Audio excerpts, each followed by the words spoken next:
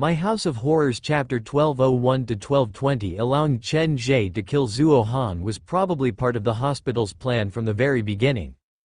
The thing that would make a madman even crazier was to dig out the bloody secret at the bottom of his heart and then present it before him in another form. Is this a treatment? Chen Ge's hands slowly tightened. Compared to Chen Ge, Zhuo Han appeared calmer. The hospital appears to have arranged the treatment process, but due to various reasons, they had to use the method that they had prepared beforehand. These two patients were very unique. Chen Ge had a very complicated past. The hospital had placed all their attention on Chen Ge, but in the end, they had underestimated Zhuo Han. They did not expect Zhuo Han to even doubt his own memory and disrupt the treatment process. The original plan was ruined, and now these two extremely sensitive patients were slowly taking over the initiative.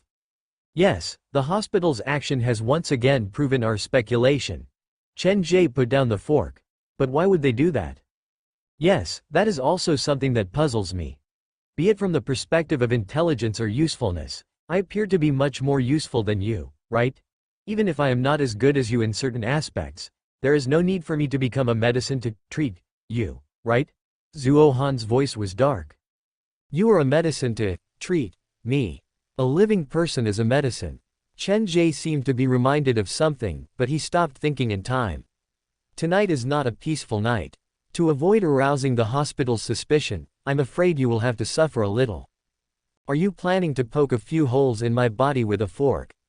The conversation between Zhuo Han and Chen Ge was becoming more and more like a patient. That won't be necessary. Chen Ge looked at the remaining pills. Do you think I should take half of them to try to experience that state? Quote. Have you lost your mind? One mental patient asked the other from the bottom of his heart. If you don't die tonight, the hospital might continue to feed me this medicine. I need to know how it feels to take this medicine so that I can act more realistically. Chen Ge did not know why, but when it came to honing his acting skills, he was very serious. This seemed to be his professionalism that was carved into his bones. Don't get too close to me tonight. Chen Ge dipped his finger into the powder and put it in his mouth without any hesitation. You're too ruthless. Zhuo Han took a step back. He was a very smart person. In terms of intelligence, he felt that he would never lose to Chen Ge. However, he slowly realized that there was a huge gap between him and Chen Ge. The smell is the same as the white pills, which means that the black thread doesn't have a special smell. Chen Ge pursed his lips and faced Zhuo Han as he sat on his bed. In order to prevent any accidents, he even picked up the straps and tied his hands. Is it because the quantity is too little? I don't feel anything now. It's a pity that I wasted too much energy feeding the worms. Chen Ge's eyes were calm.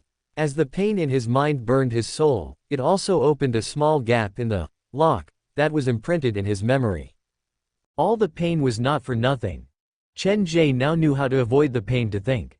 As long as he did not touch the past and did not think about the words that had special meaning, even if the pain was triggered, he would not faint from the pain. Any medicine needs time to take effect. You can slowly feel the changes in your body and mind. Zhuo Han retreated to the corner of the wall. This was the furthest away from Chen Ge. His back was pressed against the wall, and his face was filled with bitterness. The hospital wants you to kill me with your own hands, which means that killing me will stimulate you. Looks like we used to be good friends. In your memory, you were a medical student at a medical university. Our lives were completely different, so how did we become friends? Or should I say, what is the bond between us? Chen Ge could not think too deeply. Currently, Zhuo Han was his brain. Perhaps you really used to be the boss of a haunted house. I am a curious and competitive person. Perhaps I visited your haunted house before and was tricked by you. I was unwilling to give up, so I continued to challenge you. Then, the two of us became friends. After some time, we became friends. Zhuo Han knew himself very well. He said casually, the various actions of the hospital have revealed very important information. At least, the two of us can trust each other completely. Chen Ge sat on the bed and carefully felt the changes in his body. Among the patients at the hospital, there should be some of our friends. For example, Zhang Jingju, there should be more than one patient like him. But why would this happen? Zuo Han thought about it carefully. When we went to find Zhang Jingju, he did not respond to my voice at all, but he did respond to your voice. The rest of us are not connected to each other, everyone is only related to you. Yes, I have that feeling as well. The center of all of this is me. Chen Ge looked at the metal fork on the plate. All of you appear to be the medicine that the hospital has prepared for me. The layers of veil of the hospital were being lifted by Chen Ge and Zuo Han. On the surface, it was a hospital that brought hope and healing to the patients, but the real appearance might shock every patient. 1 hour later, black particles started to appear on Chen Ge's skin. Probably because the dosage of the medicine was too small, the black particles could not connect to form thin threads inside Chen Ge's body. As the black particles appeared, Chen Ge's eyes turned red. His chest rose and fell, and the veins on his arms bulged. Are you all right? Zuo Han stood at the door. He held the door handle, ready to run at any moment. These black particles appear to contain negative emotions and some kind of power. They are trying to take over my body, but there seems to be another kind of power inside my body that is suppressing the black particles, preventing them from taking effect. The power appears to be coming from my heart. Chen Ge sensed the change in his body. These black particles should be there to draw out the power from my heart. Could it be that my second persona is hiding inside my heart? If I am really suffering from schizophrenia, shouldn't my second persona be hiding inside my mind? Sitting on the edge of the bed, Chen Ge mumbled to himself. Zuo Han, who stood at the door, had a nervous expression on his face. He did not dare answer. Time passed by slowly. The black particles inside Chen Ge's body became more and more active. His condition was very unstable. His eyes were filled with blood vessels, and he looked very scary. After the drug enters the body, its effect will reach its peak after 3 hours. If it is not released, this feeling of stimulation will remain. Chen Ge's face was twisted, but his voice was unprecedentedly calm. I only ingested some powder. If I ingested the whole pill, I would have been caught off guard and killed my roommate in my sleep. Hey, I'm right here. Can you please consider my feelings before you speak? But this drug appears to have its benefits. After ingesting it, the feeling of weakness in my body has greatly decreased, and the feeling of being restrained has slowly disappeared. There were pros and cons. Chen Ge was best at finding things that could help him in a desperate situation. At 1 a.m., Chen Ge felt like the effect of the drug would not increase anymore. He forcefully struggled out of the bindings that bound his hands and picked up the metal fork that was left on the tray. Zuo Han, if you do not run fast enough, you might end up with a few more bloody holes on your body. But do not worry, I will make sure to avoid the vital parts. Wait a minute. You're going to start now? Just as Zuo Han said that, he saw Chen Ge transform into a different person. His eyes shone with bloodlust, and his twisted face was filled with a sick desire. He seemed to want to destroy every living thing in his sight. Only blood and slaughter could soothe his soul. F***ck. Even though they had discussed this beforehand, Zuo Han was still very afraid. He did not believe that Chen Ge was acting. The degree of reverting had exceeded 200%, and fear grew crazily in his heart like a poisonous weed. With one leg in plaster, it was difficult for him to walk, but Chen Ge crawled on the ground like a beast. The hospital had allowed Chen Ge to watch the video of Chen Ge going berserk. Dr. Gao wanted to prove that there was a second persona inside Chen Ge's body, but he did not expect the video to become the blueprint for Chen Ge's impersonation. Chen Ge knew what he looked like when he went berserk. Be it the expression or the movement, he had perfectly recreated it from all aspects. The sharp metal fork sliced through the bedsheet and pillow. It pierced through the mattress and left a few small holes on the wooden board. Zuo Han shrunk his neck. He knew that Chen Ge was serious. If that force had landed on his body, it would have opened a bloody wound. Help! Opening the sickroom door, Zuo Han screamed at the top of his lungs and ran out. The sickbed was knocked sideways. The moment Zuo Han ran out, the metal fork brushed past the back of his head and tore through his hospital gown. With a ripping sound, the gown was torn open. Zuo Han felt a chill run up his spine. If he was one step slower, the fork would have pierced into his spine. This man's real identity is actually a psychopathic murderer, right? He is too familiar with this. He must have rehearsed this many times in his mind. Perhaps I have been killed many times in his mind already. The more Zuo Han thought about it, the more afraid he became. After he rushed out of the sick room, he turned back to look, and cold sweat poured down his face. Chen Ge had both of his hands on the ground. Dragging the leg that was covered in plaster, he chased after him like a madman. Even though he knew that it was all an act, Zuo Han was really afraid now. He could not control himself at all. Instinctively, he ran toward the nurse's duty room. "Help! Help me!" Quote. One was chasing, and the other was running. A familiar feeling appeared in both of their hearts. It was as if they had experienced something like this before. Normally, the nurses who would come when they heard the commotion did not seem to be at work today. No matter how hard Zuo Han called for them, no one came to help. Zuo Han did not dare to stop. He had no idea whether Chen Ge was acting or he was really affected. In any case, even with his intelligence, he could not tell. Running like his life depended on it, Zuo Han did not dare look back. He forced his way to the nurse's duty room. Knocking on the door madly, Zuo Han kept screaming. Moments later, the door was pushed open. The nurse poked his head out impatiently. What he saw was Chen Ge's horrifying, twisted face. Bang! The nurse's body was knocked down by Chen Ge. The two of them slammed heavily into the door. When the nurse screamed, the crazed Chen Ge gave Zuo Han a look, signaling for him to check the duty room. The two of them had a tacit understanding. Chen Ge wrestled with the nurse. The other nurse ran out to help. Zuo Han took the opportunity to hide in the duty room. Even though the drug was only powder, it was very strong. The two nurses could not stop Chen Ge. A metal fork became a lethal weapon in Chen Ge's hands. The two nurses did not expect to run into such a scary patient. One of them took out his white phone like he wanted to call someone. However, before he could dial out the number, he was held down by Chen Ge. "Save me! Save me!"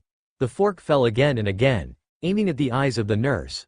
The nurse, who was scared out of his wits, always managed to avoid it by a hair's breadth. For a normal person, this kind of stimulation was not something they could handle. Zuo Han only stayed in the duty room for 3 minutes, but he seemed to have gained something important. He heard the nurses cry for help, but he did not have the slightest intention of helping. He ran straight down the corridor. The two nurses knew that they could not control Chen Ge. After they pushed Chen Ge away, they also started to run for their lives. "I was almost killed. I was almost killed by him." Zuo Han screamed as he ran. He was a living madman, and he kept repeating this sentence. "Go find the night doctor. Go to the doctor's office." The two nurses ran in a certain direction of the hospital. Zuo Han followed them. Chen Ge crawled on the ground. He was not that fast, so it gave them time to escape. In reality, Chen Ge's arms were already covered in wounds, but the pain only made his expression more twisted. Opening the door in the middle of the corridor, the nurse ran into the second sick hall. This place was obviously more creepy than the third sick hall. "Doctor! Doctor!" The nurse and Zuo Han crawled into one of the rooms. The lights came on, and a doctor in a white coat walked out. With the doctor's command, the three of them worked together to restrain Chen Ge. Being strapped down, Chen Ge felt like he was powerless to resist. He sneaked a glance at Zuo Han. Zuo Han, who was hiding inside the room, seemed to have made a shocking discovery. After knowing that his friend was doing the right thing, Chen Ge relaxed. He used the last of his energy to struggle, and then his brain started to search for the memory fragments related to his parents and the haunted house. Soon, the splitting pain overwhelmed him, and Chen Ge fainted from the pain. Slowly opening his eyes, the sun outside the window was about to set. This time, Chen Ge had been unconscious for more than 10 hours. "Can you hear my voice?" Dr. Gao stood beside Chen Ge's bed, and his face was filled with worry. "You're finally awake." His lips were chapped. Chen Ge looked around and realized he had been sent to a quarantine room. "Why am I here?" "Your second persona appeared again last night, and he almost killed the nurses at our hospital." "How is that possible?" Chen Ge tried to sit up from the bed, but his limbs were bound, and he was unable to move. "It's real." Dr. Gao showed Chen Ge the surveillance video again. "Your second persona is filled with the desire to destroy. If you cannot defeat him, sooner or later, you will be consumed by him. Looking at himself in the video, Chen Ge was filled with deep fear. He showed an expression of disbelief. The shock and fear did not appear to be fake at all. Is that really me? Chen Ge's voice was filled with suspicion and uncertainty. His eyes darted around, and he did not even dare to look at himself. The video can be faked, but the wounds on your arms and fingers will not lie to you. Dr. Gao put away his white phone. No one is willing to believe that there is another person living inside their body, but sometimes we have to face it. Chen Ge sat on the bed, and his expression made it hard for others to disturb him. Dr. Gao looked at him for a while, and he could not help but offer some consolation. The crazier your second persona is, the more effective our treatment is. He is afraid, he is worried that one day he will disappear. Don't be too sad, take a good rest here, do not put too much pressure on yourself. Treatment of mental illness is a very slow process, and it cannot be rushed. Quote. Slowly nodding, Chen Ge appeared to be still in shock. He did not seem to hear what Dr. Gao said at all, and he was just following the doctor's orders instinctively. You should stay at the quarantine area tonight. After your condition stabilizes, you can consider returning to the normal sick room. Dr. Gao fed 3 white pills to Chen Ge and prepared to leave. Drive Gao. Chen Ge turned around to look at Dr. Gao, who had already walked to the door. Can my illness really be cured? No problem, you have to have confidence in the hospital and yourself. Dr. Gao then left, and only Chen Ge was left inside the quarantine room. The wounds on his arms had been treated, and they would not worsen. Perhaps due to the black powder, the broken leg that was wrapped in plaster slowly regained consciousness. After Dr. Gao left, Chen Ge lay on the bed. The pain and struggle on his face slowly disappeared, and only calmness remained. If someone saw his eyes then, they would probably jump in fright. Chen Ge's pupils slowly narrowed. The hospital is lying. They do not want to cure me. They want to turn me into a monster that fits their requirements. Leaning on the pillow, Chen Ge turned his head to look at the straps. I need to leave the quarantine area as soon as possible and contact Zuo Han. Last night, he appeared to have made some important discoveries at the security room and the night doctor's office. Under the hospital's eyes, the 2 patients used their lives as a bargaining chip to put on a show. They temporarily fooled the hospital and even obtained some clues. Zuo Han is very clever. He should be able to fool the doctors. Chen Ge had done everything that he could. From the moment he fainted, the stage had been handed over to Zuo Han. In reality, the 2 of them had a clear division of labor. Neither of them could make any mistakes. If one of them revealed a flaw, the other would also be implicated. But from Dr. Gao's attitude toward Chen Ge, Zuo Han should not have made any big mistakes. There was no watch inside the room. After the sky darkened, Chen Ge fell asleep again.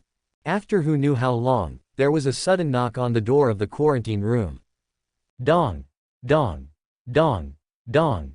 The person knocked on the door 4 times. When Chen Ge opened his eyes, the knocking had already disappeared. Another knocking in the middle of the night? The door of the quarantine room was very unique. To prevent the dangerous patients from escaping, all the door locks were installed on the outside. In other words, the people outside the door could enter the room as long as they had the key, but the people inside the room had no chance of leaving. Chen Ge's heart slowly rose. He had been curious about the identity of this person. When I was at the normal sick room, I could hear knocking at the door in the middle of the night. Now that I've been locked inside the quarantine room, the knocking still follows me. What is the person trying to tell me through this sound? Just the sound of knocking doesn't seem to be able to give me any information. Quote. Chen Ge changed his sick room, and the knocking came as expected.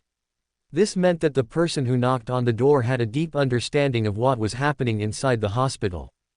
The patient probably wouldn't know the exact location of the room I'm in. Could it be a doctor who has been knocking on my door in the middle of the night? With limited information, that was all Chen Ge could think of.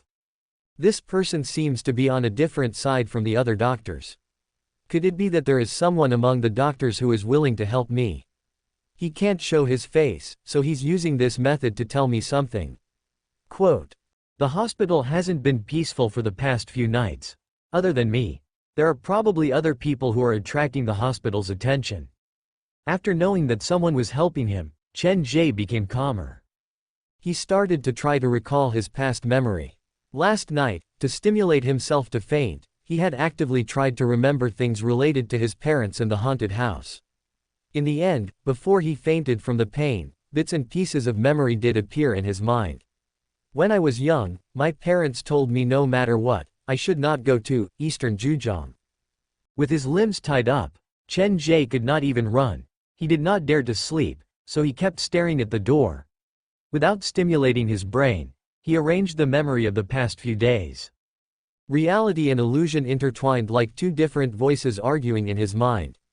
No one was willing to admit that they were fake because once they did, it meant that they would be completely abandoned. In the morning, long after the sun had risen, Dr. Gao walked into the room with two hospital workers. "Did you have any nightmares last night?" Every time after Chen Ge woke up from his coma, Dr. Gao would ask this question. "No, after taking the medicine, I slept like a log." "That's good." Dr. Gao and the two hospital workers moved some medical equipment into the room and performed a simple examination on Chen Ge. When he discovered some black particles on Chen Ge's arm, his expression relaxed. "Chen Ge, do you wish to return to the normal sickroom?" "Of course, I can see the theme park, the haunted house, and her from the normal sickroom," Chen Ge answered without hesitation. "But with your current condition, I can't convince the other doctors, and no patient is willing to stay with you. I just want to return to my original room. Occasionally, I can look at the theme park from the window. You don't need to remove the restraints. That way, I won't hurt anyone anymore." "You still don't understand." Dr. Gao sat beside the bed. "The root of the problem is not you but your second persona. You represent good, and he represents evil. You need to use your own will to escape his influence, reject him from the bottom of your heart, and abandon him completely. You don't need to worry that he will affect you. We doctors will always be your strongest support." Quote. Chen Ge nodded. "I know what to do. If you lose control again, I'm afraid you'll really be locked up in the quarantine zone." Dr. Gao stood up. "I will try my best to arrange for you to return to your original room, but don't get your hopes up." Even though Dr. Gao said not to get his hopes up, in the afternoon, Chen Ge was brought back to the normal sickroom by the hospital workers. Honestly, without his second persona, Chen Ge was no different from a normal person. In fact, he was kinder and gentler than most people. Many patients felt that his smile was very warm. The danger that Chen Ge posed was only known by the doctors and a certain victim. When he returned to the normal sickroom, Chen Ge did not see Zhuo Han. After asking the doctors, Chen Ge found out that after Zhuo Han found out that he was moving back from the quarantine zone, he ran to the corridor and cursed at the hospital. He threatened to kill himself and refused to stay with Chen Ge no matter what. After considering all the circumstances, the hospital finally arranged for him to stay in the room next to Chen Ge's. Alone in the normal sickroom, after Chen Ge made sure that there was no one outside the door, he walked to Zhuo Han's bed. "I almost killed Zhuo Han last night. Normally, Zhuo Han, who suffers from paranoia, would not be willing to stay in the same room as me no matter what. This fits his condition, and at the same time, it can avoid suspicion." Quote. If Zhuo Han did not object to Chen Ge moving back, then it would definitely arouse the suspicion of the hospital. After all, Zhuo Han's condition was paranoia. How could the most sensitive person stay with someone who almost killed him? "Zhuo Han has moved out, and the hospital worker purposely told me that he is staying next to me. Looks like the hospital has not given up, and they still want me to kill Zhuo Han." Quote. Other than that, after Zhuo Han moves out, there might be a new patient in this room. The new patient is a test for me, and it is also a chance for me to gain more help. Chen Ge had completely guessed Zhuo Han's thoughts. The next problem is the last one. Zhuo Han must have found something that night. After he knew that I would return, he volunteered to move out. Then, he might have left his findings inside the sickroom so that I would be able to see the information without having any contact with him. Scanning the sickroom, Chen Ge mumbled to himself, where would he hide the information? There were very few places to hide things inside the sickroom. Chen Ge first checked under the bed, the bedsheet, and the mattress before finally turning to the pillowcase. Could it be inside the pillowcase? Chen Ge removed the pillowcase from Zhuo Han's bed, and there was nothing inside. After Zhuo Han moved out, the hospital worker might have changed his pillowcase, and after I moved into the sick room, the hospital worker might have checked my bedding as well. In that case, the safest place should be the bed in the middle that has not been occupied before. Chen Ge picked up the pillow from the bed in the middle. After removing the pillowcase, he found several pieces of paper that were filled with words inside. Found it. He did not hurry to look at it but first restored the sick room and then moved it to his own bed. Even a pen and paper have been found. Looks like Zhuo Han did gain quite a lot that night. Chen Ge faced away from the sick room door and started to look at the pieces of paper. The information on the first piece of paper was related to the hospital workers. Zhuo Han looked at the workers' ID and duty record. All the workers at this hospital's third sick hall had the surname Kai. Zhuo Han suspected that the surname Kai had a special meaning at the hospital, and he hoped that Chen Ge would pay attention to that.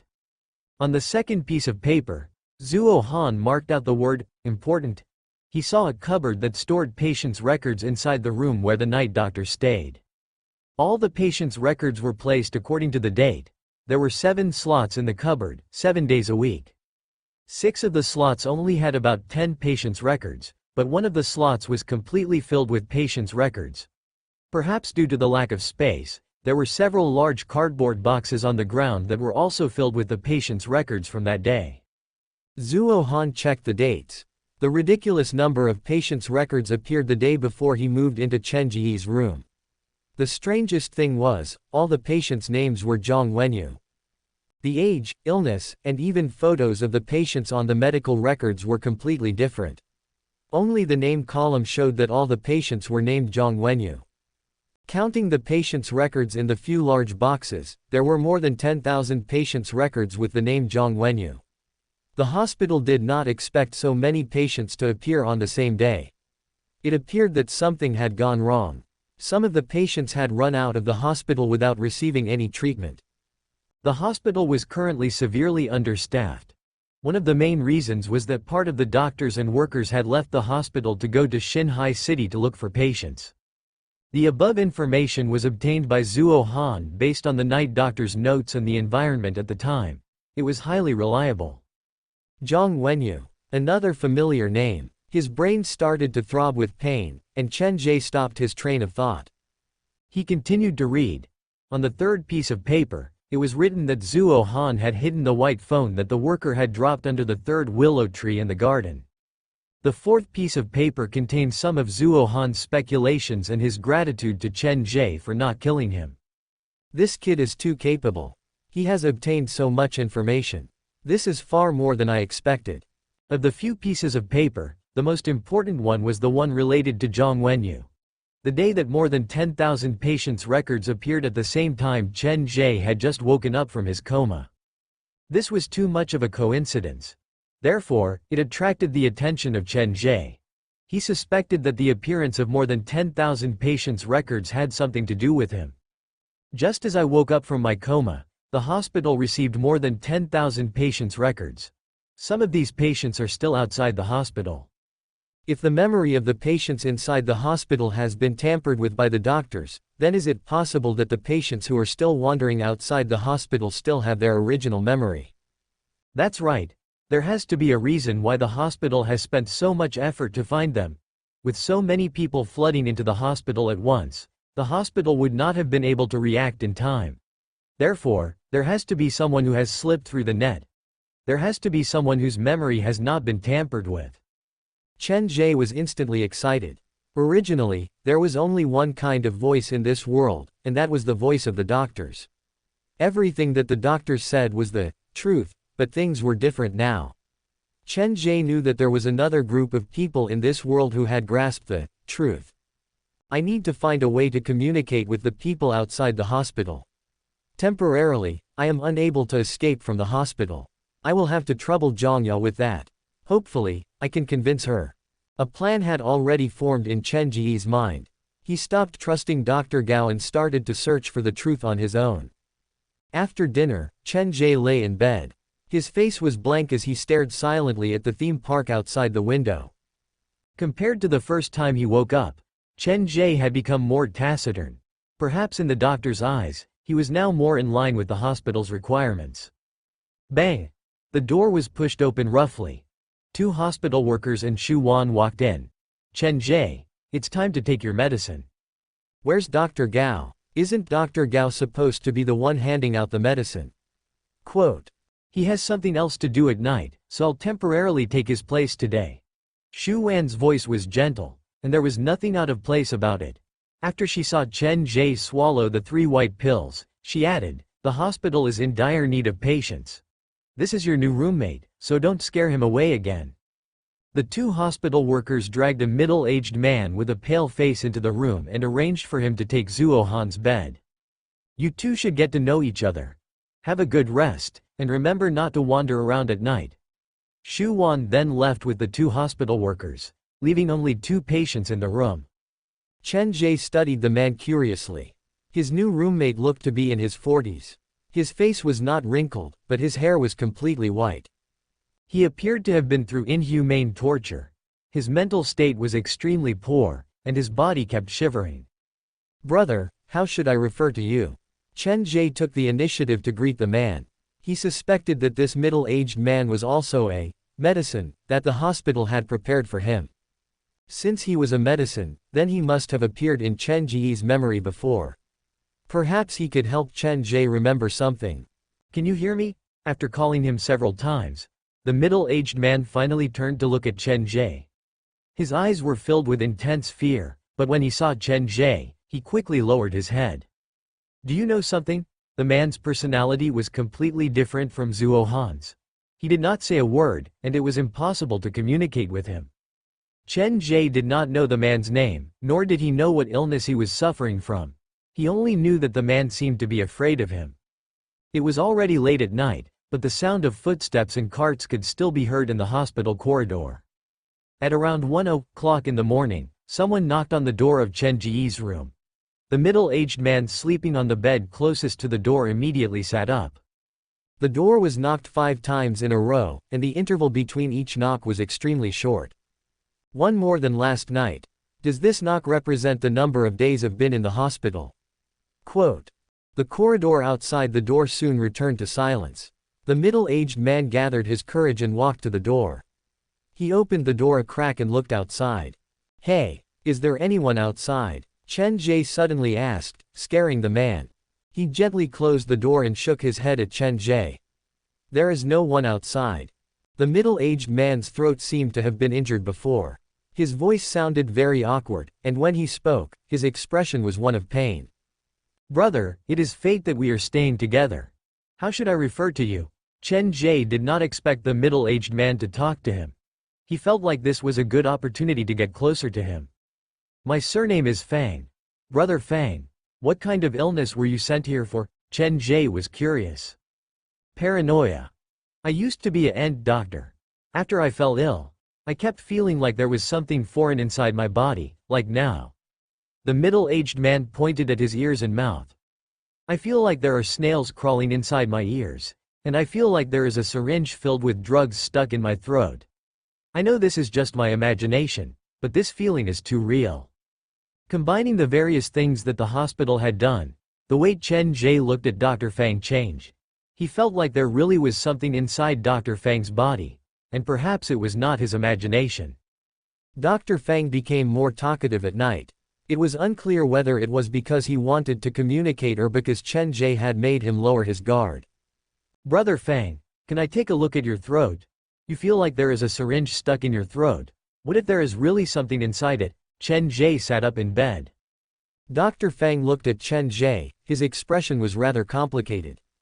The fact that Chen Ge could say something like that meant that Chen Ge was also a mental patient, but to Dr. Fang's surprise, he heard a trace of concern in Chen Ge's words. Is this the kind of care between patients? Dr. Fang gave Chen Ge a label in his heart, a kind madman. Open your mouth. Chen Ge moved to Dr. Fang's bedside. He looked at Dr. Fang's throat and his pupils involuntarily started to narrow.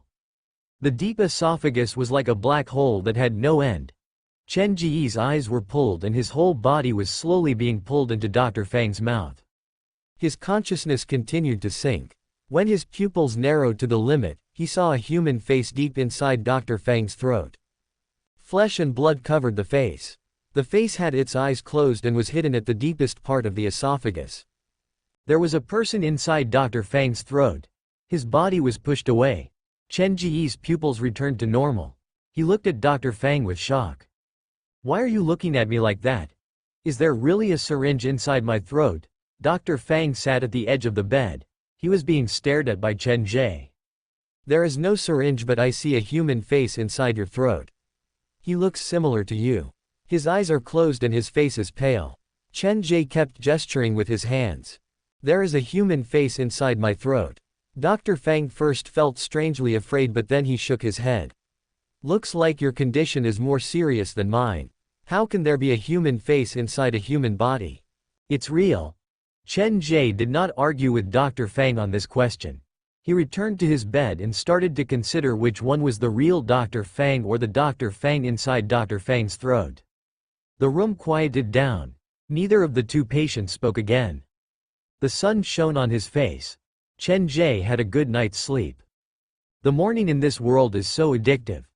Chen Ge mumbled something that no one could understand. His eyes kept looking out the window at the theme park. Not long after that, the door was pushed open. Dr. Gao and Xu Wan walked into the room. After one night, Dr. Gao looked even more haggard. "Last night, did you have any nightmares?" Dr. Gao did not call Chen Ge's name but went straight to the point. He seemed to be in a hurry. "No, I slept until dawn." Chen Ge hesitated before asking, "Dr. Gao, why do you keep asking me if I have any nightmares?" "Most of the time, dreams can reflect a person's mental state." Dr. Gao drew on a document. It appeared to be Chen Ge's patient record. There was a number written at the end of the document. Chen Ge could not see the first two digits of the number, he only saw the number 1 at the end. There were not many places to fill in a normal patient's record, but Chen Ge's was an exception. It was several pages long, and the content on each page was different. Dr. Gao recorded it every day. As if sensing Chen Ge's confused gaze, he put down the patient's record without leaving a trace. "Chen Ge, I remember you told me a few days ago that you hate fear very much. Whenever you're in fear, you'll feel very uneasy, right?" "That's right. Based on my observation, your second persona should be there to help you share your fear. You've been living in your own delusional horror story for a long time, where other than yourself, everyone else is imaginary. You actually know that yourself. To alleviate the anxiety and pain, your mind has given birth to another version of yourself, which is Xu Yin." Dr. Gao sat beside Chen Ge's bed. From his facial expression, it was impossible to decipher his real thoughts.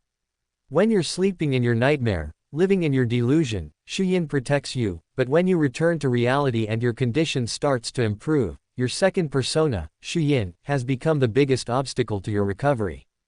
"He is the obstacle to my recovery?" "With our treatment, you can easily distinguish the boundary between reality and illusion, but Xu Yin does not have this concept. He exists because of your delusion, and your delusion is his entire world." Dr. Gao's every word was guiding Chen Ge. When he wants to escape from the world of his delusion, he will try his best to hold on to you so that you can't break free. Perhaps in his eyes, this is a kind of protection, but in reality, it is only hurting you. Quote, "Then what should I do? Break free from his grasp, leave the world of his delusion to him, and you come to embrace the sunlight in reality." Dr. Gao's eyes stared at Chen Ge. There was a trace of tiredness in his eyes, but deep inside them, Chen Ge saw a very complicated emotion. That kind of emotion was unfamiliar to Chen Ge. It seemed that the Dr. Gao in his memory would never show such emotions. "He always appears when I am unconscious. I cannot communicate with him." "It's okay. We can create a special scene that will allow you to stay awake and trigger it from your mind. This is very dangerous, so we need your full cooperation." A lot of things seemed to have happened in the hospital in the past few days, which made Dr. Gao feel a sense of urgency. He wanted to stabilize Chen Ge's condition as soon as possible, or at least get rid of Chen Ge's second personality. "I can cooperate with you. To be honest, I also want to meet my second personality." As soon as Chen Ge finished speaking, Dr. Gao immediately shook his head. Don't be curious about him, and don't believe what he says. It wasn't easy for you to get out of your delusion, so you can't fall into it again. Dr. Gao's tone was very serious. After almost a year of treatment, the result will be out soon. This is the most critical moment. If you waver, then everything will be for naught. I understand, but how am I supposed to cooperate with you? When the time comes, you only need to do one thing, and that is to reject him from the bottom of your heart. Remember, you have to tell him sincerely that you no longer need his help. You don't want to be dragged into that black ocean of despair anymore. Dr. Gao put away the patient's record and stood up. If his existence is only to protect you, then he should understand that his mission has been completed, and you no longer need him. Chen Ge nodded silently. The treatment will start after midnight tonight. I will come to the sick room to pick you up. Dr. Gao took out the pill bottle and fed Chen Ge 3 pills. Rest well. Tonight should be the most important night for you. Pushing the door open, Chen Ge lay on the bed, and Dr. Gao's words echoed in his mind. For them to suddenly adopt such a radical method of treatment, there must be some kind of accident. The hospital wants me to voluntarily cooperate with them to destroy the second persona. This means that with their power alone, they will not be able to remove the second persona in a short period of time. Just what kind of existence is Xu Yin? Last time when I fainted, I saw a man standing with his back facing me. He was the one who suffered most of the curse and pain. How could someone like that harm me? Chen Ge already knew what he needed to do. Tonight is indeed the most important night for me. Sitting up from the bed, Chen Ge glanced out the window. After greeting Dr. Fang, he leaned on his crutches and slowly walked to the canteen. After a comfortable meal, Chen Ge came to the garden outside the sick room. After ensuring that no one was watching, Chen Ge started to wander around the garden. When he came to the bench that he usually sat on, he realized Zuo Han was sitting there like he had been waiting for him. Have you read the note? Yes. What do you plan to do next? Search for Zhang Wenyu, who is outside the hospital. They might still retain their undeleted memory. Do you need my help? Tonight, after midnight, Dr. Gao will come to treat me. If something happens to me, I need you to run away from the hospital. Chen Ge had a smile on his face. Just from his tone, it was impossible to tell what kind of danger he was going to face that night. I'll run away alone? Yes, you need to protect yourself first. There will be plenty of chances in the future. How is your new roommate? Can you befriend him? Zuo Han asked carefully. Chen Ge shook his head. He imagined there were things inside his body like a syringe and a snail. I looked down his throat and found a human face inside his mouth. It was his own face. A face inside his mouth? Zuo Han sucked in a cold breath. Both Chen Ge and Zuo Han talked very fast. In less than a minute, they finished their conversation. Zuo Han did not stay for long and left directly. After sitting on the bench for almost an hour, Chen Ge noticed some movement in the bushes. He walked over with the crutches and saw the cute white cat's head inside the bushes. You seem to have gotten fatter. How come it feels like you've grown bigger? Quote. After not seeing Chen Ge for 2 days, the white cat meowed. Its multicolored eyes were filled with worry. It rubbed against Chen Ge's leg and led Chen Ge to the garden fence. From several meters away, Chen Ge saw Zhang Ya standing outside the fence. Zhang Ya in her red specter gave Chen Ge a strange sense of familiarity. Didn't you say you'll come every morning? There was no blame in Zhang Ya's voice. It was more of worry. However, she had no idea why she would worry about a stranger. I thought you wouldn't come. Chen Ge walked to the fence and gripped the rusted iron with both hands. Zhang Ya, I need you to do me a favor. What kind of favor? Help me find a man by the name of Zhang Wenyu in this city. Chen Ge's voice was very low. They're being chased. The hospital treats them as escaped mental patients, but actually, they are not sick. Looking at Chen Ge in the patient's garb, Zhang Ya hesitated. Any normal person would have a hard time accepting this kind of request. After all, from a normal person's perspective, they had to trust the hospital and not a mental patient. You said they're being chased? Zhang Wenyu is not alone? It's a nickname for many people? Yes, the patient's appearance, age, and occupation are all different, but they have one thing in common. They all go by the name of Zhang Wenyu. Chen Ge looked at Zhang Ya seriously. You have to pay special attention to the visitors at the haunted house. If they still have their past memory, then someone should know about the connection between me and the haunted house, and there's a high chance that they'll actively go to find you. I don't quite understand what you mean. You don't need to understand. You only need to ask them whether they remember their real past or not and try to find out more information about me. Then try to find a way to pass that information to me. For the sake of insurance, Chen Ge added, if something happens to me and I don't show up here for many days, then you can go and find someone by the name of Zuo Han. He is very clever, and he should know how to use Zhang Wenyu's memory to its fullest. How come it feels like you're making arrangements for your death? Zhang Ya felt like this mental patient before her was very strange. He kept saying all kinds of strange things, but she did not show any signs of annoyance, like he was telling the truth. Tonight, I'm going to do something very dangerous, and I don't know whether I'll be able to meet you again or not. Chen Ge prepared to leave after saying that. Remember what I said, Zhang Ya? Wait a minute. Zhang Ya suddenly spoke. She walked to the railing, and this was the first time that she had been so close to Chen Ge. I've been coming here to wait for you for the past few days because I have some questions to ask you. You have questions for me? After we met that day, I had a dream that night. In the dream, my parents who lived with me were not actually my parents. My real parents got into a car accident. That day was my birthday, and their car was carrying my birthday present and the cake that they had just bought for me. Zhang Ya's birthday present, an inconspicuous memory in the corner of his mind was flipped, and the words slipped out from Chen Ge's lips. It was a ballet dress? After that, both Chen Ge and Zhang Ya were stunned. They looked at each other. How did you know? I haven't told anyone about this dream. Zhang Ya's hands also gripped the railing. The dream was too real. When I woke up, my face was covered in tear stains. That was not my life, but I couldn't stop the tears from falling. I had a similar dream, but in the dream, my parents were the owners of a haunted house. One day, they suddenly disappeared, and I was the only one left. Chen Ge grabbed Zhang Ya's hand that was gripping the railing. The life that you're experiencing now is my old dream, and the reality that I'm trying to escape from is actually your past. Impossible. I've lived with my parents for more than 20 years. Don't panic, just do as I say. Among those people called Zhang Wenyu, there should be someone who knows the truth. Chen Ge let go of his hand. If he stayed there for too long, he would attract too much attention. He turned to leave with the crutches. The sun set, and night fell over the sick hall. Outside the window, it was dark. Chen Ge had no idea what kind of treatment Dr. Gao was talking about.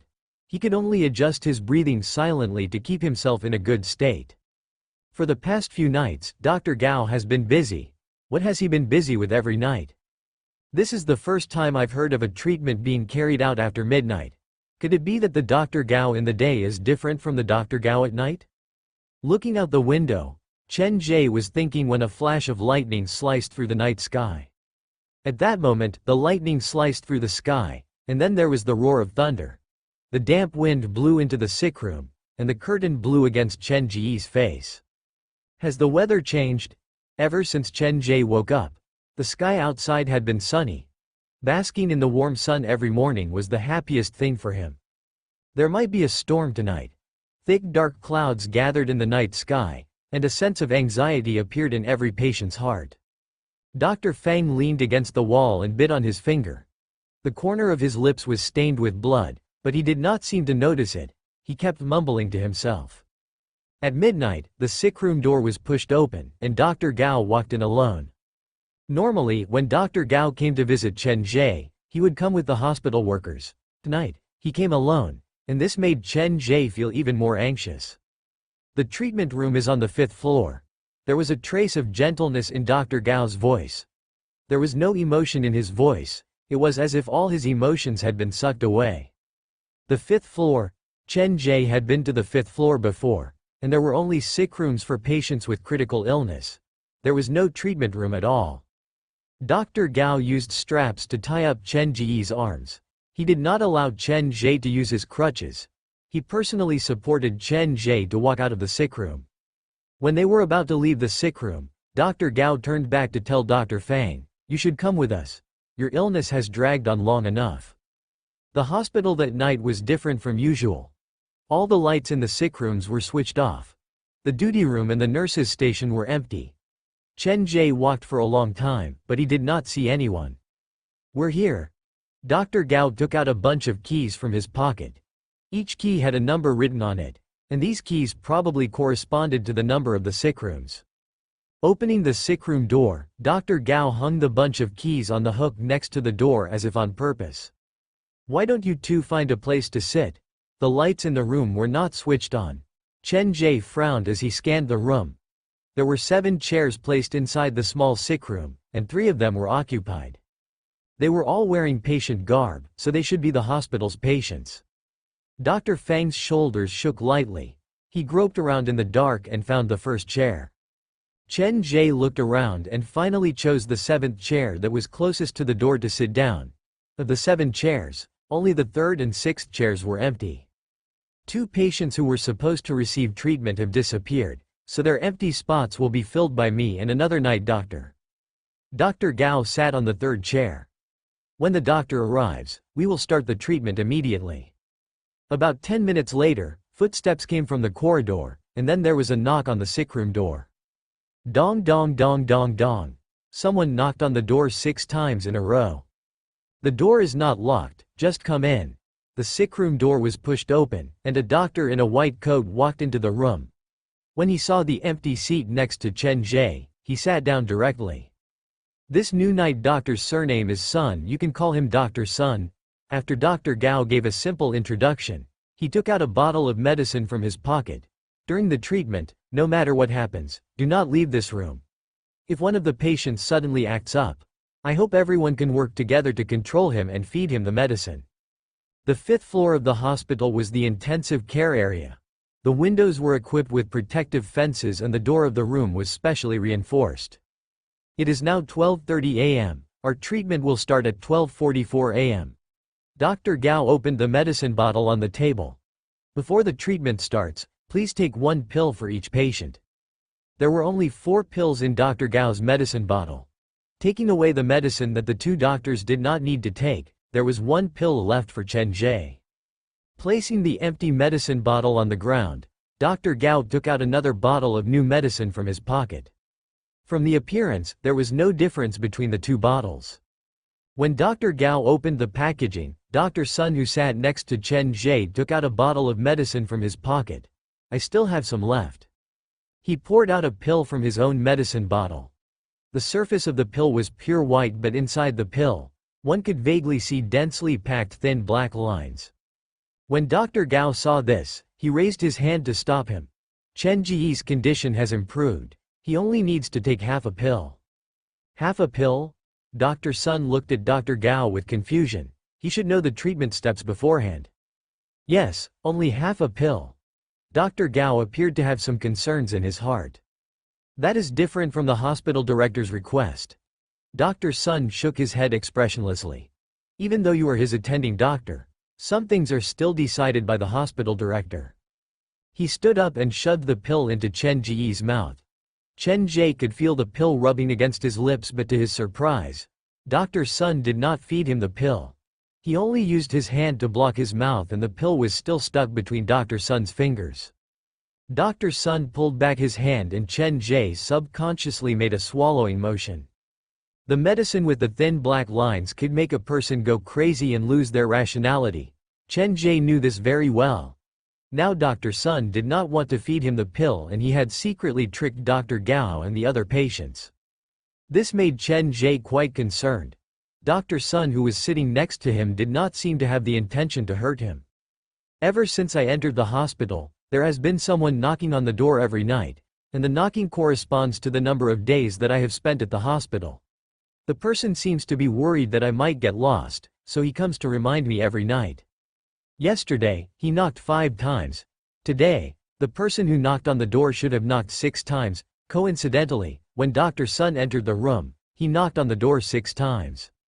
Is he using this method to tell me that he is the one who knocked on the door?" Lightning flashed outside the window, but the room was eerily quiet. The 7 of them sat in a circle. Other than Chen Ge and the 2 doctors, the other patients had their heads lowered as if they were asleep. They should be taking the normal white medicine. The medicine that Dr. Gao has placed on the table now is the replaced medicine with the black thread. Before the treatment started, Chen Ge had already noticed that something was wrong. Based on what Dr. Gao had said earlier, if a patient acted up, the others would have to work together to feed him the medicine on the table. But obviously, the medicine on the table was not a normal white pill. It was a medicine that was mixed with the black thread. The more the patient took the medicine, the more they would lose control. If this treatment continued, the final result might be that the patient who consumed the medicine would kill everyone in the room. Chen Ge narrowed his eyes. He was suddenly reminded of a detail. When Dr. Gao entered the sick room, he hung the key next to the door. This was like he was encouraging the patient to go and retrieve it. After consuming a large amount of medicine with the black thread, the patient who has completely lost control will take the key next to the door and leave after killing everyone in the sick room. The more Chen Ge thought about it, the scarier he felt. If Dr. Sun did not stop him, Dr. Gao would have fed him the medicine with the black thread at the beginning and he would definitely be the first person to lose control. He would be the first to lose control. After that, he would be controlled by the patient and fed with more medicine with the black thread, and then he would become even more deranged. The final result would be that Chen Ge would kill all the patients in the room and then he would use the key to start a mad hunt for the patients. If Chen Ge really did that, then his humanity would be completely obliterated. All his persistence would become a sin that he could not escape from and he would no longer be his previous self. All the patients have taken the medicine. Next, please remember the number on your chair. The number is your name. Dr. Gao took off his watch and placed it next to the medicine bottle. The treatment will start at 12:44 a.m. 44 seconds. All the patients and the hospital staff looked at the metal watch. The room was very quiet. The only sound that could be heard was the ticking of the needle. Tick-tock, tick-tock. The moment the needle crossed a certain number, Chen Ge felt an indescribable drowsiness rush into his mind. His eyelids became heavy. He closed his eyes involuntarily, but he soon realized that he could not fall asleep now. He had to stay awake. Just as his eyes closed, he opened them again. The whole process took less than a second. But in that 1 second, there appeared to be a huge change in the sick room. He could not tell what was different about himself. He just felt a sense of discomfort. It was as if the sick room that they were in now was not the same as the previous sick room. It is now 12:44 a.m. The treatment will officially start now. Dr. Gao's voice appeared to be different from before. It was cold and stiff like an emotionless corpse. All of you are suffering from serious delusions. I have called you here today because I wish to start a treatment for all of you at the same time. Do not be nervous. Next, I will play a little game with all of you. You only need to make a choice based on your own thoughts. Dr. Gao's voice did not contain any emotion. He first turned to look at Dr. Fang, who sat on the first chair. On the 1st of April, you were on the night shift at Shanghai Central Hospital. For the past few days, you have been feeling like someone is watching you. At 12:45 a.m., you stood up for the 17th time to walk to the window and look out. Dr. Gao suddenly stopped. After a long pause, he pointed at the window. Why don't you go and take a look at what is outside the window? Dr. Fang, who had taken the medicine and whose gaze was not normal, stood up from the first chair. He held the wall and walked to the window. Just as he pulled the window open, a flash of lightning flashed across his face. It lit up the inside of the sick room and the ground floor of the hospital. Ah! Dr. Fang screamed in shock. His hands gripped the edge of the window as if he was afraid that he would jump down if he was not careful. You stood up for the 17th time to walk to the window, and what did you see? There was no change in Dr. Gao's tone. At that moment, he was like a dead body mixed in with the living. There is a madman who has been laughing downstairs. He is waving at me. He wants me to jump down. Dr. Fang's voice was not loud. When he spoke, it felt like he was about to suffocate. Now you have two choices before you. Jump down to find him, or have him come up here to find you. The two choices that Dr. Gao mentioned were not options for Chen Ge at all. This was the 5th floor. If he jumped down, he would definitely die. If he wanted to live, then the only choice was to have the man come up here. This was a question that did not require any hesitation, but Dr. Fang started to seriously consider it. Drops of sweat slid down his face. His body kept shaking. In the end, he did not come to a decision but collapsed to the ground. Dr. Gao did not say anything. It was not until Dr. Fang crawled up from the ground and hid behind the curtain to look outside that he asked again, "Is the man still downstairs?" He's gone, he's gone. Dr. Fang's expression was filled with fear. He sat back down on the first chair. No one knew where the monster had gone. Dr. Gao did not ask Dr. Fang any more questions, but Dr. Fang kept his eyes glued to the door as if the madman would knock on the door soon. His eyes moved. Dr. Gao turned to patient number 2. At 12:46 p.m. You came to Xinhai Central Hospital to investigate an old case. You have been looking for clues for the past few days, and in the end, all the information pointed to this hospital. You believed that the killer was hiding inside this hospital. When you stood downstairs and looked up, you saw a doctor pulling the curtain in a panic. Dr. Gao's eyes wandered between Dr. Fang and patient number 2. Take a closer look. Does that doctor's face look the same as him? The patient who sat on the second chair raised his head. His face was pale and he looked much older than his actual age. Patient number 2 stared at Dr. Fang for a long time before he shook his head. The room returned to silence. The sound of the mechanical clock ticking echoed in their ears. After who knew how long, Dr. Gao told patient number 2 again. At 12:47 p.m., you found a letter asking for help outside the hospital building. The sister of a boy was stabbed by a patient and the patient was hiding inside one of the sick rooms. The description in the letter is very similar to the case that you have been investigating. You took the letter and entered the hospital. Quote. Patient number 2's condition was not that stable. He shook his head mechanically like he refused to believe anything. Reach your hand into your sleeve and see if the letter is still there. Dr. Gao's voice rang out as the clock ticked. Patient number 2 subconsciously reached his hand into his sleeve. He pulled out a crumpled piece of white paper. Reading the content on the paper, patient number 2 gripped his hair tightly. His eyes turned red like he was going to lose control at any moment. What is written on the letter? Dr. Gao did not care about patient number 2's condition. Even the tone of his voice did not change. Patient number 2, whose eyes were bloodshot, placed the letter on the table. The whole piece of paper was filled with the words "Save me," in a crooked manner. Those words should have been written by a child. When he saw those words, a sense of familiarity rose in Chen Ge's heart like he had written those words when he was young. Now you have two choices before you. Enter the hospital to save him or enter the hospital to kill him. After Dr. Gao said that, he did not pay any more attention to patient number 2. He himself sat on chair number 3 and now he turned to look at the patient on chair number 4. There was a female patient sitting on chair number 4. She looked very thin and the hospital gown was very loose on her body. At 12:49 p.m., you were attacked by a patient inside your younger brother's sick room. He strangled your neck. Dr. Gao took away the paper that was folded into a butterfly from patient number 4's hand. He pinched the wings of the paper butterfly. His hands slowly tightened and the paper butterfly's body was slowly torn apart. Looking at the butterfly that was slowly being torn apart in Dr. Gao's hand, patient number 4 appeared to be suffocating. It was as if Dr. Gao was not tearing apart the butterfly but tearing at her neck. The blood drained from her face. Patient number 4's throat emitted the sound of a dying person struggling. She waved her hands desperately at Dr. Gao but she did not dare to snatch the paper butterfly away from Dr. Gao's hand. You are in great pain. You wish for someone to come and save you but you do not dare to ask for help because the killer said that if you open your mouth to speak, he will kill you and your younger brother. Dr. Gao placed the paper butterfly that was about to be torn on the table. Now you have two choices before you. Voluntarily run into the killer's knife and let your younger brother escape to get help. Or push your younger brother onto the edge of the knife and use the chaos to escape from the sick room. Patient number 4's breathing became rapid. She appeared to have really fallen into this problem.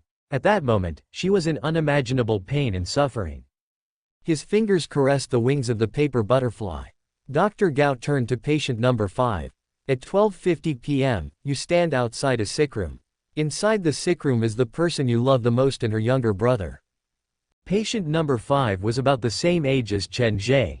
He did not like to speak and his hands were full of calluses. He appeared to be very good at making props.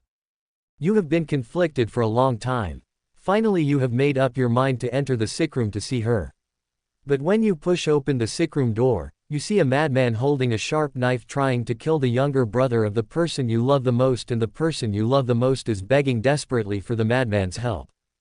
Now you have two choices before you. Pull the person you love the most away from you and bring her away from here. Or rush into the sickroom to fight the madman and die in her brother's place. Dr. Gao observed the change in patient number 5's expression. Just as he was about to move his eyes away, patient number 5 suddenly said, "I choose to rush into the sickroom to fight the madman." Among the few patients, patient number 5 was the only one who made a real choice. Are you sure? You might really die. I am sure. I believe I have done this once before. After patient number 5 said that, he returned to silence. His hands were gripped tightly together. There were small wounds on his palms that were leaking blood. Dr. Gao finally turned to Chen Ge. At 12:52 p.m., you used the sharp knife to stab into patient number 5's heart. After killing patient number 5, you then killed patient number 4 and her younger brother. His fingers tightened and Dr. Gao tore the paper butterfly on the table into two. Then you gripped the bleeding knife and rushed out of the sickroom. You saw patient number 2 in the stairwell. After killing patient number 2, you saw patient number 1 inside the night doctor's duty room. The ticking sound of the mechanical watch lingered in his ears. Chen Ge's vision slowly blurred. His hands pressed tightly against the table, but his body stood up uncontrollably. The mechanical watch on the table was still ticking. The time on the dial was 0:51:44. Welcome to Fanfic Audiobook, your go-to place for immersive audiobooks. If you enjoy the content, don't forget to like the video and subscribe to our channel for more amazing stories. Dr. Gao said that at 12:52 p.m., patient number 5 was assassinated by a madman. When Chen Ge stood up from his seat, it was exactly 12:51 p.m. The needle moved past the numbers, the ticking sound overlapped with the sound of the beating heart. Everyone turned to look at Chen Ge as if what he was going to do next would affect everyone. The memory in his mind followed the ticking of the mechanical watch and it slowly blurred. Chen Ge wanted to control his body, but the more he tried, the more his body went out of control. Green veins popped on the back of his hand. Chen Ge slowly raised his lowered head and his bloodshot eyes stared at patient number 5. Chen Ge was at the edge of losing control and Dr. Gao was staring at him closely. As a doctor, Dr. Gao not only did not stop Chen Ge, he even took out an object wrapped in newspaper from his pocket. He placed the object on the table before Chen Ge. When the object touched the table, there was a crisp sound. There was something hard inside the newspaper. Time continued to pass. Chen Ge's consciousness continued to blur. He was thankful that he did not ingest Dr. Gao's medicine. If he ingested the medicine with the black thread, under the influence of the medicine, he would not have been able to resist it at all. His fingertips slowly moved on the edge of the table. Chen Ge gripped the newspaper. His fingers closed tightly. Blood leaked out from Chen Ge's palm. The thing wrapped in the newspaper was very sharp. The blood soaked the newspaper and turned it dark black. Chen Ge gripped the thing inside the newspaper tightly. A large amount of blood flowed down his palm, but strangely enough, he did not feel any pain. Why is my body reacting like this? I did not ingest the medicine, but I still cannot control myself. Is it because of Dr. Gao's watch? The mechanical watch on the table continued to move. 12:51 p.m. 50 seconds, 12:51 p.m. 51 seconds. The ticking sound appeared to be getting faster. Chen Ge's heartbeat quickened. His chest rose and fell violently and small black blood vessels started to appear on his face. 54 seconds, 55 seconds, 56 seconds. His hands that gripped the newspaper kept shaking. Chen Ge's body leaned forward, and the shadow of patient number 5 was reflected in his eyes. 57 seconds, 58 seconds. At the 51, 59-second mark, Chen Ge raised the object that was wrapped in the newspaper. But when he was about to stab the sharp object at patient number 5, there was a sudden knock on the sickroom door. The knocking on the door disrupted the ticking of the watch. For the first time, Dr. Gao's cold face showed a change of expression. He frowned slightly. Boom! Thunder roared outside the window. Not long after, bean-sized raindrops fell on the window, as if they were going to break through the glass. The torrential rain swept through the night sky, and all kinds of sounds entered Chen Ge's ears. He finally regained control of his body. Dr. Gao picked up the watch to look at the time. Then he placed the watch back on the table and turned his head to stare at patient number 1 again. At 12:52 p.m., you heard someone knock on the sickroom door that you were in. You suspected that the person who had been stalking you was outside the door, so you walked over to open the door. Impossible. He can't be outside. Dr. Fang stood up from his seat. He stood at the door and pressed his shaking hand on the door. Anxiety and fear, Dr. Fang hesitated for a long time before he slammed the sickroom door open. Boom! A loud thunder exploded in their ears. The patients and doctors inside the room all turned to look at the corridor outside the door. In the dark corridor, there was not a single trace of light. All the sickroom doors were tightly shut. It was as if they were the only ones left in the whole hospital. I remember the light at the corner of the corridor was originally on. Chen Ge was slowly regaining control of his body. He moved his arms and the hand that held the newspaper was hidden behind his back. It was not a knife that was wrapped inside the newspaper but a mirror shard with a sharp edge. No one noticed Chen Ge's small action, everyone's attention was on the corridor. After the sickroom door was pushed open again, the hospital outside appeared to have changed. There was a completely different feeling. If one had to describe it, the current hospital was closer to the hospital in Chen Ge's nightmare. Outside the hospital, lightning flashed and thunder roared, but inside the hospital, it was so quiet that one could hear a pin drop. The dark corridor appeared to have no end. The clean white walls looked more like the pale face of a dead person. At 12:53 p.m., you saw the corridor outside the sickroom. There was no one on the corridor. The once familiar hospital has now become unfamiliar. Dr. Gao stood up from his seat. He put the watch on his wrist. You are very afraid. There is a voice inside your heart that keeps reminding you to not leave the room no matter what. Do not be curious. If you take one step forward, you might not be able to come back. Just as Dr. Gao finished, the sound of something heavy being dragged came from the dark and empty corridor. It sounded like a boatman dragging a large dead fish out of the water. Everyone was attracted by this sudden sound. They turned to look at the corner of the corridor. The sound came closer and closer until finally, a human head poked out from the ground at the corner of the wall. Zhang Jingju. When he saw the human head, the name immediately appeared in Chen Ge's mind. After he entered the hospital, Zhang Jingju had given him 2 reminders. The first one was in the garden when Zhang Jingju screamed at him. Zhang Jingju was given a very severe punishment because of that. He was locked up in the ICU on the 5th floor and appeared to be subjected to all kinds of torture. The second reminder was when Chen Ge and Zuo Han went to investigate in the middle of the night. Zhang Jingju's lips opened, and in his dying state, he uttered the word, boss. Chen Ge was certain that Zhang Jingju was related to him. He was definitely his old friend. At that moment, more than half of Zhang Jingju's head appeared at the corner of the corridor. Chen Ge found it hard to sit still. The wall blocked Zhang Jingju's body. Chen Ge had no idea whether Zhang Jingju was lying on the ground or he only had a head left. At 12:54 p.m., Dr. Gao's eyes scanned all the patients in the room. All of you have seen the killer. Now you have 2 choices before you: kill the killer or be killed by the killer. After saying that, Dr. Gao started to observe the patients' reactions. Everyone has seen the killer? Is the killer inside this room? The first to return to normal was patient number 2. The middle-aged man appeared to have shaken off the effects of the drug. His eyes slowly returned to normal. His bloodshot eyes stared at the head at the corner of the corridor. The second to return to normal was patient No. 5. There was no hostility in the eyes that he used to look at Chen Ge, only fear. Kill the killer, or be killed by the killer. This kind of question does not give us any room for choice. Quote, "Are you sure you are treating us now?" Chen Ge held the mirror shard that was wrapped in newspaper. He pointed outside the door. What happened inside the sickroom is a story that you made up, but there does appear to be a problem outside the sickroom. All of you have seen the human head at the corner of the corridor. Someone is really injured.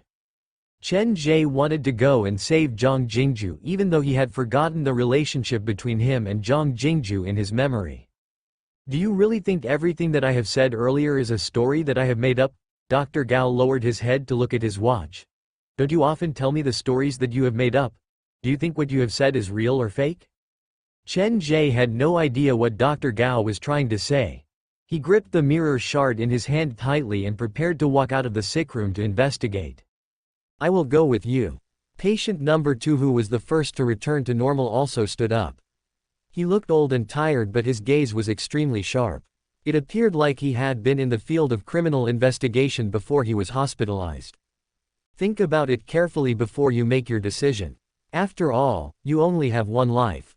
Reality is not a story that you have made up. After saying that, Dr. Gao stopped talking. Chen Ge was worried about Zhang Jingju. He leaned against the wall and slowly moved toward the door. Even though patient number 2 had decided to go out with Chen Ge, he maintained a certain distance from Chen Ge as if he was afraid of Chen Ge as well. The two walked out of the room one after the other. After they left the sick room, they realized that something was not right. The hospital was too dark. Not only the third sick hall, the lights of the whole hospital appeared to have been switched off. The hospital has a backup power source. If this is an accident, at least the emergency lights should be on at this time. Patient number 2 walked in front. His expression was serious. This is so strange. I have walked down this corridor many times. How come I feel so pressured today? Chen Ge did not talk to patient number 2. He had a feeling that patient number 2 looked rather familiar, but in this kind of situation, it was best not to trust anyone. Dragging his leg that was wrapped in plaster, Chen Ge and patient number 2 came to the corner of the corridor. When he saw Zhang Jingju's body, his expression darkened instantly. Zhang Jingju was lying at the corner of the corridor. Both of his arms and legs were broken and they formed an extremely strange posture. The loose patient's garb could not hide the wounds on his body. The poor man's whole body was swollen and there were obvious needle holes on the surface of his skin. Zhang Jingju? Chen Ge called Zhang Jingju's name softly. Perhaps Chen Ge's voice had awakened Zhang Jingju's memory. He struggled to open his eyes and his lips opened as if telling Chen Ge to run. Holding Zhang Jingju's swollen hand, Chen Ge wanted to help Zhang Jingju up, but one of his legs was still wrapped in plaster, so he was unable to do that. Let me do it. Patient number 2 wanted to carry Zhang Jingju on his back. He grabbed Zhang Jingju's arm and was about to exert his strength when he suddenly noticed that Zhang Jingju's stomach and chest were covered in blood. The patient's garb was already soaked through blood. Patient number 2 immediately tore open Zhang Jingju's shirt. The wounds are very small but they are very deep. It looks like a stab wound from a dagger, but the edges of the wounds are very irregular. The 5 wounds maintain a fixed distance from each other. What kind of weapon was used to inflict this wound? Due to the occupation of patient number 2, the first thing that appeared in his mind was various murder weapons. Chen Ge stood next to him and gestured with his hand. His expression turned even uglier. Patient number 2, do you think this wound looks like 5 fingers scratching into the flesh? It would have been better if Chen Ge did not say anything, but after he said that, the gaze that patient number 2 used to look at him changed. Strangely enough, the distance between Chen Ge's fingers and the distance between the wounds matched perfectly. In other words, Chen Ge's fingers could perfectly pierce through Zhang Jingju's wounds. It felt like the wounds were left behind by Chen Ge himself. What is going on? Dr. Sun was the third person to walk out of the sick room. The other patients followed behind him. Dr. Gao was the last one to walk out of the sick room. Strangely enough, after Dr. Gao left the sick room, he kept looking at his watch as if something special was going to happen at a specific time. Someone is injured. He has lost a lot of blood. We need to send him to the emergency room now. Patient number 2 bandaged his wounds simply. The wounds are on his abdomen and chest. He cannot be carried on his back. We need to go and find a stretcher. Who needs to come and help me support him? The emergency room is at the 4th sick hall. I will lead you there. Dr. Sun did not waste any time. He had patient number 5 and patient number 2 carry Zhang Jingju and lead the way. A human life was at stake. Everyone was in a hurry to save Zhang Jingju, so they ran very fast. Chen Ge, who had a weak leg, slowly fell behind the group. He walked side by side with Dr. Gao. When he slowed down, Dr. Gao would slow down as well. The latter appeared to be purposely walking at the back of the group. Dr. Gao, what is going on with the treatment tonight? Originally, the treatment was supposed to be done inside the sick room, but as the accidents kept happening, the treatment this time appeared to have gone out of control. Chen Ge was not too sure now. What he was experiencing now was Dr. Gao's treatment plan, or something had really gone wrong at the hospital. After all, the hospital had not been very peaceful for the past few nights. No matter what Chen Ge said, Dr. Gao did not say anything.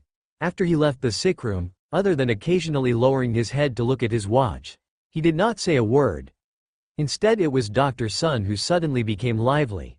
It felt like the shackles that had been suppressing him had been released. Dr. Gao. Chen Ge pulled lightly on Dr. Gao's arm. The latter raised his emotionless face and glanced at Chen Ge coldly. The ticking sound echoed in Chen Ge's ears. Even though it was raining outside the hospital, the ticking sound of the mechanical watch still traveled clearly into Chen Ge's ears. There has to be some kind of meaning behind the ticking sound of the watch. I need to figure out a way to snatch Dr. Gao's watch from him later. Chen Ge walked beside Dr. Gao. He sneaked a glance at the patient who was standing further away. Based on the story that Dr. Gao told earlier inside the sick room, there is a very high chance that I am the killer. In other words, in Dr. Gao's story, I will kill the other patients. The hospital has been wanting me to kill people, and they want me to kill specific people. What benefit does that bring to them? Could it be that they want me to feel guilty? With a trace of confusion in his eyes, Chen Ge turned to Dr. Sun. Then what is the situation with this Dr. Sun? Why would he help me? If the hospital wants me to feel guilty, they will definitely ask me to kill the people who are close to me with my own hands. If this Dr. Sun has a very good relationship with me, then how come my other friends are all patients but he has become a doctor? Chen Ge could not understand it at all. He did not dare to think too deeply about it in case he triggered his old memory. So be it. I'll just take it one step at a time. Passing the corner of the corridor, Chen Ge silently turned back to look at the treatment room behind him. There appeared to be 7 people sitting inside the room that they had just left. The treatment room that Chen Ge's group had just left appeared to be occupied by 7 people. These 7 people looked similar to Chen Ge's group. Rubbing his eyes, when Chen Ge tried to take a closer look, his arm was grabbed by Dr. Gao and he was dragged to the other side of the corner. Am I hallucinating? 5 patients and 2 doctors had already walked out from the treatment room. How could there still be 7 people inside the sick room? Are we still inside the sick room? Is it our consciousness or our soul that has walked out? Shaking his head, Chen Ge thought this was too unbelievable. He did not dare go back to investigate on his own, so he could only follow the group forward. The most important thing now was to get Zhang Jingju to the emergency room and stabilize his condition. Dr. Sun, patient number 1, and patient number 2 walked at the front. They found a stretcher at the nurse's station and carried Zhang Jingju down the stairs. Patient number 4 appeared to be very afraid. She held the paper butterfly that was torn open in her hand and hid behind patient number 5. At first glance, everyone appeared normal. If they took off the patient's garb, no one would suspect that 5 of the 7 suffered from serious mental illness. I've been to the 5th floor before. The patients at the ICU are each more noisy than the last. Even at midnight, this floor is very noisy, but now there is no sound coming from all the sick rooms on the 5th floor. Could it be that all the patients have been moved away? This was the only answer that Chen Ge could come up with. He did not think someone could kill all the patients, and he did not think the killer could silence all the patients at the ICU. Unless the killer is the doctor and he has fed all the patients a large amount of sleeping pills tonight. Turning his head to look at Dr. Gao, Chen Ge felt like Dr. Gao was becoming more and more unfamiliar. The person who wanted to drive me crazy is him. The person who tried to feed me that kind of drug twice is also him, but why does such a doctor feel so familiar to me? Could it be that the Dr. Gao in my memory is different from the Dr. Gao before me? To avoid triggering his past memories, Chen Ge carefully arranged the clues in his mind. There are 7 chairs in the treatment room, so this number shouldn't have been set randomly. The few patients and doctors brought Zhang Jingju to the 1st floor. There was no one in the nurse's station or the on-call room. The whole building was dark, as if the hospital had been abandoned for a long time. What's going on? If it's just a power outage, many patients should still be in the ward. Patient number 2 was a little anxious. He was worried about Zhang Jingzhou's injury, but he also felt that the hospital tonight was filled with strangeness. When I entered the treatment room, everything was still normal. Dr. Sun walked at the front to lead the way. His footsteps were very fast, like he was being chased by something. It has only been a few minutes, there is no way such a huge change could have happened. Patient number 2 was still quite rational, even though the diagnosis given by the hospital was that he was suffering from delusional disorder. Yeah, this is too strange. Patient number 5 was also very afraid, but he still stood next to patient number 4. If there was any real danger, he would bring patient number 4 and escape at the first moment. The few patients kept talking. Perhaps he was annoyed by their questions. Dr. Sun, who walked at the front, suddenly stopped moving. He turned back to look at Dr. Gao. After confirming that Dr. Gao was like a dead man and there was no expression on his face, his eyes moved to Chen Ge. Actually, there is a ghost story at this hospital. According to legend, if you push open the door of one of the sick rooms after midnight, you will be able to see the other side of this hospital. When Dr. Sun said that, his eyes kept staring at Chen Ge like this was purposely meant for Chen Ge to hear. Push open the door? See the other side of the hospital? What do you mean? Dr. Sun, are you really a doctor at this hospital? The patients started to talk, but Dr. Sun did not say anything else. It was as if the sentence that he said earlier had taken a great risk. For the patients, this was the first time they had met Dr. Sun. The only person who knew Dr. Sun's real identity, Dr. Gao, was in a very strange state. He did not say a word and his body was cold. To describe it more accurately, Dr. Gao was slowly turning into a dead man. The patients had many questions, but none of them could be answered. The doors and windows of the hospital were tightly shut. They had nowhere to run, so they could only follow the doctor and move forward. Pushing open the door that led to the safety corridor at the third sick hall, 2 dark corridors appeared before Chen Ge's eyes. He had come to this place before with Zuo Han. At that time, he was playing the role of his second persona. Hurry up, do not stay in the corridor for too long. Dr. Sun chose the corridor that Chen Ge did not go to last time and walked into it. He kept urging Chen Ge, who was at the back of the group, also started to pick up his pace. When they walked out of the safety corridor, the door at the other end of the corridor behind them closed on its own with a bang. Someone is following behind us. Chen Ge was confused now, he had too many questions. First they ran into the heavily injured Zhang Jingzhou, and then after they left, Chen Ge realized there were still 7 people sitting inside the treatment room. Now the door behind them had closed on its own. It meant that someone was following behind them. Chen Ge, who had not fully recovered, felt his head starting to hurt again. This is the 4th sick hall. All kinds of patients with severe and terminal illnesses will be sent here. Dr. Sun glanced at Chen Ge and then he casually added, many people have died here. No one knew what Dr. Sun meant by that last sentence. He did not plan to explain, but he only picked up his pace. The electrical system of the whole hospital appeared to have been paralyzed. They could only rely on the temporary light provided by the lightning outside the window to move forward. The internal structure of the 4th sick hall was completely different from the 3rd sick hall. There were very few sick rooms for patients to stay in, and the ground floor was filled with various departments.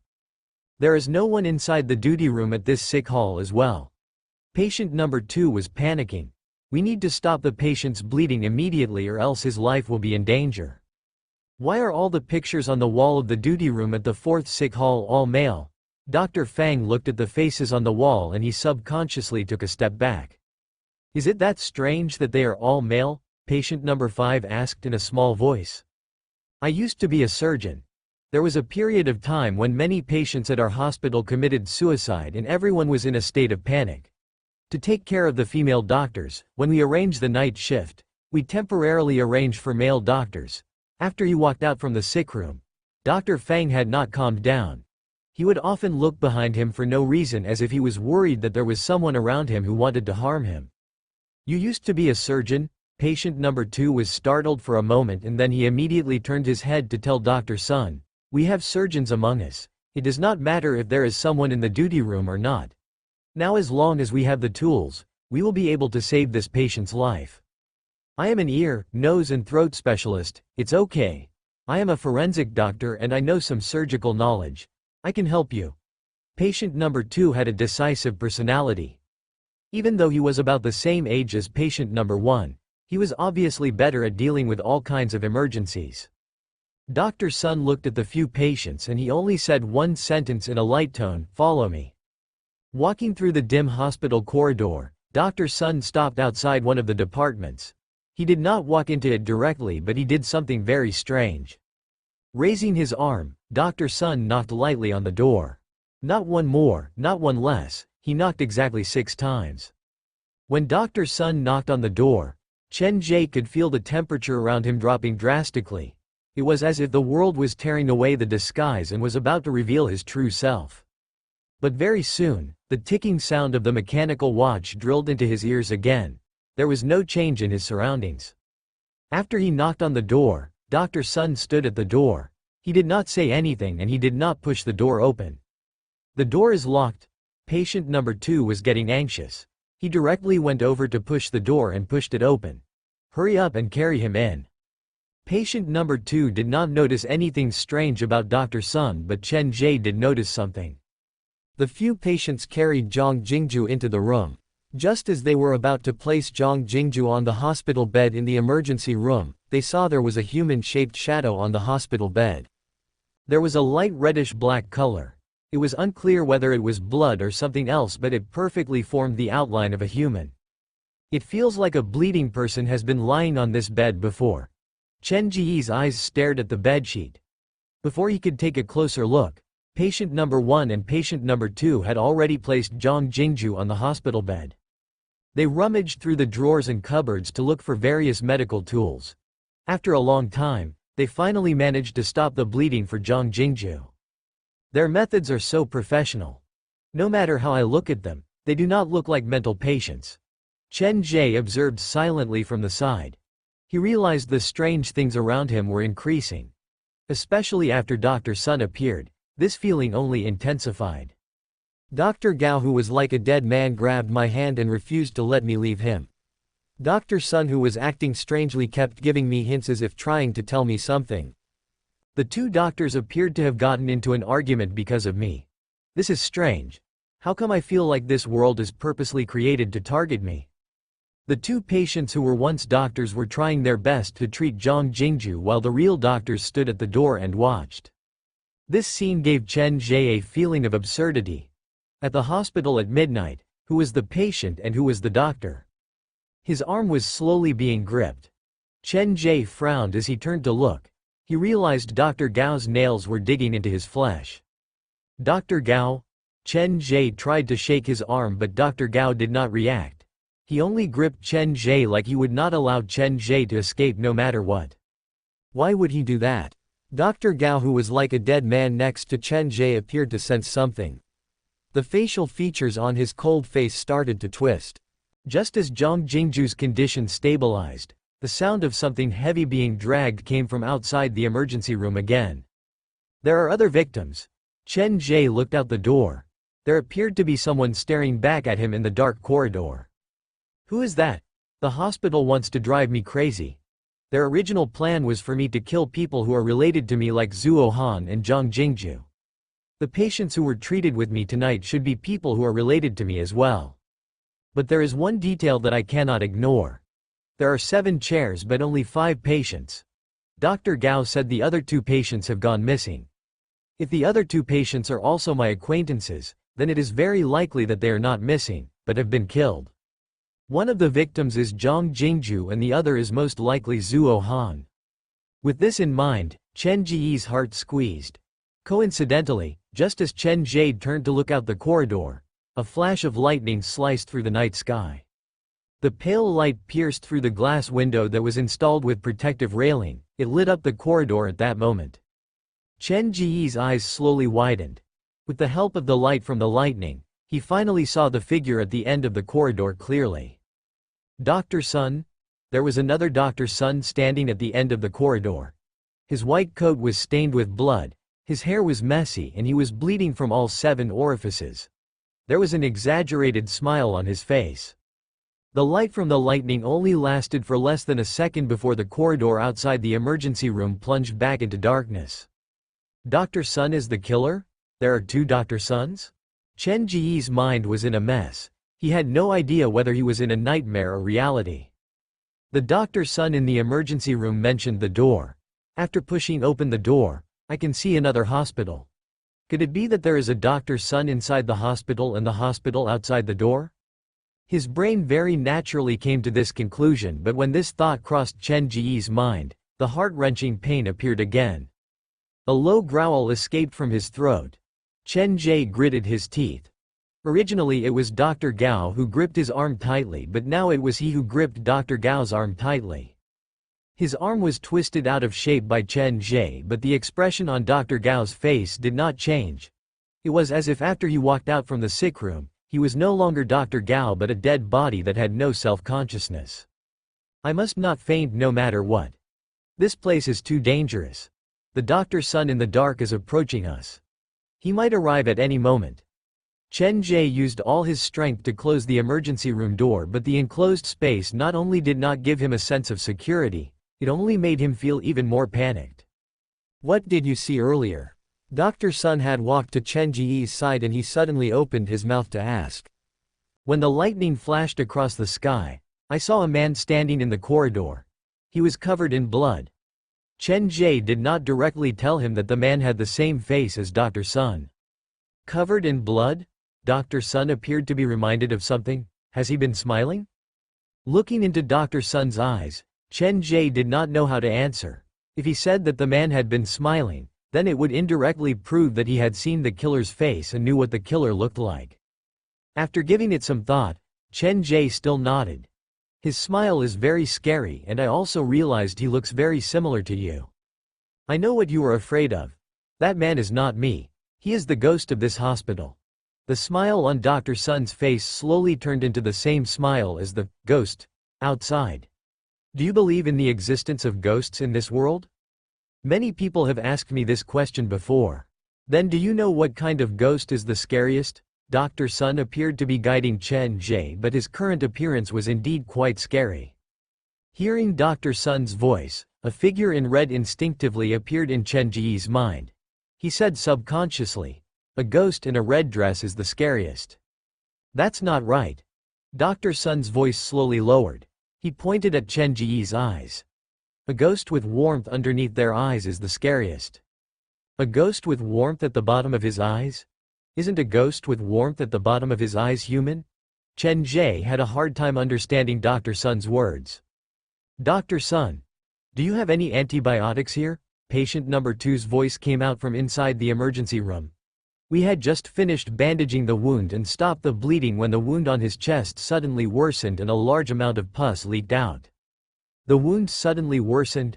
Chen Ge also ran over. He did not think that this could be a coincidence. Entering the room, Chen Ge saw the ground covered in bandages and various miscellaneous items.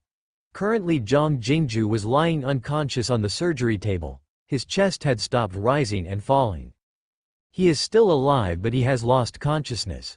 But if we allow the wound to continue to worsen, then he will not be able to survive the night. Patient number 2 gasped for air. His hands were covered in blood and they looked quite scary. Why did the wound suddenly worsen? I have no idea. Perhaps it is because the wound is too deep. Dr. Fang stood next to the surgery table with his gloves on. He looked very professional.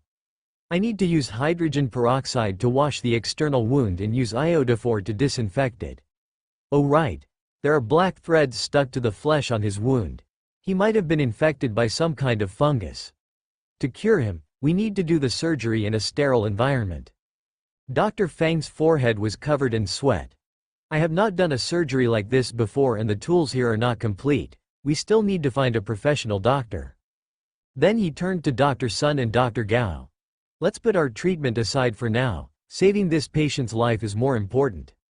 There is no point in you looking at me. Dr. Gao and I are both mental illness doctors.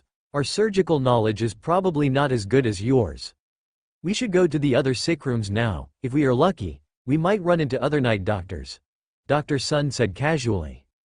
That is the only thing we can do now. His body has difficulty moving, said Doctor Number 2, and I will stay here to treat him. The rest of you should go and find other night doctors. Dr. Fang and patient number 2 tried their best to reduce Zhang Jingju's pain, but without the right medical equipment and surgical environment, they did not dare to operate on Zhang Jingju's body. If it caused a large-scale infection, then Zhang Jingju would die for sure. Should we split up? Patient number 5 felt that something was wrong. The killer is still inside the hospital. If we split up, it'll be easy for him to take us down one by one. The patient can't stand being tossed around anymore. Carrying him along will affect our speed. The best way is to temporarily place him here. This is also good for his condition. Ever since Dr. Fang was admitted to medical school, his teacher had constantly told him that doctors should be benevolent. If they could save someone, they should do it no matter what. Number 1. Think about it carefully. Patient number 5 was not afraid of death. He appeared to be worried about patient number 4's safety. Now it is not only this patient who is in a life and death crisis. All of us are also the killer's target. To save a person who might not be able to survive, we will put all the survivors in danger. Do you think that is worth it? What risk did he put you in? We're only going to split up temporarily. Some of us will go look for medicine, doctors, and help, while the rest will stay here. Patient number 2 was slightly dissatisfied. There might only be one killer. There are 7 of us. There is no need to be too afraid of him.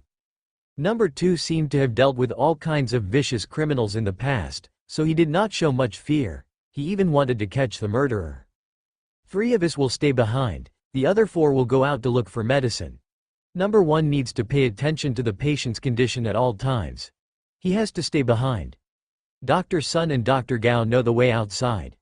One of the 2 doctors will have to come with us. Patient number 2 had a clear mind. He did not look like a patient at all. In just a few minutes, patient number 2 had been divided into teams. Chen Ge, Dr. Sun, Dr. Gao and patient number 2 went out to look for medicine and the other night doctors. Dr. Fang, patient number 4 and patient number 5 stayed behind to look after Zhang Jingju. Hurry up, the wounds are already oozing with pus. This rate of deterioration is a bit too fast. Lock the door, we will come back as soon as we find the person. Actually, initially, patient number 2 did not plan to let Chen Ge go out because Chen Ge's legs were not very good, but Dr. Gao and Dr. Sun did not seem to want to be separated from Chen Ge. Patient number 2 had no choice but to let Chen Ge go out. Pushing open the door of the emergency room, the image of the other Dr. Sun appeared in Chen Ge's mind. He knew the man was hiding in the dark. Perhaps he was looking at him at that moment. The things that patient number 2 needs are on the 4th floor, but I do not suggest going to the 4th floor to get the medicine. For the sake of safety, we should go to the other sick rooms to take a look. Dr. Sun's words appeared to be purposely leading Chen Ge to ask questions. Why can't we go to the 4th floor? Is the door locked? Chen Ge was very cooperative.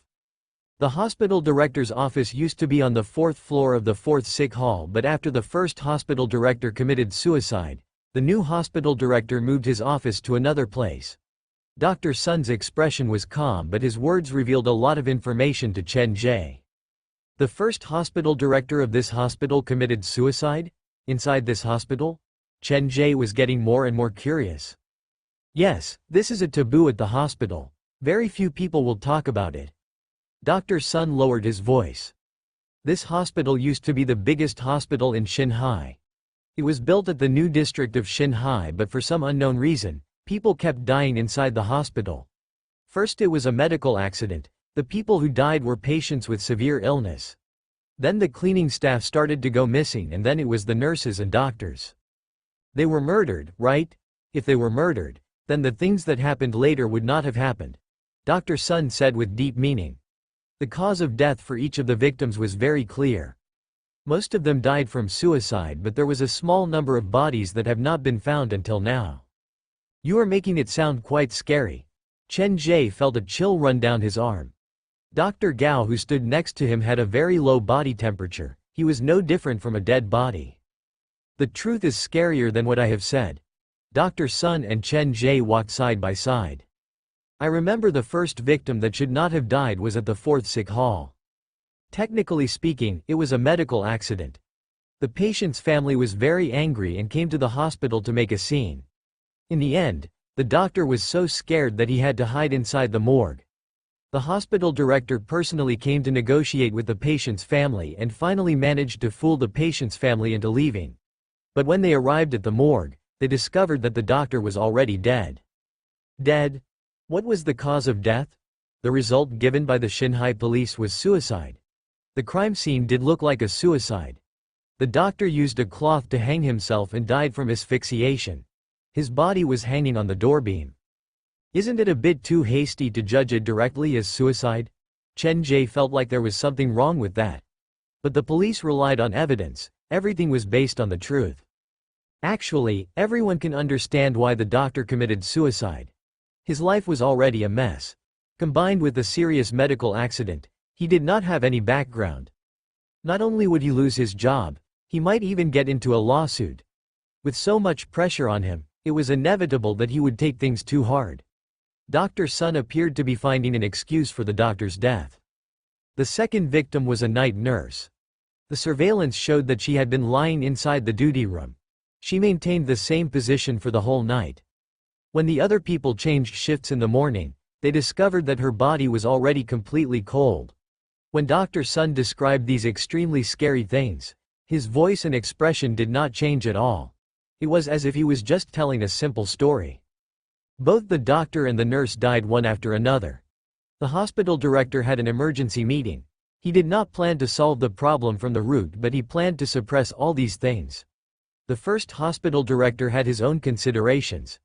This probably had something to do with the fact that Shanghai was busy building a new city. If everything was successful, the new city that Shanghai Central Hospital was at might even surpass the old city. Actually, we cannot blame the first hospital director. They had enough evidence to prove that the victim committed suicide. Based on the premise of suicide, it was perfectly normal for them to come to such a conclusion. Dr. Sun, Chen Ge and Dr. Gao walked side by side down the dark corridor of the hospital. Patient number 2 followed behind them with a deep frown. The third victim was a male hospital worker. When he was patrolling the sick rooms, he suddenly lost his mind and jumped down from the window in the stairwell. No one knew what he saw in the stairwell that day. The police were very curious as well. What kind of thing would scare a grown man to the point that he would jump down from the window? The atmosphere at the hospital slowly became strange. The doctors and nurses who knew the truth were panicking. Even though the hospital director wanted to suppress this incident, many strange things still managed to reach the ears of the patients. Now that I think about it, the fourth victim was a patient from the inpatient department. At this point, Dr. Sun turned to look at Chen Ge. The patient stayed at the third sick hall. He suddenly lost his mind at midnight. He said that there was a ghost hiding under his bed. He wanted the doctor on duty to help him change the sick room. Of course the doctor did not agree, but he could not allow the patient to do as he pleased. After he fed the patient the medicine, he stayed inside the sick room for a long time. He only left when the patient was sound asleep. But the doctor did not expect that not long after he left, the patient would run to the roof of the hospital and jump down. The patient died. The hospital wanted to push all the blame onto the doctor, but the doctor felt wronged because the door that would normally be locked was left open that night. The fifth victim was this unlucky doctor. He wanted to find out who opened the door to the top floor that night. The hospital only installed a surveillance camera at the corner of the stairwell. The doctor recorded everyone who appeared at the corner that night. According to rumors, he stayed up very late that night watching the surveillance. To prove his innocence, the doctor was very serious. In the end, he really did find something on the surveillance camera. On the night that the patient jumped down, a man in a red coat appeared at the corner of the stairwell and he was heading up the stairs. Do you know what the scariest thing is? The doctor only saw the man in the red coat going up the stairs from the surveillance camera, but he did not see him come down the stairs. There was only one path that led to the top floor of the hospital. The doctor's mind was blown. He looked at the time on the surveillance camera. Even when the patient jumped down the stairs, the man in the red coat still had not come down the stairs. In other words, when the patient jumped down the stairs, the man in the red coat was at the top floor. In fact, he might have been standing next to the patient. The doctor finally found the killer. He made up his mind to find out who this person was. He sat inside the surveillance room and focused all his attention on the surveillance. He wanted to see when the man came down the stairs and where he went after he went down the stairs. But something that made the doctor worried happened. He looked through all the surveillance cameras. The man in the red coat did not appear to have come down from the top floor until now. The doctor started to panic. He kept comforting himself. Perhaps he had missed something, or perhaps the man in the red coat did not catch him coming down the stairs when he came down. With that thought in his mind, the doctor kept changing the surveillance cameras. He panicked and finally found the man in the red coat on the screen. The man was standing behind him. The moment the screen turned black, he saw himself and the man in the red coat behind him. The doctor had lost his mind. He told this story to everyone he met, but no one believed him. In the end, he died inside the trash heap at the 4th sick hall. Dr. Sun did not appear like he was just telling a story. It appeared like he was trying to tell Chen Ge something deeper through these stories. The 6th victim was the hospital worker who discovered the doctor's body. He was a very normal person. He did not have any flaws in his personality and there was nothing special about him. On the night he discovered the doctor's body, he mysteriously returned to the hospital, and the next day, his body was also found inside the trash heap. In such a short period of time, there were 6 consecutive deaths. The hospital director could not hide it anymore. He ordered for the trash heap in the sick room to be sealed. He even welded the door that led to the roof of the hospital shut. He thought that he would be able to rest easy like that, but who would have thought he would become the 7th victim? The death of the hospital director was a mystery. He returned to his office after dealing with his work, but he did not come out after he returned. The next day, the doctor found the hospital director's dead body inside the hospital director's office. He used the whole night to write the word, "death," on the wall of the hospital director's office. No one knew why the hospital director would suddenly go mad. Everyone speculated that the hospital was under some kind of curse, or else there was no other explanation. How could so many strange and scary things happen in just a few short weeks? Chen Ge thought that was the end of Dr. Sun's story. He was about to say something when Dr. Sun suddenly used that kind of creepy gaze to stare at him like he was trying to see through him. The hospital director was the 7th victim. From then on, the most unlucky number at this hospital was 7. Once 7 people entered the hospital at the same time, then all 7 of them would be cursed and they would die one after another. Don't you think it is a bit too late for you to tell me all this now? Chen Ge felt like this Dr. Sun before him was both familiar and unfamiliar at the same time. Counting the 2 of you doctors, there were exactly 7 people who came out from the sick room. Think about the way the 7 of them died. It should be of some help to you. Dr. Sun turned his head around. The scars on his neck and face were slowly cracking. 7 deceased patients had appeared at the hospital in such a short period of time. Each of them died in a strange way and there was no obvious similarity between them. Dr. Sun told me to pay attention to their cause of death, but there is not much of a problem from the way they died. Could it be that Dr. Sun is trying to tell me that ghosts really exist in this world through the stories of these 7 people? Chen Ge had too little information. He was unable to get too much useful information from Dr. Sun's story, so he could only forcibly memorize Dr. Sun's story in his mind. Lightning flashed outside the hospital. The storm was like a hysterical patient. It slammed madly on the glass window. Large raindrops fell and the sound of banging echoed endlessly. The 4 of them came to the entrance of the 4th sick hall. Dr. Sun did not question Chen Ge anymore. He led him directly up the stairs. After entering the stairs, Chen Ge's heart started to race. He had a feeling of difficulty breathing. His mind kept replaying the story that Dr. Sun told him earlier. The doctor who was watching the surveillance once saw a strange person in a red dress appear inside the stairs. After the person went up the stairs, she did not come back down. Tonight is too strange. Will we run into her? Theoretically speaking, this was something very scary, but when Chen Ge thought about this, his heart kept racing and an indescribable emotion rose in his body. It was very complicated. Compared to fear, it was more curiosity and excitement. Curiosity killed the cat. I need to calm down before I can do anything. When they reached the 2nd floor, Chen Ge discovered a headless rag doll placed at the corner of the stairs. The doll was handmade. The body was torn open and the black and red stuffing underneath was exposed. Why would there be something like this at the hospital? Chen Ge was about to move forward when someone pulled at his patient garb. He turned back to look and saw it was patient number 2. What's wrong? Why are you so brave when you have lost a leg?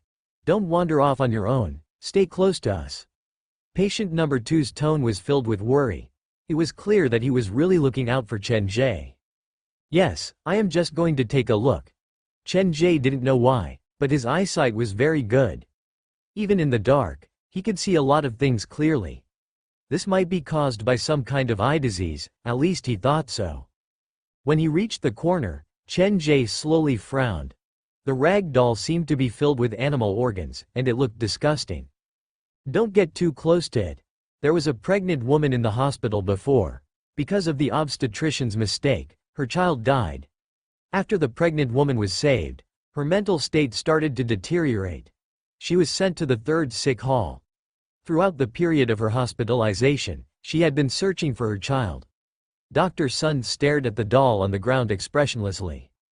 Are you saying that this doll was placed here by the pregnant woman? Other than her, I can't think of anyone else. To be honest, she is quite a pitiful person. Perhaps it was because she had suffered such a huge blow that she was unwilling to admit the truth of her child's death. She kept telling the people around her that her child was still alive and was right beside her. At night, her child would even crawl into her pillow. Dr. Sun dragged Chen Ge away from the headless ragdoll. Does her condition count as delusional? Chen Ge had become a doctor after being sick for a long time. Yes, but also no. Dr. Sun turned back to smile. The pregnant woman's condition was very similar to yours. She refused to accept the treatment. Perhaps she knew that once she was cured, she might not be able to see her child again. It's similar to my situation. Chen Ge was confused. If the price you have to pay for the treatment is to forget the story that you have made up and to forget everyone in the story, would you still be willing to accept the treatment? Dr. Sun asked casually. But Chen Ge felt like the man was testing him. After giving it some serious thought, Chen Ge did not answer. He did not want to reveal his real thoughts. For a patient who did not want to be cured from the very beginning, no matter how hard the doctor tried, it would be useless. The pregnant woman's condition was getting worse and worse. She would often tear up the bedsheets and curtains to make some simple dolls and then place those dolls on the stairs. She believed that by doing that, her child would return. Until now, I still do not understand what she meant by return. Did she mean the child would be attracted by the doll and return to find its mother? Or did she mean the dead child would crawl into the doll's body and return to accompany its mother? Regardless of the situation, I do not think we should hate this doll. Even though it looks scary, it contains the pregnant woman's obsession. Chen Ge dragged his leg that was wrapped in plaster as he stood before the doll.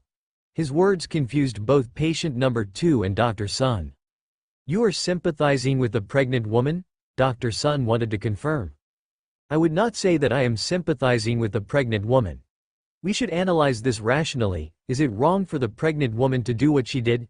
Even if the child has turned into a ghost, is the child in the wrong? Chen Ge's thought process was different from the doctor. They are both victims. The real culprit is the person who killed them. You think this tragedy is caused by the doctor? Just as Dr. Sun finished, Dr. Gao, who was like a walking dead, frowned slightly. It might not be the doctor's fault, but it has to be related to him. So many things have happened at this hospital. No one can guarantee that the doctor was not interfered with by something during the operation. Chen Ge looked at the headless doll at the corner of the stairs. Every wrong has its perpetrator. If it is looking for an answer, then it should be the fault of something inside this hospital. Are you trying to reason with a ghost? Patient number 2 could not understand Chen Ge's various actions either. It is not certain whether there are ghosts in this world or not. I am merely giving my own opinion. Chen Ge moved his eyes away. The hospital is cleaned in the morning. This doll has now appeared in the corridor. It means that the pregnant woman is probably still alive.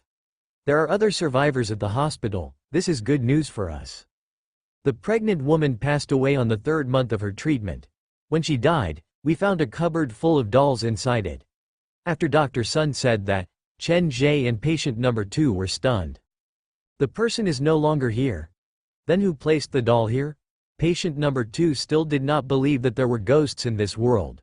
It should be the doctor who knows about the pregnant woman's condition. The murderer is mimicking the pregnant woman's action. Could it be that the murderer is one of the doctors? Then he turned to look at Dr. Sun with confusion. Honestly, he was very suspicious of Dr. Sun. When Zhang Jingju was injured, both Dr. Sun and Dr. Gao were with us. Even if the murderer is a doctor, they can be ruled out of suspicion. Compared to a doctor being the murderer, Chen Ge felt like the chance of a baleful ghost returning from the dead was higher. In the midst of the argument, the group arrived at the second floor. The empty corridor was pasted with many pictures of doctors.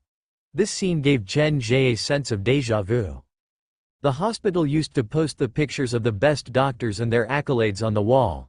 Initially, Xinhai Central Hospital spent a lot of money to hire many famous doctors. In a way, this was a kind of marketing method.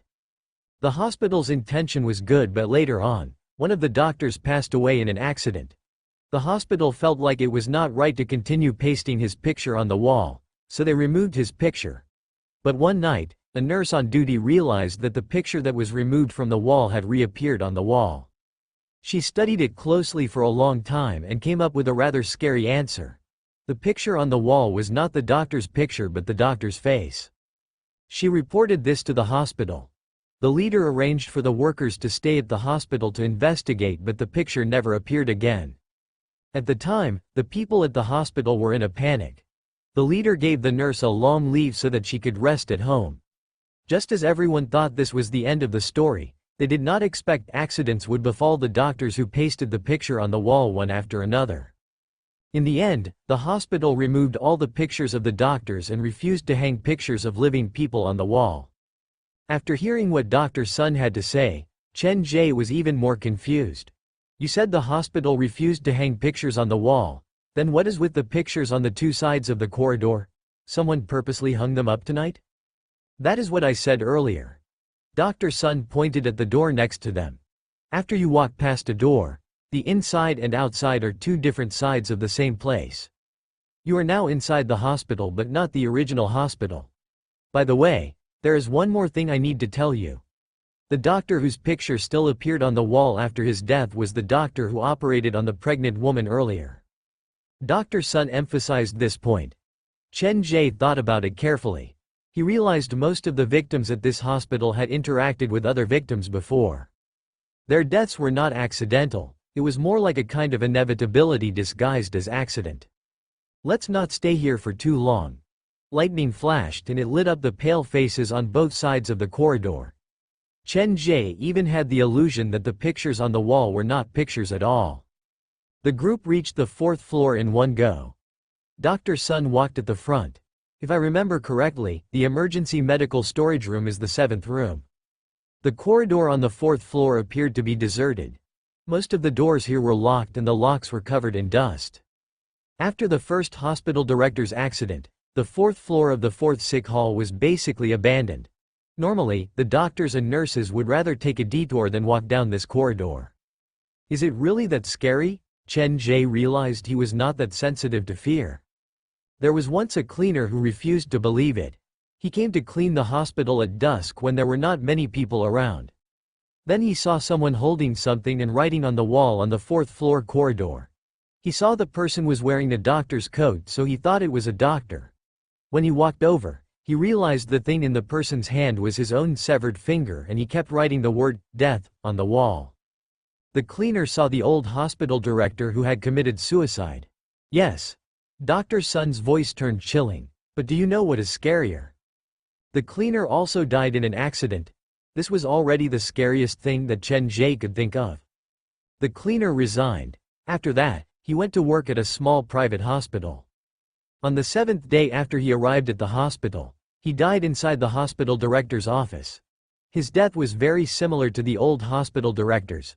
When the police arrived, they found the whole room was filled with the word, death. Not long after that, the private hospital closed down.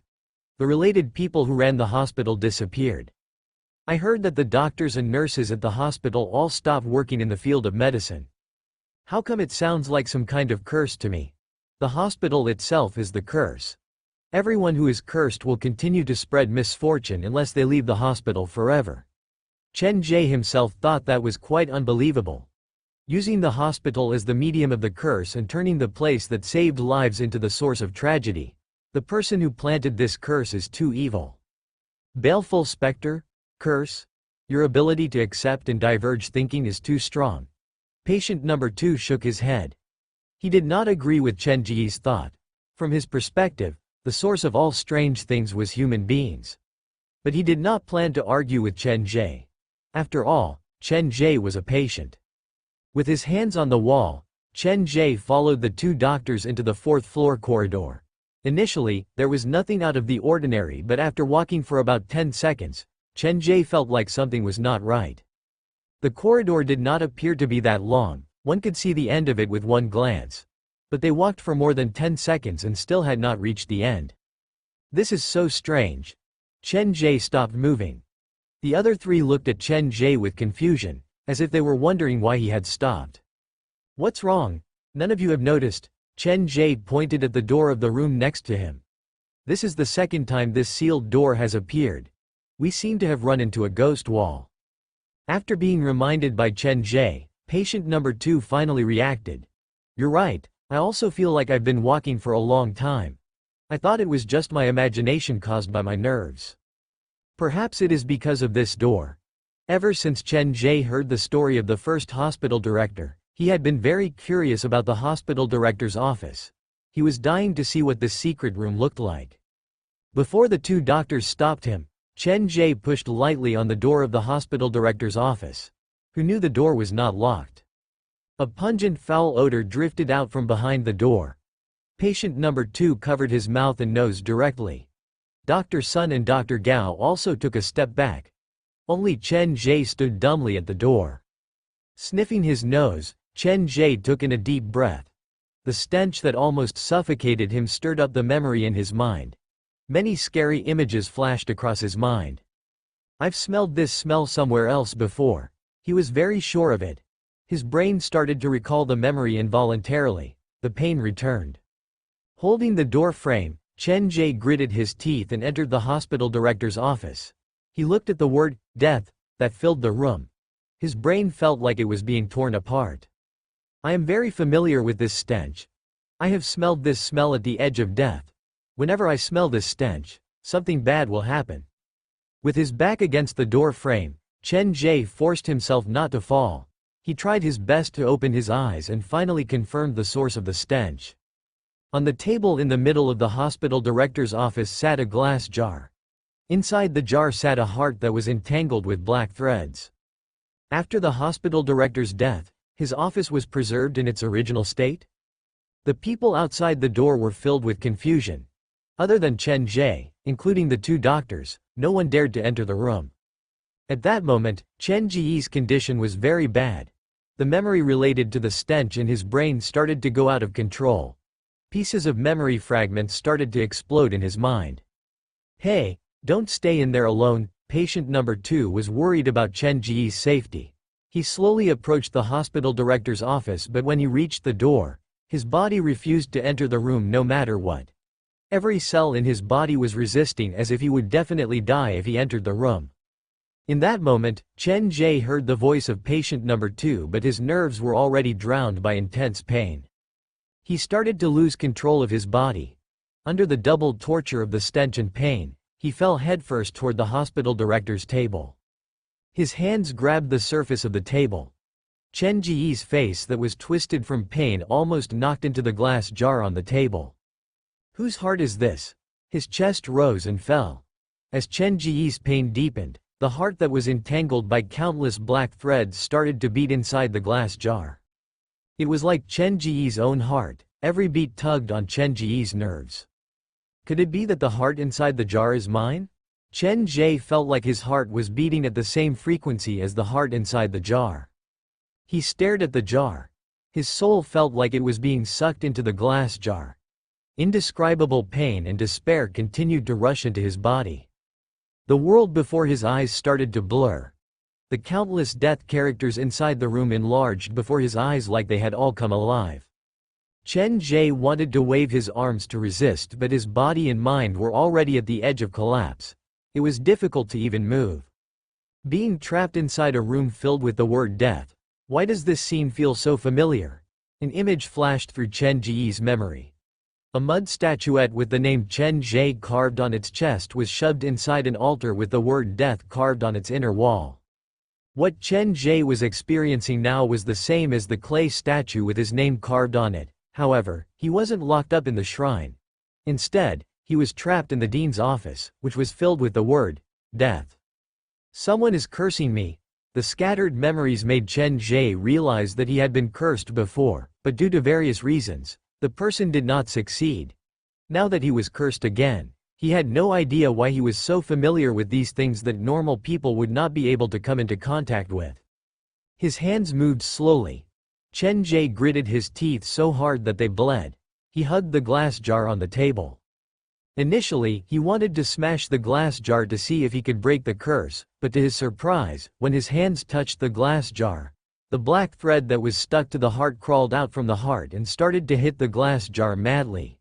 It seemed like it was trying to break through the jar and enter Chen Ge's body. Cracks appeared on the glass jar, and the stench in the room thickened. Chen Ge was on the verge of collapse. He used the last of his strength to push the glass jar to the edge of the table. The black thread slammed into the glass, and the cracks continued to spread. Just as the whole jar was about to shatter, dark red blood vessels appeared inside the heart. These blood vessels intertwined and weaved a child's face inside the heart. It screamed shrilly. The black threads appeared to be trying to prevent the child from escaping from the heart. They immediately retracted back into the heart. Chen Ge witnessed the whole process. Be it the black threads or the child's face, they were all different from the real world described by Dr. Gao. He looked at the child's face inside the heart with some confusion. He had a feeling that the child looked very similar to himself when he was young. This heart sealed inside the glass jar, does it belong to the child? The pain in his head lessened. Chen Ge collapsed beside the table and gasped for air. The dean's office had returned to normal. Even the stench in the air had lightened. Are you all right? Dr. Sun only entered the office then. He squatted down next to Chen Ge with his back facing the door.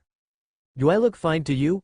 Once Chen Ge opened his mouth to speak, he started to cough violently. Dr. Sun stared at Chen Ge silently. He pointed at Chen Ge's finger and suddenly said something that made no sense to him. Before the patient is hospitalized, all his personal belongings are stored at the 5th sick hall. There is a wedding ring inside your cupboard. Wedding ring? But I am not married. Yes, you are not married, so why would you have a wedding ring? Dr. Sun's scarred face revealed a relieved smile. He was facing away from the sickroom door. At that moment, only Chen Ge could see the smile on his face. If you can successfully leave the hospital, remember to put on that wedding ring, it should be very important to you. Chen Ge felt there was something different about Dr. Sun now. He tried to think about it. Ever since they left the treatment room at the 3rd sick hall, Dr. Gao had been holding his arm and Dr. Sun was very cold towards him. But after he entered the director's office, Dr. Sun had a smile on his face. This was completely different from how he acted at the beginning. Could it be because Dr. Gao did not enter the director's office? Chen Ge felt the difference between Dr. Sun and Dr. Gao more and more. At that moment, Dr. Gao was more like a dead body while Dr. Sun was becoming more and more human. Let's go. We should not stay too long in the director's office. This place is not auspicious. Dr. Sun helped Chen Ge up from the ground. He supported Chen Ge and was about to leave when Chen Ge stopped moving. Wait a minute. Chen Ge turned around and picked up the glass jar from the table in the director's office.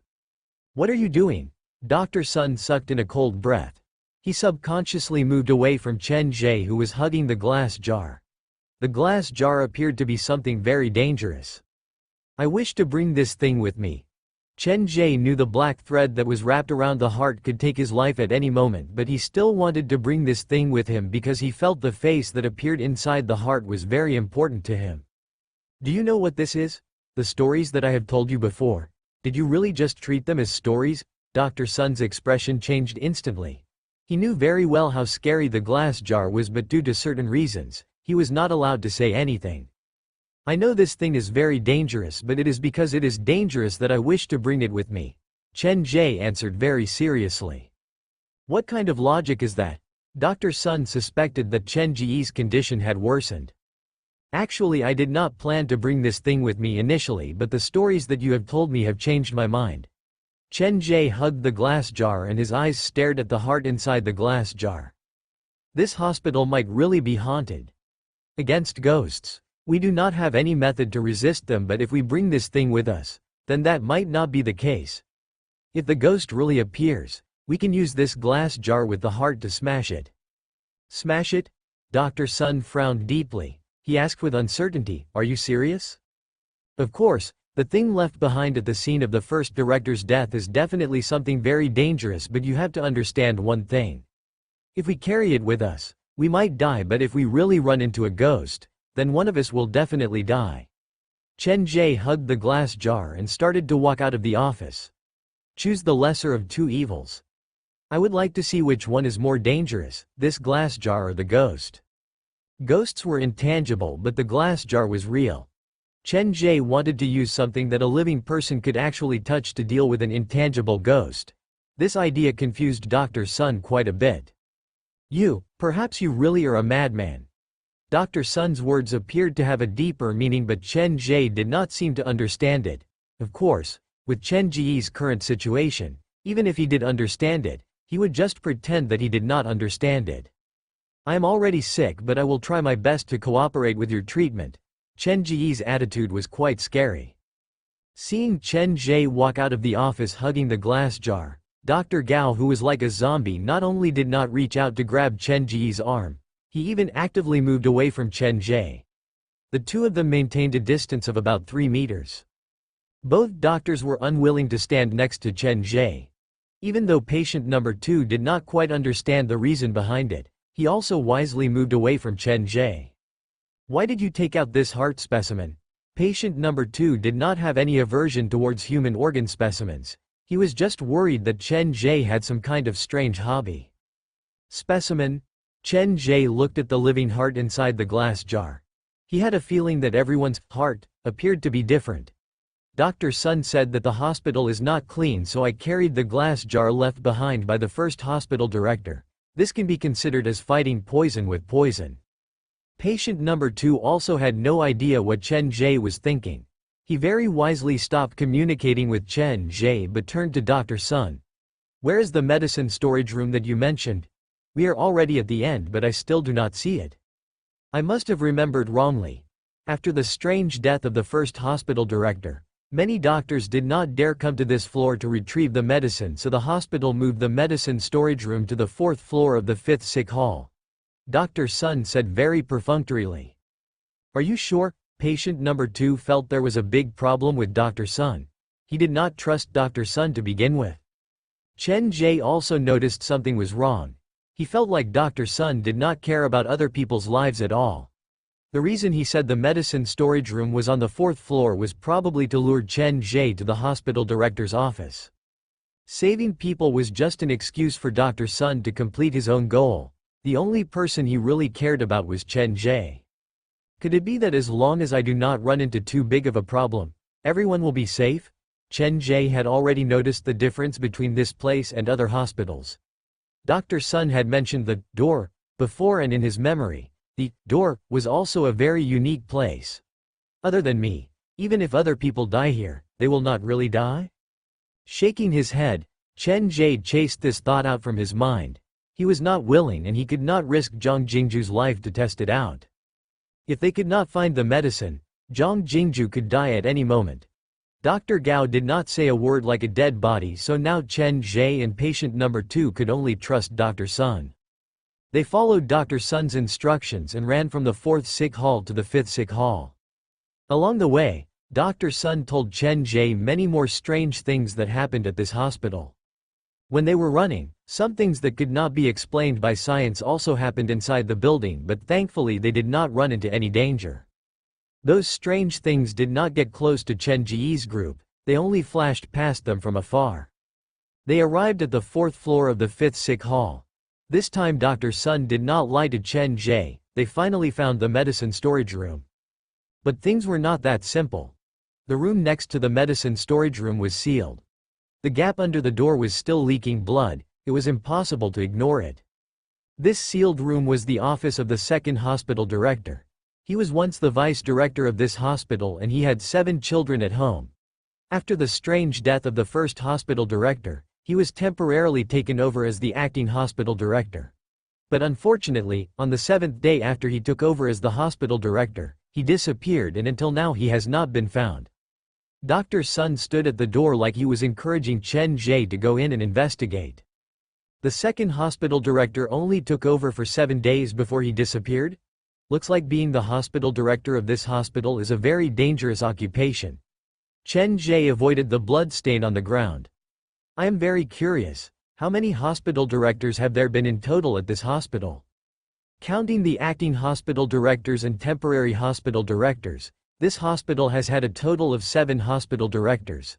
The 7th hospital director was the most unfortunate. Dr. Sun answered every question. Why was the 7th hospital director the most unfortunate? Did he die the most painful death?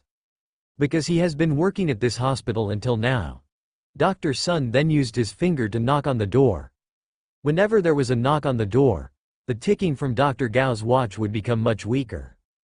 Can I go in to take a look? Chen Ge hugged the glass jar that contained a heart and pushed open the door to the second hospital director's office. The interior of the room was very simple. At first glance, there was nothing special about it, but once he entered the room, Chen Ge was hit by that pungent stench again. He rummaged through the things inside the room and finally found a glass jar on the bookshelf. The jar contained a human face. The eyes, nose, ears and other organs were soaked in a liquid that was filled with black threads. The strangest thing was when Chen Ge approached, the pair of eyes turned to look at him at the same time. Why is there a jar inside the second hospital director's office as well? Chen Ge said as he reached out to grab the glass jar, but he was stopped by Dr. Sun. Do not touch the things inside the room. Dr. Sun said softly. You only need to look at them and remember them. Do not take away the things inside every room that you enter. Dr. Sun, do all the hospital directors at this hospital have the hobby of collecting organs? Do you really think so? Dr. Sun used the corner of his eyes to glance at the door. After he realized Dr. Gao did not follow him in, he used the fastest speed to say, there are 7 glass jars inside the 7th hospital director's office. The 7 glass jars are divided equally according to the weight of the soul and that patient's number is the same as yours. The patient's number is the same as mine. Chen Ge was instantly captivated by this sentence from Dr. Sun. Since you know his patient number is the same as mine, then you must know my number as well, right? When you know his number, you will know your own number. Dr. Sun kept lowering his voice. If you wish to leave the hospital as soon as possible, you better find all the jars and remember what is inside them. I only need to remember. Chen Ge's pupils narrowed. He looked at the eyeballs that were soaked in the black threads. At one moment, a very scary feeling rose in his heart. It was as if the jars were filled with his own facial features. Relying solely on his instinct, Chen Ge uttered the last sentence. Could it be that these are all the things that I am missing? When he heard Chen Ge, Dr. Sun was very surprised. He turned his back to Dr. Gao. He nodded slightly and then he did not say another word. The familiar pungent smell, the glass jars filled with black threads, the patient that has been split into 7 parts. Chen Ge's mind was in a mess. He did not know what to do. He wanted to take the glass jars away from his heart, but he only had 2 hands, so he was unable to do so. Even if he could take all the jars away with him, where would he put them? He reached out to touch the glass jars on the bookshelf. Many ghastly human faces appeared on the black threads inside the jars. They wailed as they slammed into the glass jars. In the end, they were pulled back by the blood vessels that appeared on their faces. Dr. Sun, these glass jars look dangerous, but I have a feeling they will not harm us. How about you help me take one of them? Chen Ge hoped to get Dr. Sun's help, but unfortunately Dr. Sun rejected him decisively. None of the doctors appeared to be willing to touch this glass jar. Dr. Gao, who held Chen Ge's hand tightly at the beginning, had now started to maintain a distance away from Chen Ge. From the reaction of the 2 doctors, this glass jar was not harmless, it was just that it would not harm Chen Ge. Just now in the ward, Dr. Sun had indirectly revealed the method of discharge. Chen Ge found 7 glass jars on this extremely unusual night and memorized the contents inside the jars. Until now, he still did not understand what this had to do with being discharged from the hospital. He was just following Dr. Sun's instructions. Subconsciously, he felt that Dr. Sun would not lie to him. In addition, there was a force in the depths of his mind that was urging him to find those jars. When I entered the first director's office, my past memory was triggered. The pain and the word, death, that filled the room almost made me faint, but after touching the glass jar, not only did the pain in my mind lessen, my consciousness became clearer.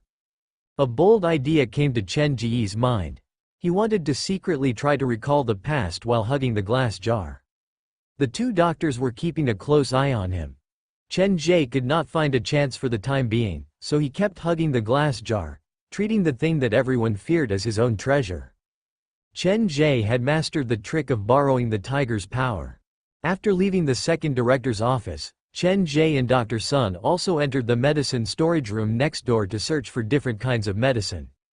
Several minutes later, patient number 2's face turned rather ugly. He was very depressed.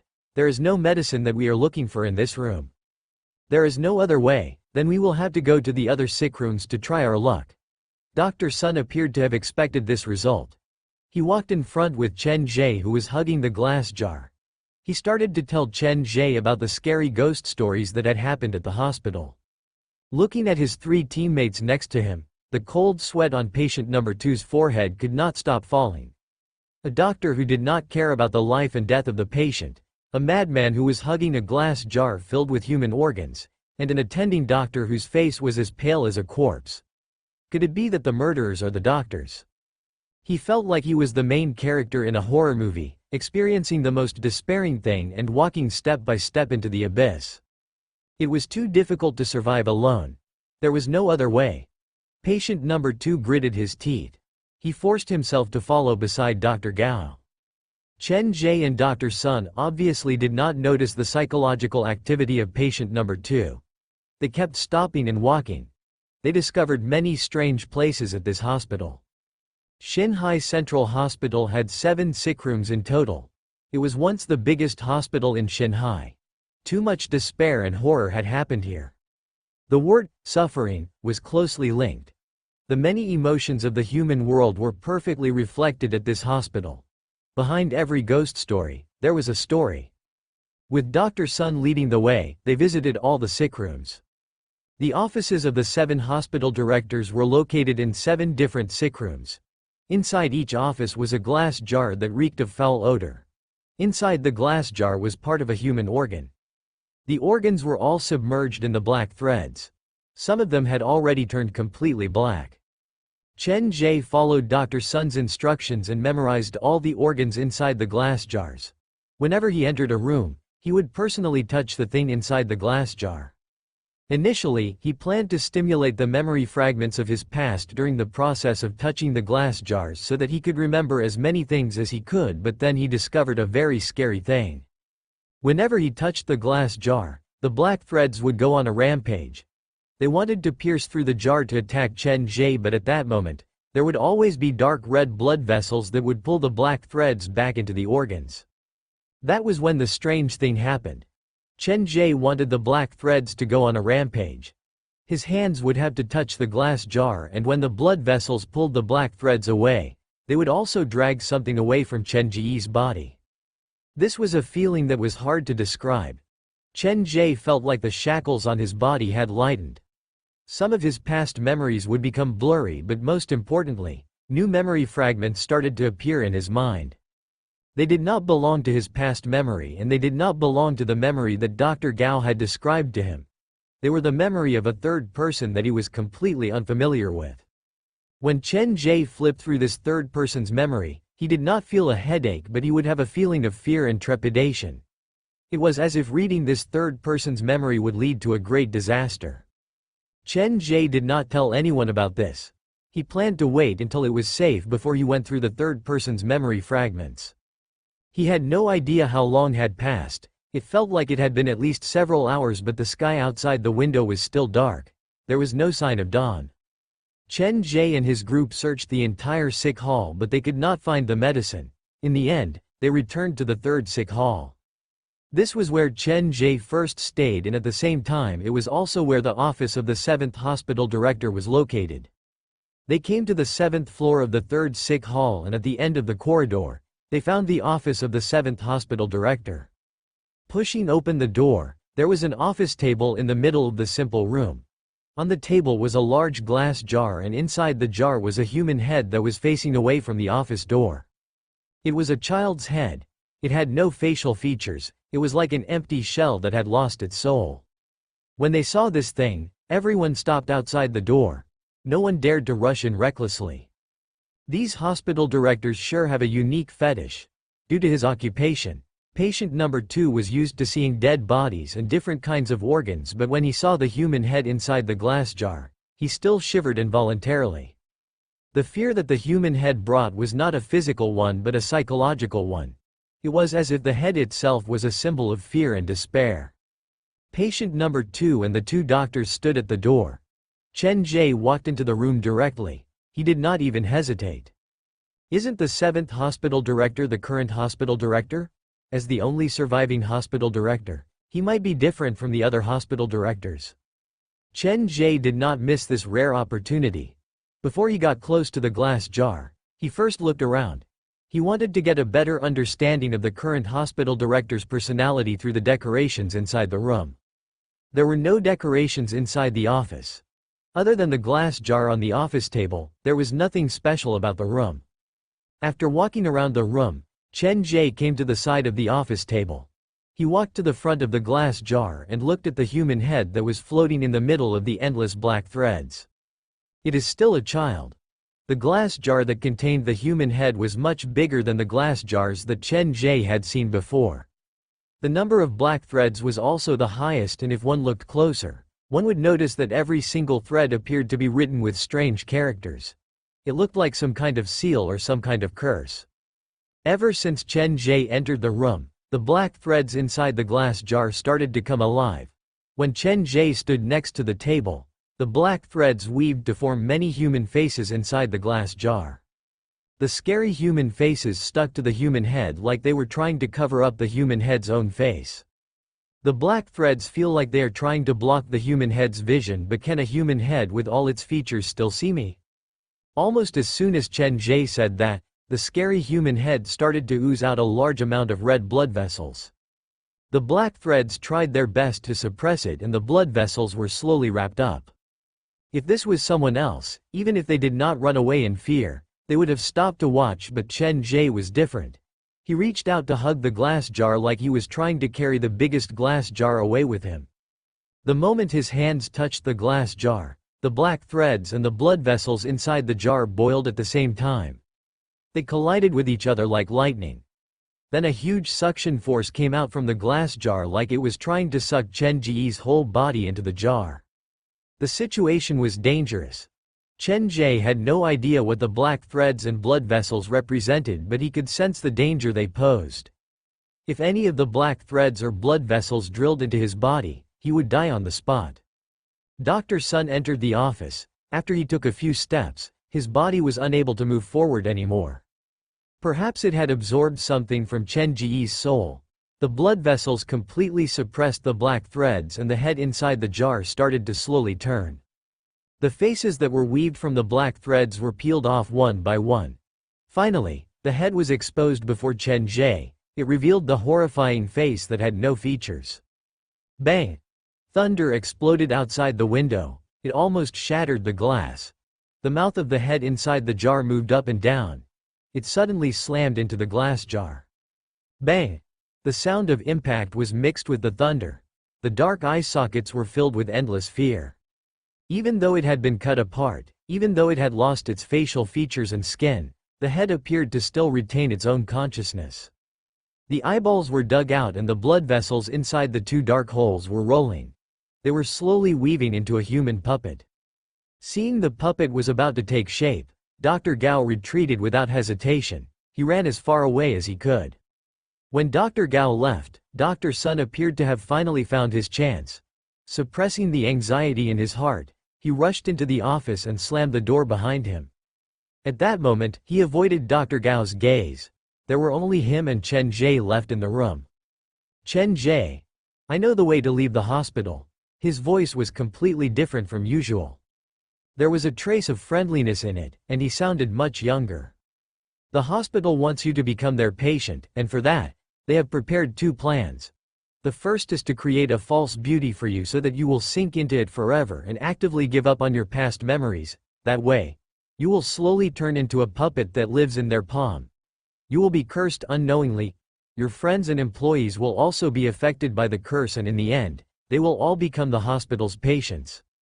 The second plan is to force you to kill all your family and friends.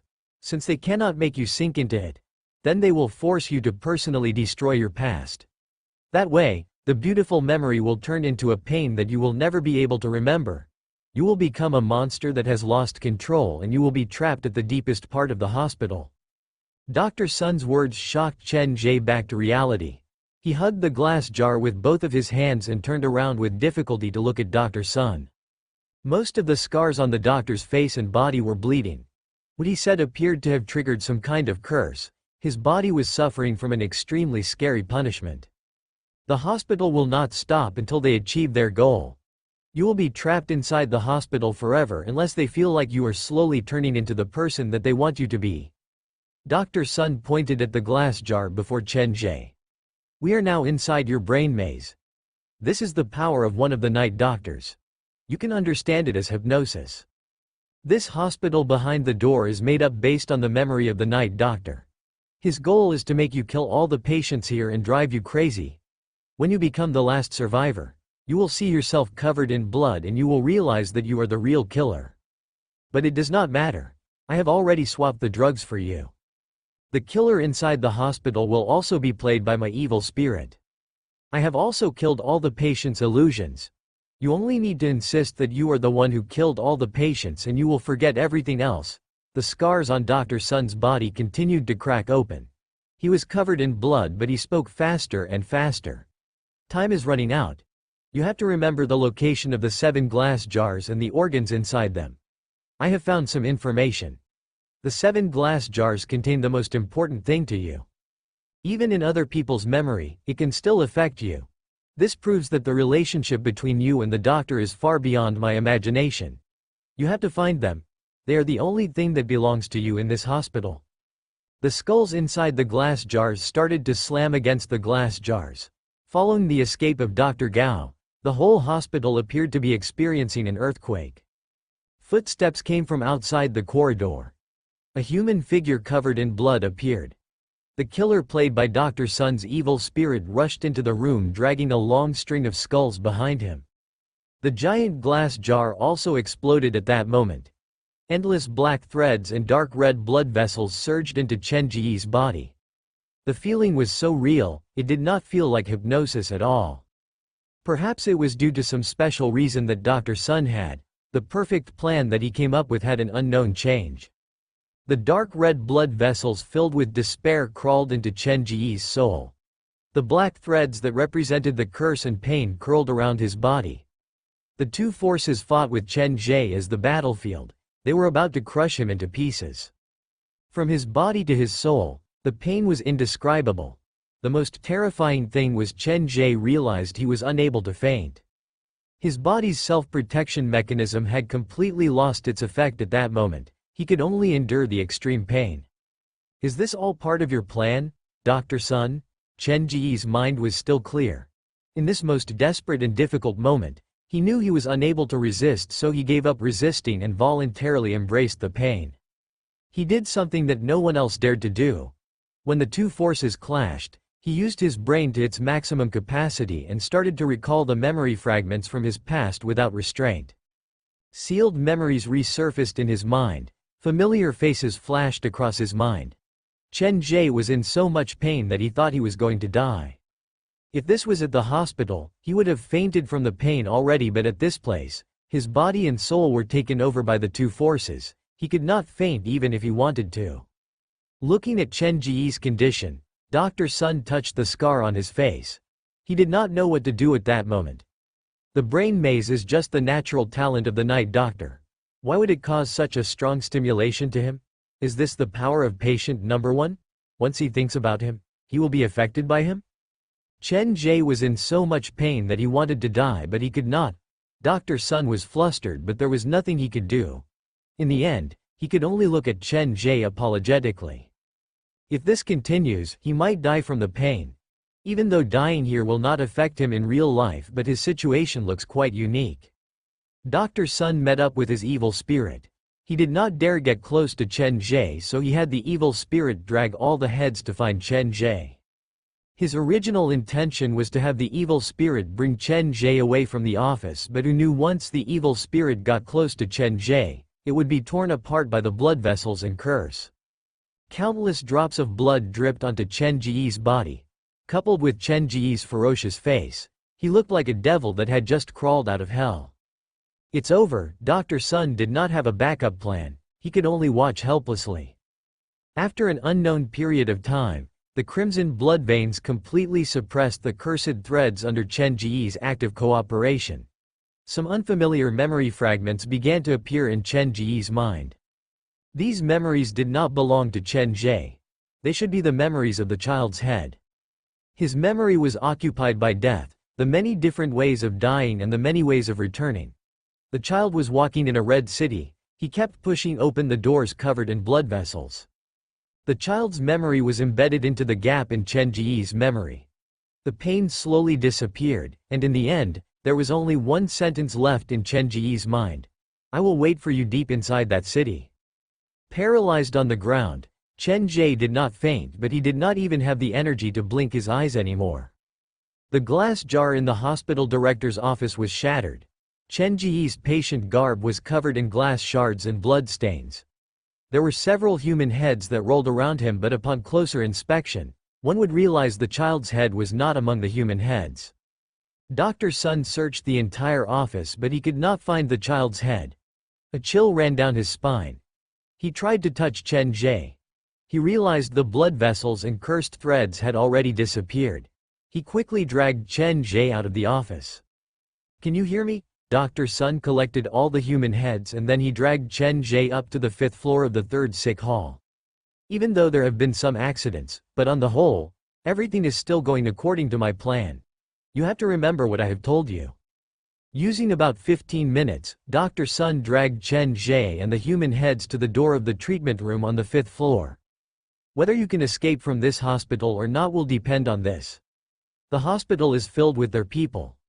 I will not be able to communicate with you. Once you leave this place, you will have to rely on yourself. Dr. Sun held Chen Ge's hand and pushed open the door. Then he pushed Chen Ge and all the human heads into the sick room. You have to find your real self. Dr. Sun closed the door.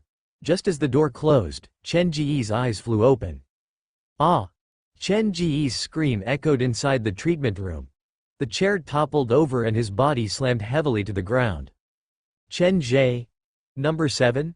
The ticking sound of the mechanical watch weakened. Dr. Gao and the other patients turned to look at Chen Ge. At that moment, Chen Ge appeared to have lost his mind. He kept screaming and screaming. Why are you still alive? Why are you still alive? Chen Ge waved the newspaper that he was holding with all his might. In the process, he cut his finger. Blood soaked the paper and it fell to reveal the sharp shard of the mirror inside. Moving his eyes, Chen Ge saw his own face in the mirror. He appeared to be in great shock. Murderer. He is the murderer. He is the one who killed all of you. The mirror fell to the ground and shattered into several pieces. Every piece of the mirror reflected Chen Ge's own face. Dr. Gao, who was sitting on the chair, slowly stood up. He put away the mechanical watch on the table. The ticking sound disappeared. The other patients slowly returned to normal. They were just slightly pale, but Chen Ge appeared to have really lost his mind. Inside the hospital, you have killed everyone. Dr. Gao took out a document and started to jot down something on it. The other patients looked at Chen Ge with fear in their eyes. The treatment ends here. Chen Ge will stay behind. The rest of you can return to your respective sick rooms. After the patients left, Dr. Sun and Dr. Gao tried to communicate with Chen Ge, but unfortunately Chen Ge appeared to be too traumatized. He started to ramble nonsense and his behavior became more and more abnormal. Looking at Chen Ge, who had lost his mind, Dr. Gao thought for a long time before he wrote down the word recovered on one of the pages of the file. After he finished, he passed the patient's record to Dr. Sun. You have been following him inside the brain maze. Did you notice anything strange? Everything is going according to the treatment plan. In a way, I can say it is very successful. The scar on Dr. Sun's face kept leaking blood. He looked quite scary. Dr. Gao appeared to know some of the rumors about Dr. Sun as well. When he saw Dr. Sun also write down the word recovered on the file, he sighed in relief. Bring the file to the vice hospital director. Hopefully our first cooperation will be successful and hopefully this will be our last cooperation. Then Dr. Gao opened the door to the sick room. 5 hospital workers walked out from the locked rooms on both sides. They worked together to drag Chen Ge towards the quarantine area. When only Dr. Sun was left inside the treatment room, he flipped through Chen Ge's file. His finger randomly tapped on the table. He knocked 6 times in total. Chen Ge, who was struggling with all his might, heard the 6 knocks. He realized Dr. Gao's expression was slowly changing, but Dr. Gao himself did not realize it. Night doctors have a kind of talent. I believe it is called brain maze. This kind of talent appears to be triggered by sound. It is similar to the ticking sound of the mechanical watch inside Dr. Gao's pocket. A speculation appeared in Chen Ge's mind. When Dr. Sun first entered the treatment room, he knocked on the door 6 times. At that time, Dr. Gao had not taken out his watch yet. In other words, Dr. Sun had already made his move on Dr. Gao from the moment he entered the room. Dr. Gao used his talent to treat Chen Ge, but before Dr. Gao used his talent, Dr. Sun had already made his move on Dr. Gao. The plan was very intricate, but even with such a perfect plan, there was still an accident at the last moment. There was now an additional memory of a third person in Chen Ge's mind. The child's skull appeared to have crawled into his mind through some kind of method. To trick Dr. Gao, Chen Ge screamed at the top of his lungs. He was crazier than a madman. In the end, he was tied to the bed inside the quarantine zone. Before Dr. Gao left, he poured out 5 white pills from the bottle and shoved them into Chen Ge's mouth. After forcing Chen Ge to swallow them, he left the quarantine zone with the few hospital workers. After screaming for a long time, Chen Ge slowly lost consciousness. The morning sun shone on Chen Ge's face. He stared out the window silently. Last night was the most dangerous night he had ever experienced since he entered the hospital. If not for Dr. Sun, he would have already decided that he was the murderer. A human's determination needed to be supported by some key character. If even Chen Ge started to doubt himself, then the chance of him winning was practically zero. Even though last night was dangerous, the reward was too much. I have gained a general understanding of this hospital. At the last moment inside the brain maze, when the blood vessels were fighting with the black threads, I managed to unlock many memory fragments from my past. The most important thing is, I now know the location of the 7 glass jars. Many unfamiliar names and some unfamiliar experiences appeared in Chen Ge's mind. I need to go to the location of the 7 glass jars as soon as possible and try to leave this hospital as soon as possible. He had already remembered many things, but those memories could not be linked together, they were just scattered images. Bang bang bang. The knocking came. Dr. Gao and 2 hospital workers entered the room. The 3 of them stood beside the bed. They did not say a word, but they simply looked at Chen Ge. Dr. Gao, Chen Ge showed a reluctance to face Dr. Gao. Last night, did I? For a long time to come, you probably won't be able to move back to a normal sick room. You haven't forgotten what happened last night, have you? You should still remember the feeling of a sharp weapon slicing through their skin. Dr. Gao looked at Chen Ge with disappointment. If not for the fact that Chen Ge had discovered Dr. Gao had written the word recover on the file, he probably would have been tricked by Dr. Gao. Stop talking. Chen Ge's emotions were instantly agitated. He seemed to be unable to accept that he had killed multiple people in one night. I know you are in pain, but if you are not willing to abandon those stories that you have made up, your life might be ruined just like that. Dr. Gao said earnestly, this is the most exciting time of your life. Are you willing to become a monster that everyone avoids? I just want to be like everyone else. I just want to live the simplest life and not have to suffer this kind of pain anymore. The source of your pain is those delusional memories. When all those memories disappear, you will be truly cured. Dr. Gao poured out 5 pills from the bottle. Next, I will give you treatment every night to slowly erase your delusional past, but this treatment requires your full cooperation. In other words, you have to open your heart and truly be willing to erase your own memory.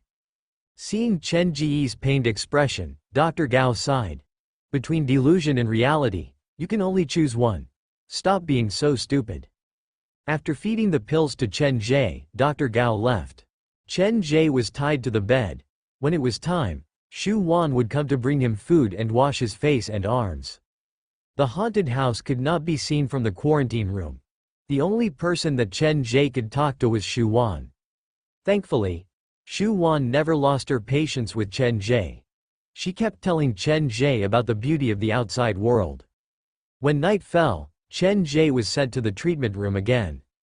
Since Dr. Sun was not there, Chen Ge did not dare open his heart. He allowed Dr. Gao to enter his heart. Whenever he heard the ticking, he would be highly nervous. Unable to drag Chen Ge into the brain maze, Dr. Gao had no choice but to use other methods of treatment. This continued for 7 days. Chen Ge's condition stabilized again. He was allowed to leave the quarantine room. With the accompaniment of the workers, he went to the garden to rest. This was the first time he had left the hospital after 7 days. Chen Ge sat on the bench that he used to rest. Not long after that, a white cat ran out from the bushes. The cat appeared to be very worried about Chen Ge. Once it saw him, it charged at him. When Chen Ge saw the white cat, he knew that his chance had come. He avoided the worker's gaze and hugged the white cat's head. A cat has appeared in the human world. You're the anomaly but also the key. OL, bye, help me stall that worker. Chen Ge subconsciously called out the name OL, bye. This was a name that he remembered last night. He had a feeling that this name might be related to the white cat. Tilting its head, the white cat made a confused expression. It blinked its multicolored eyes like it was saying, "You appear to be a broken man." The worker saw the white cat and was approaching. Chen Ge did not want to miss this opportunity. The back of his hand voluntarily rubbed against the cat's paw. To avoid harming Chen Ge, the white cat retracted its paw. However, Chen Ge started to toss the white cat at the worker. He shielded his arm like he had been scratched. How could there be a cat at the hospital? Chen Ge yelled at the worker first. He shouted the question out of the worker's mind. While the worker was busy chasing after the white cat, Chen Ge returned to the 3rd sick hall alone. He followed the route in his memory and came to the 7th floor. Time is limited, I need to hurry. Very few people came from the 5th floor of the 3rd sick hall. The place was very quiet. Chen Ge did not run into any patients or doctors. Pushing open the door to the director's office, a pungent stench drifted out from inside the room. Without hesitation, Chen Ge rushed into the room. The layout of the office was similar to Chen Ge's memory, including the giant glass jar that was placed in the middle of the table. Looking at the child's head inside the jar, the memory that belonged to a third person in Chen Ge's mind was activated. The world before his eyes changed at 1 second. The originally empty office was filled with endless black threads. Various kinds of malicious curses surrounded Chen Ge. Is this the real appearance of a hospital? Since he had already come this far, Chen Ge would not retreat. When he took a step forward, he realized the curses and black threads did not attack him but they were staring at something behind him. Turning back to look, Chen Ge realized there was an illusion of a human head where he was standing earlier. This illusion was similar to the head inside the jar yesterday. This child's head followed me out from the brain maze? Aren't the things inside the brain maze all made up from memory? Chen Ge had a feeling the head behind him was just an illusion made from memory. Someone had used this illusion to attract all the curses inside the office to create the condition for Chen Ge to enter the maze. I have a feeling other than Dr. Sun. There are other people helping me at this hospital. Dr. Sun is just being used by them.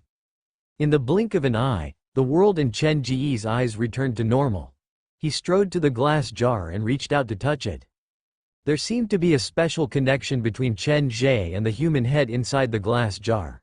When his hands touched the surface of the glass jar, the child's head that looked like a specimen started to slowly turn. Everything was similar to the simulation inside the brain maze, but in real life, Chen Ge could not see the battle between the black threads and the blood vessels. "I feel like you belong to me." Chen Ge looked at the human head inside the glass jar and a strange feeling rose in his heart. It was as if his own head was placed inside the jar. The child's broken face was stuck to the surface of the glass jar. He had no eyes and the two dark holes on his face stared at Chen Ge. The two stared at each other. Slowly, Chen Ge saw another version of himself inside the child's dark eyes. His consciousness slowly blurred.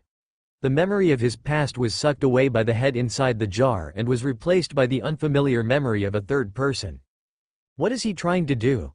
The removal of the memory meant that he was slowly losing himself, but Chen Ge did not feel any fear or anxiety. It was as if the two of them were making a trade of equal value. The hole in his mind was filled by the child's memory and the child had obtained his past memory. Chen Ge's mind was slowly emptied. All the locked memory fragments were sucked away by the head inside the glass jar. All that was left in his mind were the memories that he had unlocked earlier. Could it be that he wants to help me unlock the lock in my memory? Whenever Chen Ge tried to remember the past, he would feel a headache. Most of the time, even if he resisted the pain, he would not be able to unlock the most important memory. Now that the head had sucked away the locked memory in Chen Ge's mind, it appeared to be worried that Chen Ge would be exposed, so it actively filled up Chen Ge's mind with other memories. Those memories that belonged to a third person sank deep into his mind and it was unclear what they were for. After waking up, Chen Ge felt the lock in his mind being unlocked. His whole body felt lighter, like there was another force helping him to shoulder the pain and despair. Chen Ge's hands kept moving around the glass jar. After he realized he could not trigger anything anymore, he quickly retreated and returned to the quarantine area. Of the 7 glass jars, I've only come into contact with one so far. I can't make a conclusion yet. Chen Ge lay in the isolation room for a few minutes before the nurse arrived. When he saw that Chen Ge was obediently staying in the room, he sighed in relief. "I'm going to sleep. Remember to close the door when you leave." Chen Ge covered himself with the quilt and went to sleep. The caretaker did not find anything unusual, so she did not report what happened in the morning to Dr. Gao. At night, Dr. Gao and Xu Wan entered the quarantine area. They tried to persuade Chen Ge again, hoping that Chen Ge would take the initiative to cooperate with the treatment. Only by opening his heart and eliminating the negative memories brought about by his paranoia could he be reborn. This time, Chen Ge did not resist. After he touched the glass jar with the human head, most of his memories of the past had been sucked away. He had nothing to be afraid of now. After midnight, the treatment went very smoothly. Even Dr. Gao was surprised by how effective the treatment was. It managed to erase most of the memory fragments in Chen Ge's mind in one go. Dr. Gao gave it some thought, and he believed the main reason was because Chen Ge had given up on his paranoia and decided to embrace a new life. Honestly, Chen Ge was the most determined patient that Dr. Gao had ever encountered. For the hospital to completely cure a patient, the first step was to erase the patient's past memory, and the second step was to reconstruct the patient. There were still a few more steps after that, and it was a long process. For this patient, Chen Ge, just the first step to erase his past memory took more than half a month. In the end, it was only with his voluntary cooperation that there was a glimmer of hope for success. Not only Chen Ge, Dr. Gao was tired as well. The treatment is very effective. If this continues, you will be able to leave the hospital smoothly. After a long time, Dr. Gao finally had a smile on his face. The hospital's care for Chen Ge gradually relaxed, but they still did not allow him to return to the normal sick room, and they did not allow him to interact with other patients. Most of the time, it was Xu Wan who accompanied Chen Ge. She took care of him meticulously, and there were always endless topics to talk about. In this hospital, Xu Wan seemed to represent beauty. During this period of time, Chen Ge also tried to find various opportunities to enter the offices of the previous hospital directors. Every time it was a close shave, there was always someone helping him in the dark. After Dr. Gao treated him 3 times, Dr. Sun appeared again and brought Chen Ge to meet the deputy hospital director. This deputy hospital director gave Chen Ge a very strange feeling. He felt like he had seen him somewhere before, but he had no memory of him at all.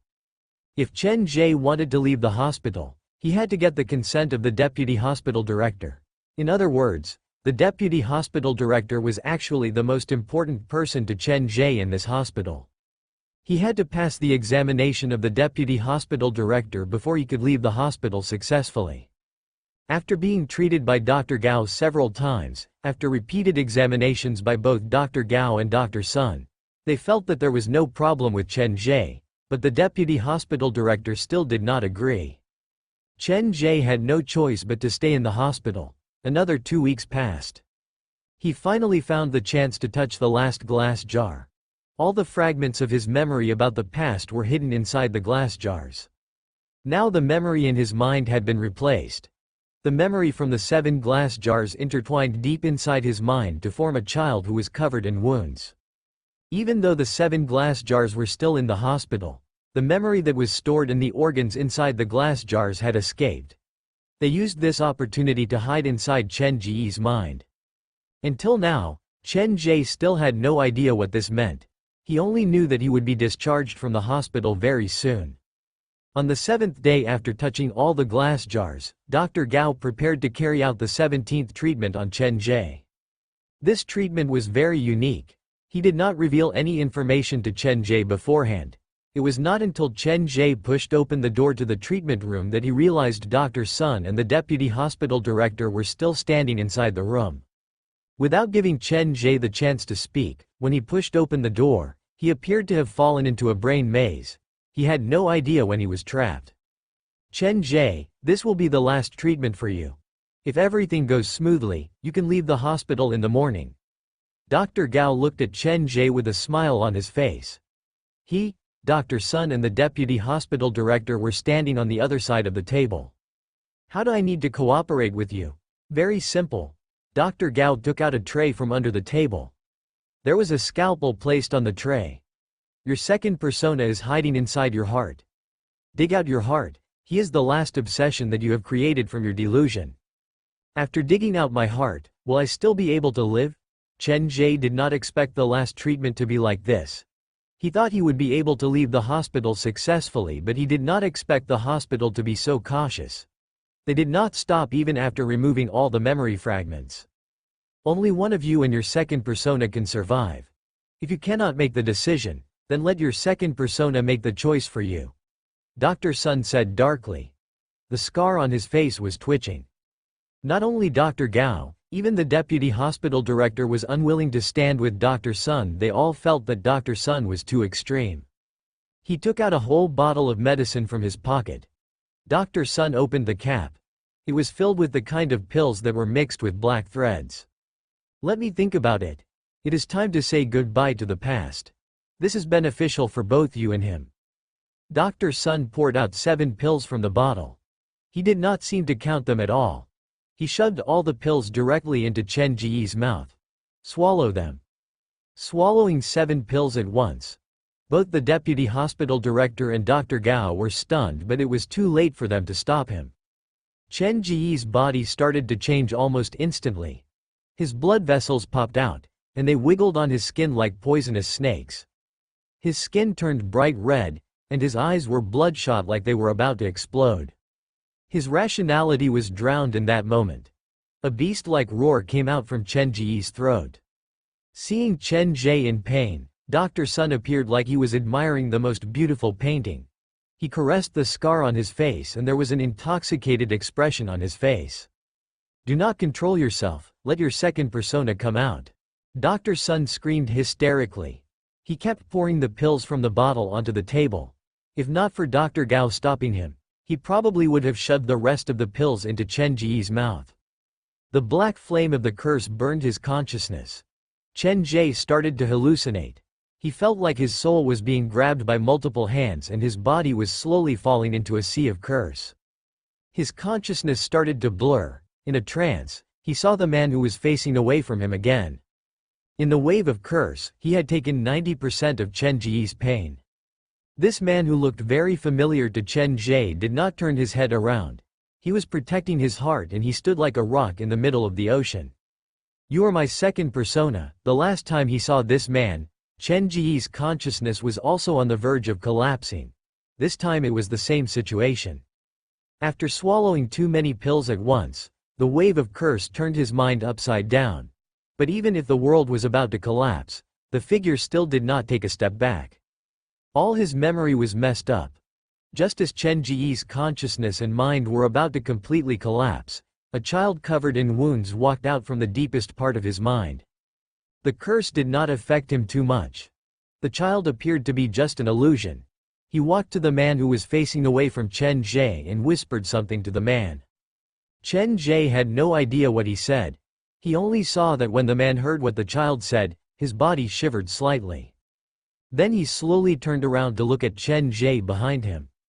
This was the first time that Chen Ge saw the man's face. The man that Dr. Gao called his second persona looked completely different from Chen Ge. His eyes were hiding a melancholy that could not be dispelled. There was not a single piece of skin on the front of his body that was not damaged. Who is he? Why is he standing before me even though he is so injured? The man had no idea how many curses the man had endured. There were so many that he could not even count them all. He looked at Chen Ge silently. He slowly let go of his hands and handed the heart that he was protecting to the child. The child hid the heart in the deepest part of his mind. The man used the last of his energy to smile at Chen Ge and then he turned around and jumped into the black sea of curse. Enduring the indescribable pain, Chen Ge was also swallowed by the black wave. After who knew how long, when Chen Ge reopened his eyes, he saw a bloody scalpel and a beating heart placed on the tray before him. Chen Ge, your last treatment has been very successful. When your second persona took over your body, he voluntarily carved out his own heart and left your body. The vice director and Dr. Gao each said that. The kind smile on their faces formed a sharp contrast to the bloody heart on the tray. With a pale face, Chen Ge looked at the heart on the tray. His body slowly collapsed. Can a person still live without a heart? His eyes flew open. Chen Ge's body slumped heavily to the ground. He gasped for air. You have completed the last treatment and you have made the most correct choice. You have killed your past self. From now on, you will welcome a new life. The vice director personally helped Chen Ge up from the ground. He and the two doctors wrote down something on a document. Bring him back to the normal sick room. We can start the discharge tomorrow. Since the vice director had personally given the order, Dr. Gao also felt relieved. This most troublesome patient was finally going to leave this place. He supported Chen Ge out of the treatment room. The vice director and Dr. Sun pointed at the document and they kept arguing about something. Returning to the normal sick room, Chen Ge collapsed on the familiar bed. Extreme exhaustion swallowed him instantly and he soon fainted. Early the next morning, the bright sunlight outside the window shone on his face but he only felt chills all over his body. That is not my second persona at all. What kind of choice has he made in the vice director's brain maze? And who is the heart that the child took from him? After more than a month of treatment at the hospital, the doctors felt that Chen Ge had fulfilled their requirements, but in reality, not only had Chen Ge not changed, if anything, he was even more wary of the hospital. A crazy thought even appeared in his mind. If there was a chance, he would definitely destroy this place. Initially this thought was not that strong, but during the last treatment, after the man who had been helping Chen Ge to resist the curse left, his mind was now filled with similar thoughts. Kill your past self and welcome a new life, Chen Ge said to himself. This appeared to be a habit that he had developed since a long time ago. He always liked to say things that no one could understand. Knock knock knock, the sound of knocking came. The person knocked a total of 7 times. The sick room door opened and Dr. Sun walked in. He looked at Chen Ge who was lying on the sickbed and only said one thing. Take a look at cabinet 29. Other than that, the real treatment has just started. After saying that, Dr. Sun moved his fingers and then turned to leave. Fabricating new memories for me, making me almost kill my own roommate and using hypnosis and drugs to create hallucinations to torture me. This is only the first step of the treatment. Chen Ge's condition was very unique. He almost gave in. He had a hard time imagining what would happen to a normal patient when they arrived at the hospital. 1 hour after Dr. Sun left, Dr. Gao and Xu Wan walked into the room together. They had a good chat with Chen Ge and then Xu Wan led Chen Ge to the patient's storage room. Opening the door of the storage room, Chen Ge stood before his own cupboard. He looked carefully for the wedding ring that Dr. Sun mentioned, but he did not find anything. "This is all you have. You can change your clothes here. I will go out and wait for you." Xu Wan said that she was going to leave, but she did not move. She hesitated for a long time before she suddenly passed a piece of paper to Chen Ge. "This is my phone number and social media account. After you leave this room, if your condition worsens, you can contact me at any time." "Okay." Seeing Chen Ge accept the piece of paper, Xu Wan then left. Closing the door of the storage room, Chen Ge started to change his clothes. He found a black phone with a cracked screen inside his shirt pocket. Probably due to the lack of battery, the phone could not be turned on. Other than that, there was his identification, proof of recovery and a thick file inside the cupboard. It recorded his daily medication and physical reaction.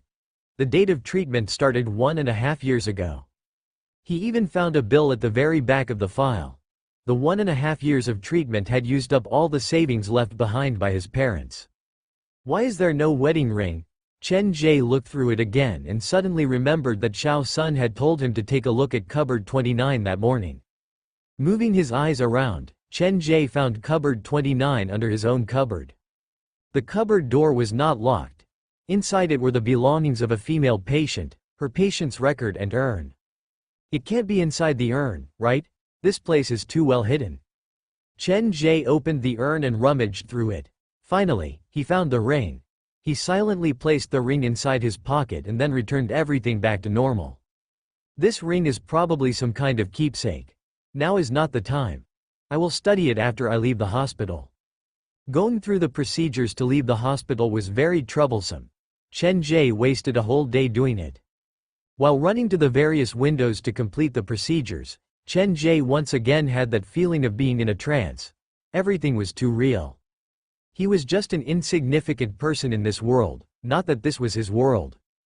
As the sun set, Chen Ge carried his bag and walked out of the hospital. He looked back at the huge building complex behind him and vaguely felt that someone was standing behind the window and looking at him. I will probably return to this hospital, but I will not be using the identity of a patient anymore. Crossing the road, Chen Ge came to the theme park opposite the hospital. It's already too late today. Tomorrow, I'll go take a look at the haunted house at this theme park. The haunted house was Chen Ge's obsession, and he was curious why there were so many things related to the haunted house in his memory. I only have a few dozen yuan in my pocket. I need to find a place to spend the night. Chen Ge sat on the curb and flipped through the documents that he had brought out from the storage room. They contained information about him and his parents. My home is in western Shanghai. Chen Ge had no recollection of that at all.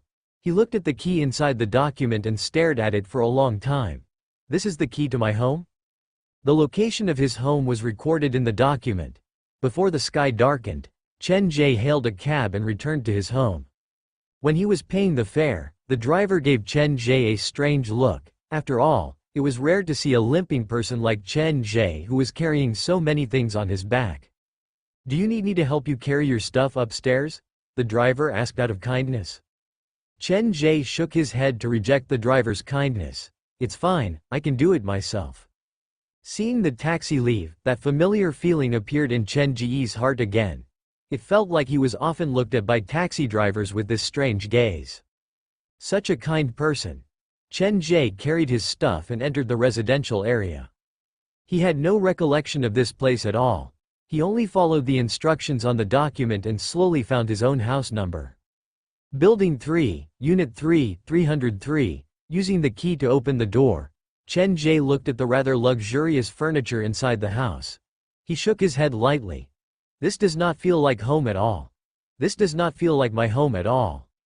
After a simple cleaning of the house, Chen Ge did not have dinner. He hugged his bag and lay in bed. Night fell. Chen Ge did not switch on the light. He blended in with the darkness and looked at the city that was far away through the window. There are very few things about my parents in this house. The few pictures that I have do not show anything unusual, and I cannot use them to find any clues. Chen Ge turned the whole house upside down, but he did not find anything useful. His only hope now was the black phone with the broken screen. Turning back to look at the phone that was charging, Chen Ge noticed that the phone appeared to be broken. It could not be charged and it could not be switched on. Dr. Sun said that the treatment has just started, but I have already left the hospital. Is this not the end of the treatment? Chen Ge went through everything that he had experienced at the hospital. He came up with a plan for himself. Tomorrow, I will go visit my parents first and then I will go for the interview at the haunted house. To survive in this city, I need a job. That haunted house is very suitable for me. Drowsiness washed over him and Chen Ge fell asleep without knowing it. The next morning at around 8 a.m., Chen Ge contacted the police officer who was responsible for his parents' case based on the information on his file, Li Sanbao. This old police officer was very kind. After he found out about Chen Ge's situation, he personally led Chen Ge to visit his parents. Your parents left very suddenly. At the time, you were in a coma and your mind was not clear. I had no choice but to contact your parents' friend and ask him to come and help you and your parents. Li Sanbao led Chen Ge to the graveyard at the countryside of Xinhai. He placed a bouquet of flowers before the tombstone. Looking at the picture on the tombstone, Chen Ge slowly squatted down. His energy was sucked out of his body and he collapsed to the ground. Li Sanbao sighed softly and walked away. Several minutes later, Chen Ge stood up from the ground. His expression returned to normal. Uncle Sanbao, who is the friend who helped me after the accident at my home. I wish to go and thank him in person. His name is Luo Jin. He is your parents' best friend and he is a famous real estate developer in Xinhai. Luo Jin? Yes, I will give you his number. Li Sanbao saw that Chen Ge's mental state was very stable and he completely relaxed. After leaving Luo Jin and his number, he left the graveyard. The people in this city appear to be all good people. Chen Ge's own black phone could not be used. He placed the paper with the number in his pocket and took the bus to Xinhai theme park. His legs had not fully recovered, but Chen Ge could not wait any longer. He used the change that he found at home to buy the park tickets. He walked past the various attractions and headed towards the haunted house at the western side of the theme park. The further he walked to the west, the fewer the visitors. Slowly, the laughter and chatter of the visitors disappeared from Chen Ge's ears. He was the only person left on the road that he was walking. Stopping next to the sign at the theme park, Chen Ge looked at the haunted house that was built at the end of the road. A woman in a red dress stood at the entrance of the haunted house. She was holding a thick stack of flyers and she was playing with a large white cat. The familiar setting, the familiar people, the familiar cat, Chen Ge felt like this was his home. He walked out from the side of the sign. When he was about 10 meters away from the haunted house, the large white cat already saw him. The white cat instantly struggled free from the woman's hand and charged at Chen Ge. I was forced to leave you behind last time. Chen Ge picked up the white cat and rubbed its head. The happiest time at the hospital was when I was rubbing your head. Chen Ge? You've been discharged from the hospital? The woman in red also saw Chen Ge. She jogged all the way to Chen Ge's side. Yes, I have fully recovered from my illness. Chen Ge took out the doctor's certificate from the backpack that he carried with him. He appeared rather shy before the woman in red, like he rarely talked to girls. Congratulations. The woman in red also felt happy for Chen Ge from the bottom of her heart, but moments later, she turned to look at the white cat with some reluctance. I have fed this big cat for so long, but once it saw you, it immediately shook my hand off. Probably because it has not seen me for so long. Are you here to pick up this cat? The woman in red reached out to touch the white cat in Chen Ge's arms. You're right. Now that you've been discharged, it's time for you to take it home. In the future, don't leave it alone at home anymore. Cats can be lonely. I am not here to pick it up. After Chen Ge said that, both the white cat and the woman in red turned to look at him. Then why are you here? I am here to apply for a job. Chen Ge put down the white cat and a warm smile appeared on his face. Apply for a job? The woman in red and the white cat were dumbfounded. Why so sudden? Yes, before the car accident, I was working at a haunted house, so I have a lot of experience. I believe that with my participation, we will be able to change the status quo of our haunted house. I am confident that we will become the most famous haunted house in Shanghai. Chen Ge carried his backpack and said confidently. I do not mind, but the problem is, the woman in red smiled bitterly. I do not wish to lie to you. Currently, my family's haunted house is struggling to make ends meet. In other words, we are running on borrowed money. If we hire another employee. Can you bring me in for a tour? Chen Ge very naturally walked to the woman's side. I have bought a pass to the theme park. Okay. The woman in red pulled back the fence and pulled back the thick curtain. She led Chen Ge into the haunted house. Using his hands to touch the wall, his fingertips touched the props in the corner. Chen Ge felt his whole body relax. He was familiar with all of this, it was like something that had seeped into his bones. Currently, our haunted house only has 2 scenarios open. One is Night of the Living Dead, and the other is Night of the Dead. Which one do you want to visit? Let's start with Night of the Living Dead. Without needing the woman to lead the way, Chen Ge pushed open the door and walked in.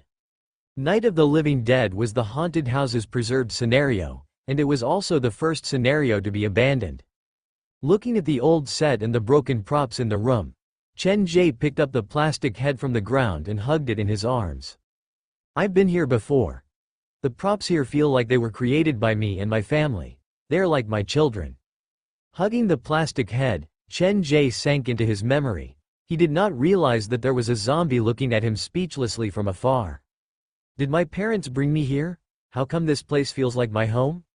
Even if the brain had forgotten the past, the body would still remember the past. This should be the feeling that was etched into one's bones. Walking down the path that was covered in blood and human organs, touching the dead bodies hanging upside down on the roof, smelling the faded scent of red paint in the house, Chen Ge arrived at the first scare point.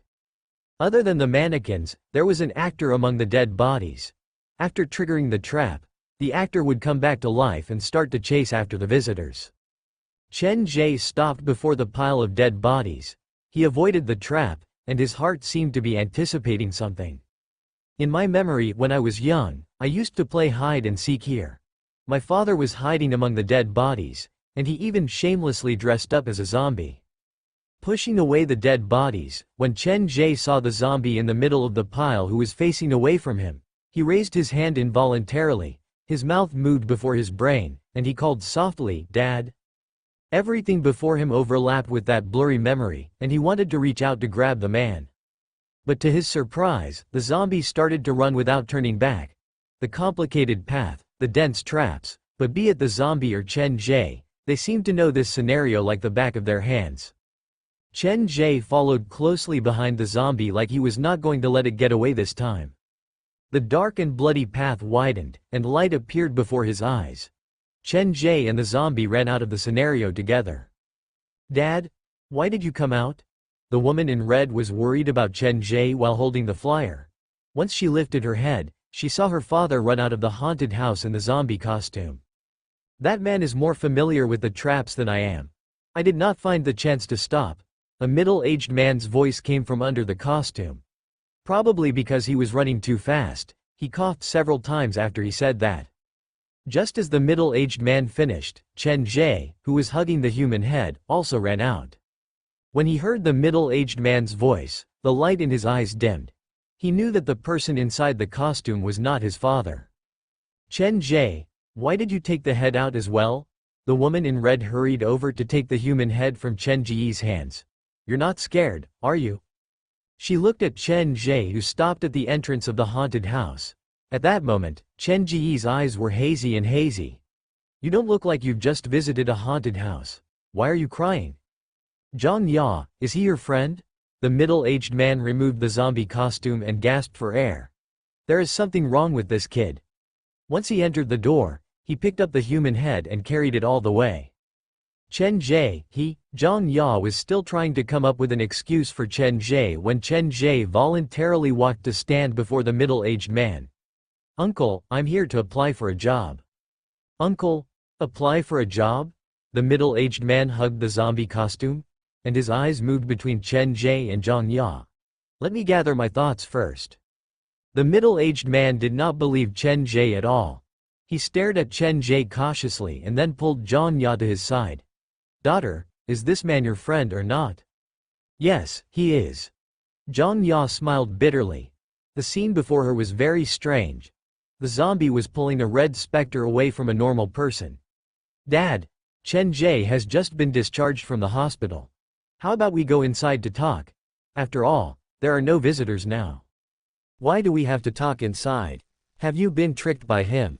He entered our haunted house like it was his own home. Before I even activated the mechanism, he already knew where we were. This man must have been planning this for a long time. The middle-aged man was still nagging. Zhang Ya seemed to feel embarrassed and forcefully pushed the middle-aged man into the haunted house. I'm not done yet, Chen Ge. Come in and talk. Zhang Ya led Chen Ge into the haunted house again. She had Chen Ge sit down at the spot where the visitors usually signed the disclaimer. There's a bottle of mineral water on the table. Sit here for a while. I'll go call my mother. If she agrees, you can work here from now on. What do you mean he can work here with your mother's permission? I don't agree with that. Zhang Ya's father's position in the family appeared to be quite low. While he was talking, Zhang Ya had already run to the second floor. Chen Ge and the middle-aged man sat on opposite sides of the table. The middle-aged man felt the awkwardness in the air, but it was Chen Ge who felt at ease. About a minute later, Zhang Ya and a woman who was slightly shorter than her walked over. Perhaps due to the ghost makeup, the woman did not look like Zhang Ya's mother but more like Zhang Ya's big sister. Mom, he's Chen Ge who came to apply for the job. Zhang Ya and the middle-aged woman sat in the middle of the table. The woman looked at Chen Ge carefully and shook her head after a while. It's not that I don't want to hire him. It's just that this young man looks so friendly and sunny. I'm afraid that he won't be able to scare people by pretending to be a ghost, Zhang Ya's mother said earnestly. After hearing what Zhang Ya's mother said, Chen Ge smiled shyly. Auntie, actually, I used to work at a haunted house. How about this? You can try me out for half a month. If I do not bring a big change to our haunted house, I will not ask for a salary. I've long seen that you have ulterior motives. Working for nothing for half a month? No salary? Are you here to get close to Zhang Ya? The middle-aged man was wearing a rather bulky zombie outfit. He waved his hands. I disagree. Not everyone can become a haunted house actor. To scare the visitors, you have to learn many things. He stood up from his seat. Kid, we might not have many visitors now, but a few years ago, we were the most famous haunted house in Shanghai. We are professionals at scaring visitors. Uncle, don't call me uncle, it gives me goosebumps. Uncle, I have the same opinion as you. The haunted house industry is not just about scaring people. A good haunted house can help the visitors to release their negative emotions and bring them an immersive experience. I understand what you're saying.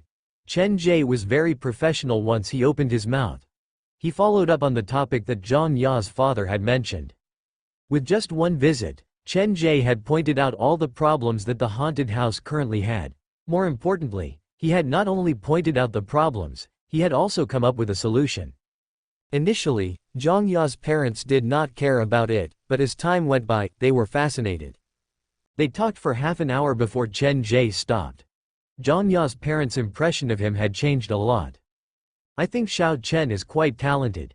How about we let him work for half a month? Zhang Ya's mother turned to look at Zhang Ya's father. Zhang Ya's father, who was initially against Chen Ge, was swayed. That's not impossible. Then, it's decided. Zhang Ya's mother looked at Chen Ge with a smile. Whether it is effective or not, we will still pay you your salary.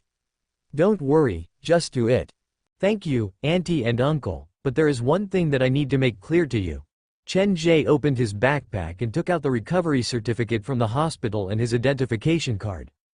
I don't want to hide anything from you. Zhang Ya said that I just got out of the hospital, but actually, I got into a car accident and suffered from a serious case of paranoia.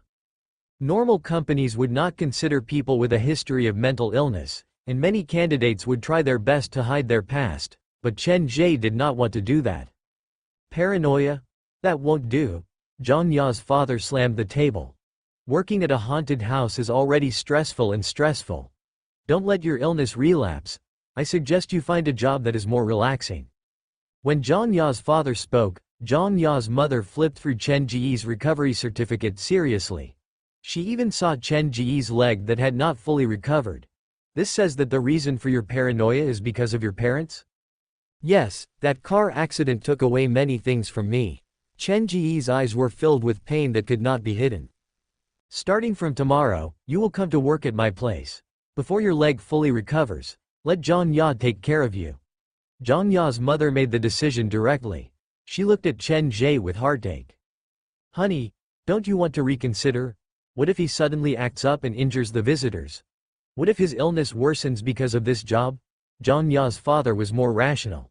You're making such a hasty decision. Whose child is not a child? I disagree. Are you kidding me? How can a haunted house hire someone who has suffered from paranoia as an actor? Zhang Ya, bring Chen Ge around to familiarize him with our haunted house. Zhang Ya's mother ignored the middle-aged man. Okay. Zhang Ya happily grabbed Chen Ge's arm and walked up to the second floor. Behind them was the middle-aged man's dissatisfaction and nagging. My father is quite talkative, but he is a good person. He has saved children from drowning, cooperated with the police to solve a case, and even won a medal from the city. Zhang Ya held Chen Ge's arm. Due to the narrow corridor inside the haunted house, the two of them were very close to each other. Your father is quite impressive.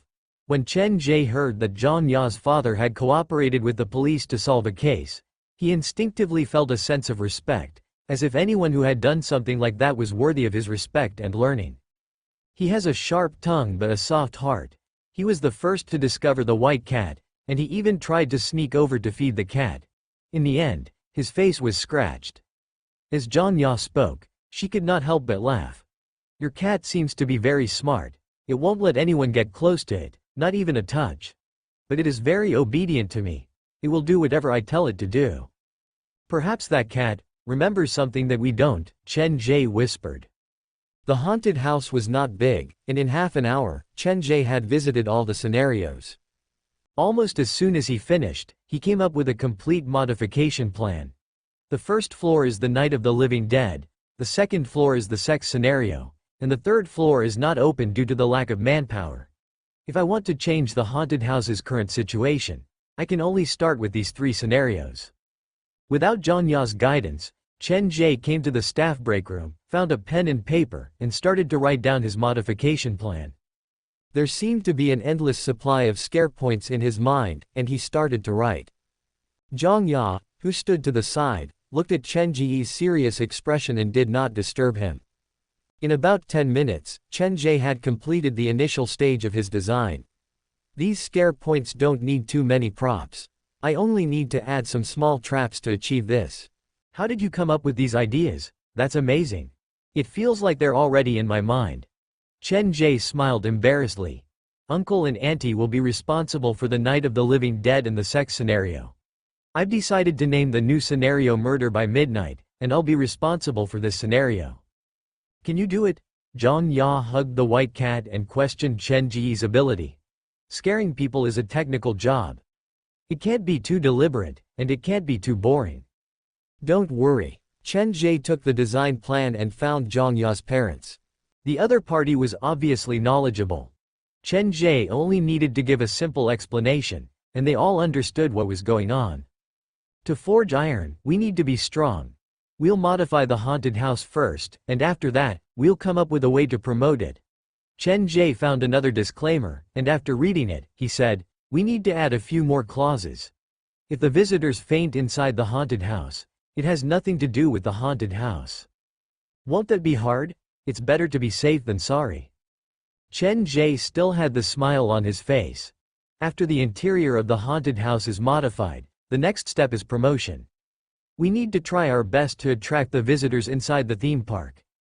After that, we can use short videos and live streams to increase the popularity of the haunted house. I have many good video ideas. But we can't rush this. We need to do it slowly. The number of fans will increase, and eventually, there will be a qualitative change. Just leave the filming to me.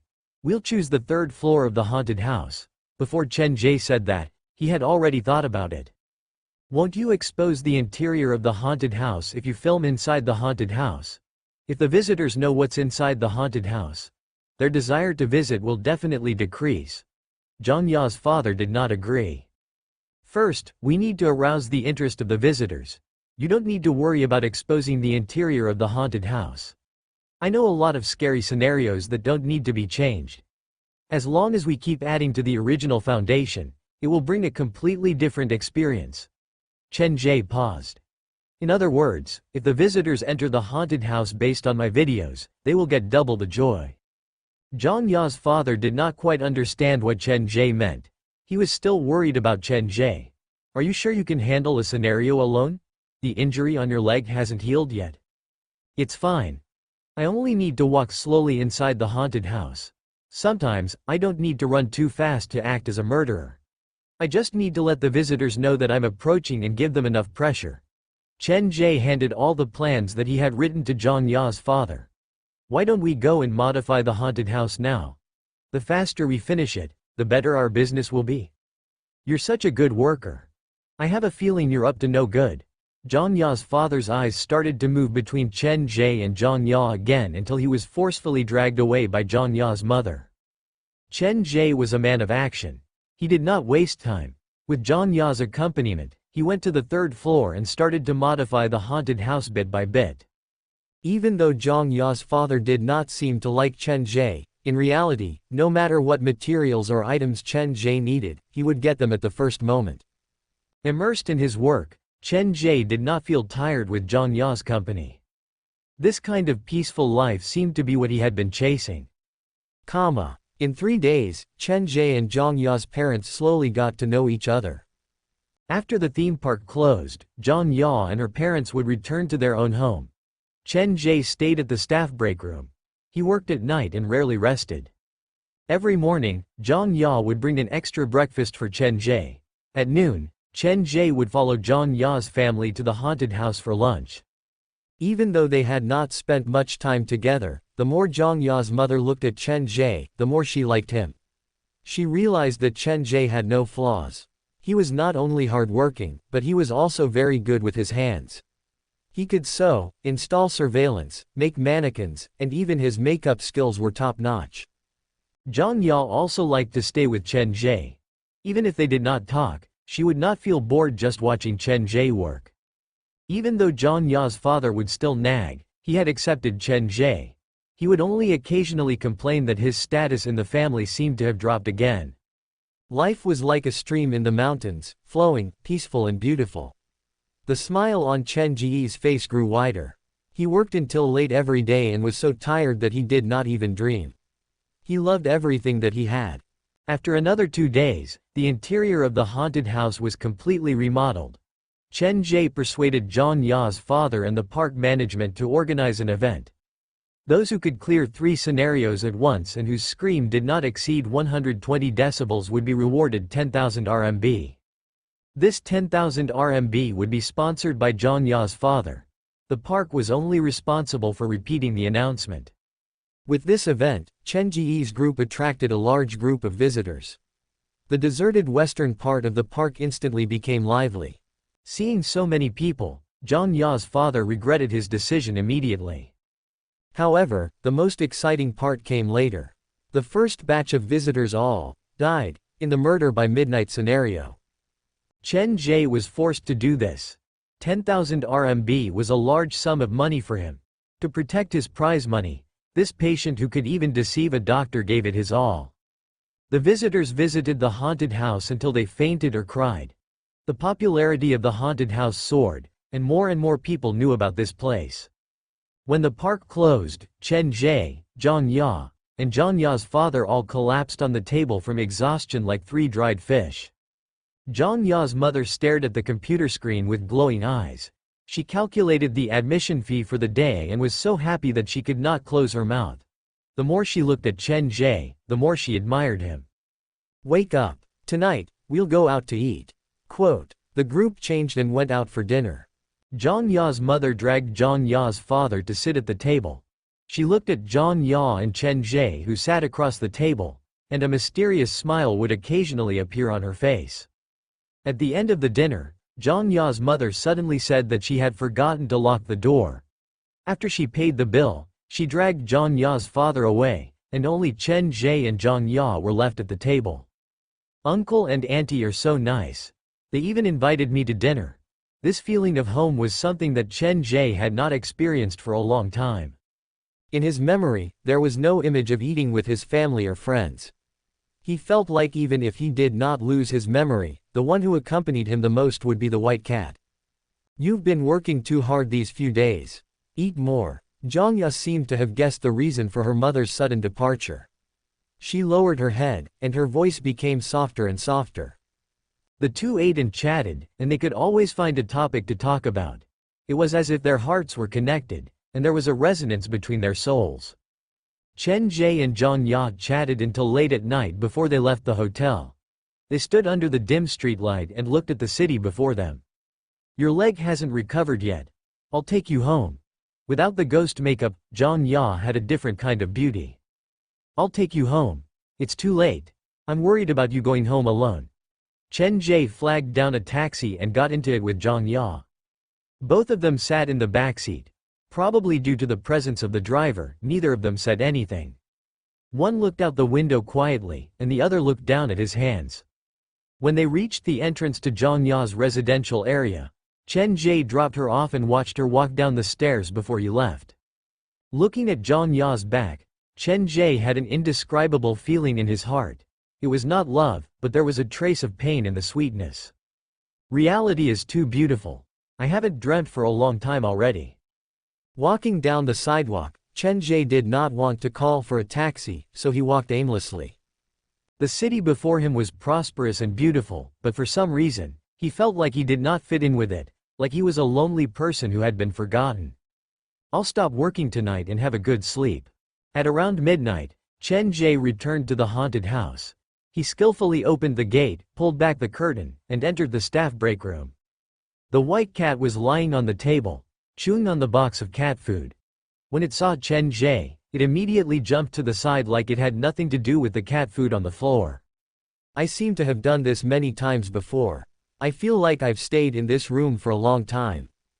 Initially, Chen Ge had thought that he could deal with everything calmly, but now he realized that he was not as strong as he thought he was. He could face all kinds of crazed murderers and curses, but when he was in the same car as Zhang Ya, he would feel nervous. What have I been chasing? Lying on the wooden bed, Chen Ge felt as if his body had sunk into the quilt. His whole body was wrapped in warmth. His fatigue gradually dissipated, and drowsiness slowly came over him. Early the next morning, Chen Ge was woken up by the alarm clock. He entered the bathroom to wash his face and then looked at himself in the mirror. I didn't dream again last night. This was the first time Chen Ge had looked at himself properly since he had woken up. Sometimes, he even had a vague memory of his own appearance. When I was in the hospital, Dr. Gao would ask me every day if I had a dream last night. What dream? Are dreams very important to me? Chen Ge did not quite understand. In his opinion, a dream was just a dream. It was not a part of delusion, nor did it have a deep connection with reality. The water splashed onto the mirror when he was washing his face. When Chen Ge reached out to wipe the surface of the mirror, he suddenly noticed that the toilet cubicle door was open. There seemed to be a flash of lightning in his mind. He turned around and looked at the cubicle door. Slowly using his strength, Chen Ge pushed the cubicle door open. There was nothing inside it. Sighing in relief, Chen Ge's heart that had been hanging in the air returned to normal. Everything in this world is normal, but at the same time, it feels like something is not right. Without closing the cubicle door, Chen Ge walked out of the bathroom to prepare for a new day of business. The theme park opened at 9 a.m. Before it even started for business, there was already a long line of visitors. Some of them purposely came to visit the haunted house. Xiao Chen, in the future, we'll work together to clean the haunted house. Your leg hasn't recovered yet, so don't rush to do all the work. You'll collapse from exhaustion. Zhang Ya's mother took great care of Chen Ge. It felt like she treated Chen Ge like he was part of her family. It's fine. The doctor also said that exercise is good for recovery. Chen Ge led the white cat into the third-floor scenario. The midnight murderer that he played had become the haunted house's signature. Strangely enough, there were many visitors who had visited the third-floor scenario, but different visitors had different descriptions of the murderer. Some said that they saw a bloodthirsty madman on the third floor. He was hysterical and crazy, and it felt like he wanted to tear people apart when he saw them. Some said that they ran into an unfamiliar visitor on the third floor. Out of kindness, they teamed up with the stranger, but they were all wiped out. Some said that there was no murderer on the third floor, but the third floor appeared to be haunted. Chen Ge had mastered several different styles of murderers, and he could switch between them at will. It was the same person, but the feeling he gave off was different each time. Furthermore, due to the dim lighting inside the haunted house, most of the visitors thought that there were several actors hiding in this scenario. During the lunch break, Chen Ge walked out of the haunted house to ask Zhang Ya some questions. He had just pulled back the curtain and saw a few young people surrounding Zhang Ya. They seemed to be discussing something. What happened? Chen Ge sidled to Zhang Ya's side. He glanced at the few young people, and for some reason, he felt that they looked familiar. We heard that your haunted house has an event that will reward us 10,000 RMB if we can clear 3 scenarios in a row, so we bought the tickets to come here. The young man who spoke had an honest look. But who would have thought that she would say that the event has already ended?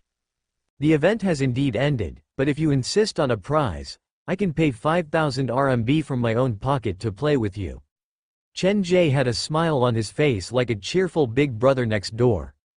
If you can successfully clear the scenario and do not scream over 120 decibels, I will reward you with 5,000 RMB, but if you fail, you'll have to advertise the haunted house to your friends and family. The reward for winning was 5,000 RMB, and there was no punishment for losing, so the few young people all agreed to it. Chen Ge, don't be rash. Zhang Ya silently pulled on Chen Ge's shirt. They are students from Shanghai Medical University. Some of them have even dissected real cadavers. They are all very brave. Shanghai Medical University? Chen Ge thought about it for a while before turning to the 2 leading students. Can you tell me your names? My name is Heshan, and this is my senior, Gao Ru Shui. Chen Ge's eyes scanned the students before stopping on Gao Ru Shui. The moment he saw Gao Ru Shui, a strange wound on the back of Chen Ge's hand started to bleed. Waves of pain shot into Chen Ge's heart like someone was hammering nails into the back of his hand. Chen Ge, your hand is bleeding. Zhang Ya pulled Chen Ge to her side. I probably accidentally touched it inside the haunted house. Chen Ge had been feeling weird about the wound on the back of his hand. His fractured leg was almost healed, but this small wound on the back of his hand had not healed, and now it had suddenly started to bleed. This was not normal. Is Gao Ru Shui related to the wound on the back of my hand? He buried this thought deep in his mind, and his expression soon returned to normal. With great enthusiasm, he led the few students into the scenario on the 3rd floor. Half an hour later, Chen Ge ran out of the haunted house with a face full of worry. Zhang Ya, come and help me. Seeing the frown on Chen Ge's face, Zhang Ya had a bad feeling. Didn't they scream? Yes. Chen Ge scratched his head. They were all scared out of their wits. I can't move them alone, can you help me? The corner of Zhang Ya's eyes twitched, and the surrounding visitors all sucked in a cold breath. After a whole 20 minutes, Chen Ge and Zhang Ya finally moved the few students out from the 3rd floor. Placed them in a cool and ventilated place. I've already performed CPR on them and checked their conditions. They're fine, don't worry. How come you're so familiar with this? Zhang Ya's family of 3 came out. Chen Ge had scared so many people out of their wits that even the park's management was shocked. Thankfully, Chen Ge did not overdo it, and it did not take long for Heshan and the rest to wake up. Just as I calculated, Chen Ge acted like he had everything under his control. When the few students left, he did not forget to say, "Come back often in the future." The reputation of the haunted house grew, and the business grew. Zhang Ya's father, who initially had a problem with Chen Ge, now praised Chen Ge whenever he met people. He even said that he had a good eye when he first saw Chen Ge's talent. Another week passed, and the haunted house's business had stabilized. There seemed to be endless good ideas in Chen Ge's mind, and he was always able to come up with new designs. The haunted house became one of the must-visit attractions at Xinhai theme park. It also gained a certain level of popularity online, and the overall income increased several times compared to before. Everything was moving in a good direction. Chen Ge made many new friends. The pain in his memory was washed away by time, and there was light in his eyes. Whenever he had free time, Chen Ge would always find Zhang Ya. He was like Zhang Ya's shadow. The two worked together during the day and ate together. After work, Zhang Ya would accompany Chen Ge for his rehabilitation training. Chen Ge's leg injury would not affect him too much anymore.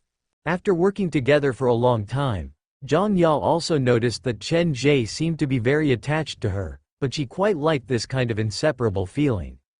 After working for a long time, on the last day of the month, Xinhai theme park needed to carry out machine maintenance and inspection.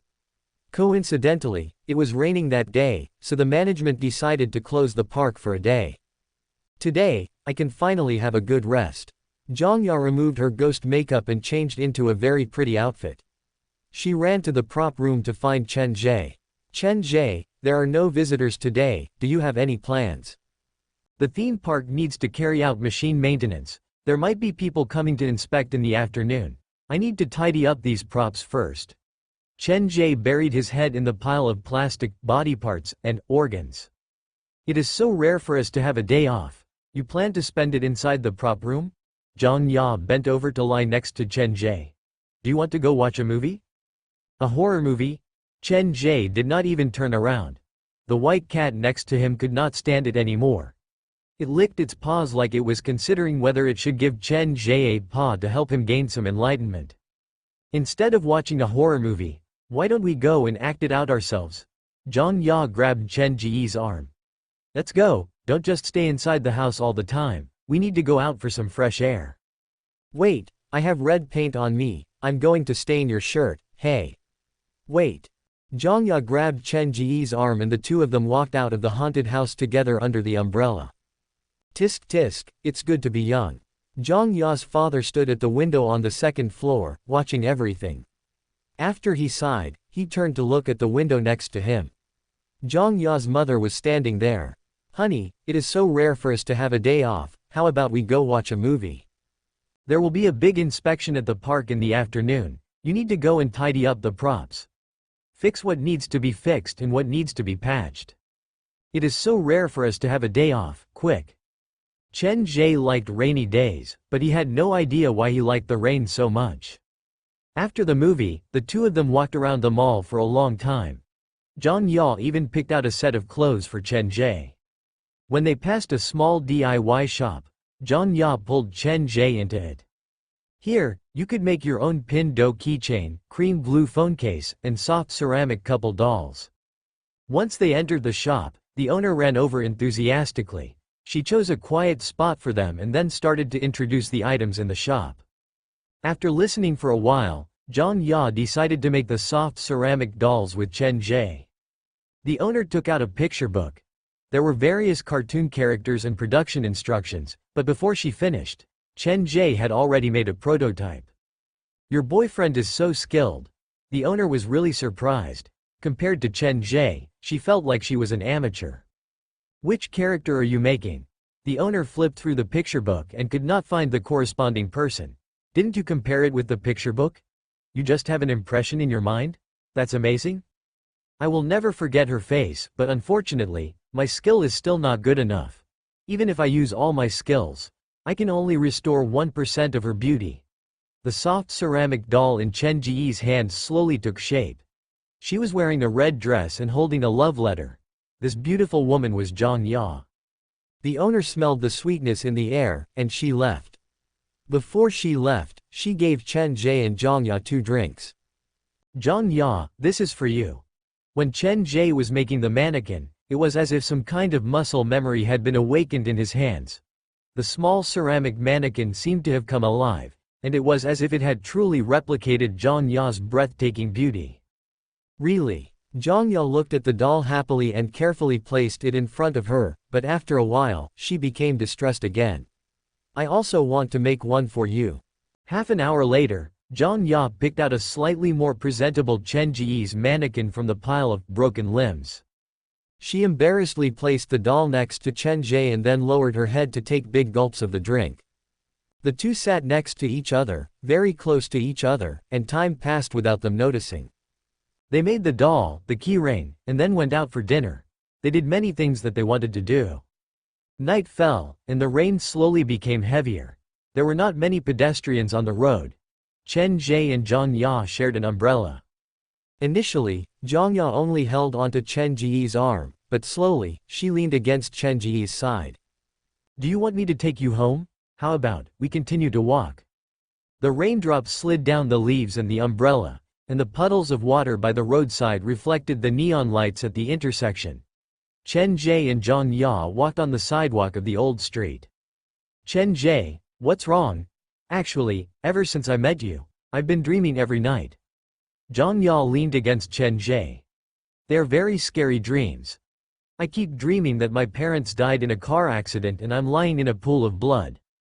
I keep dreaming that I'm wearing a bloody shirt and I wander around a hospital. I also dream that this world is a city filled with dead people, and you are the only ghost with warmth in the city.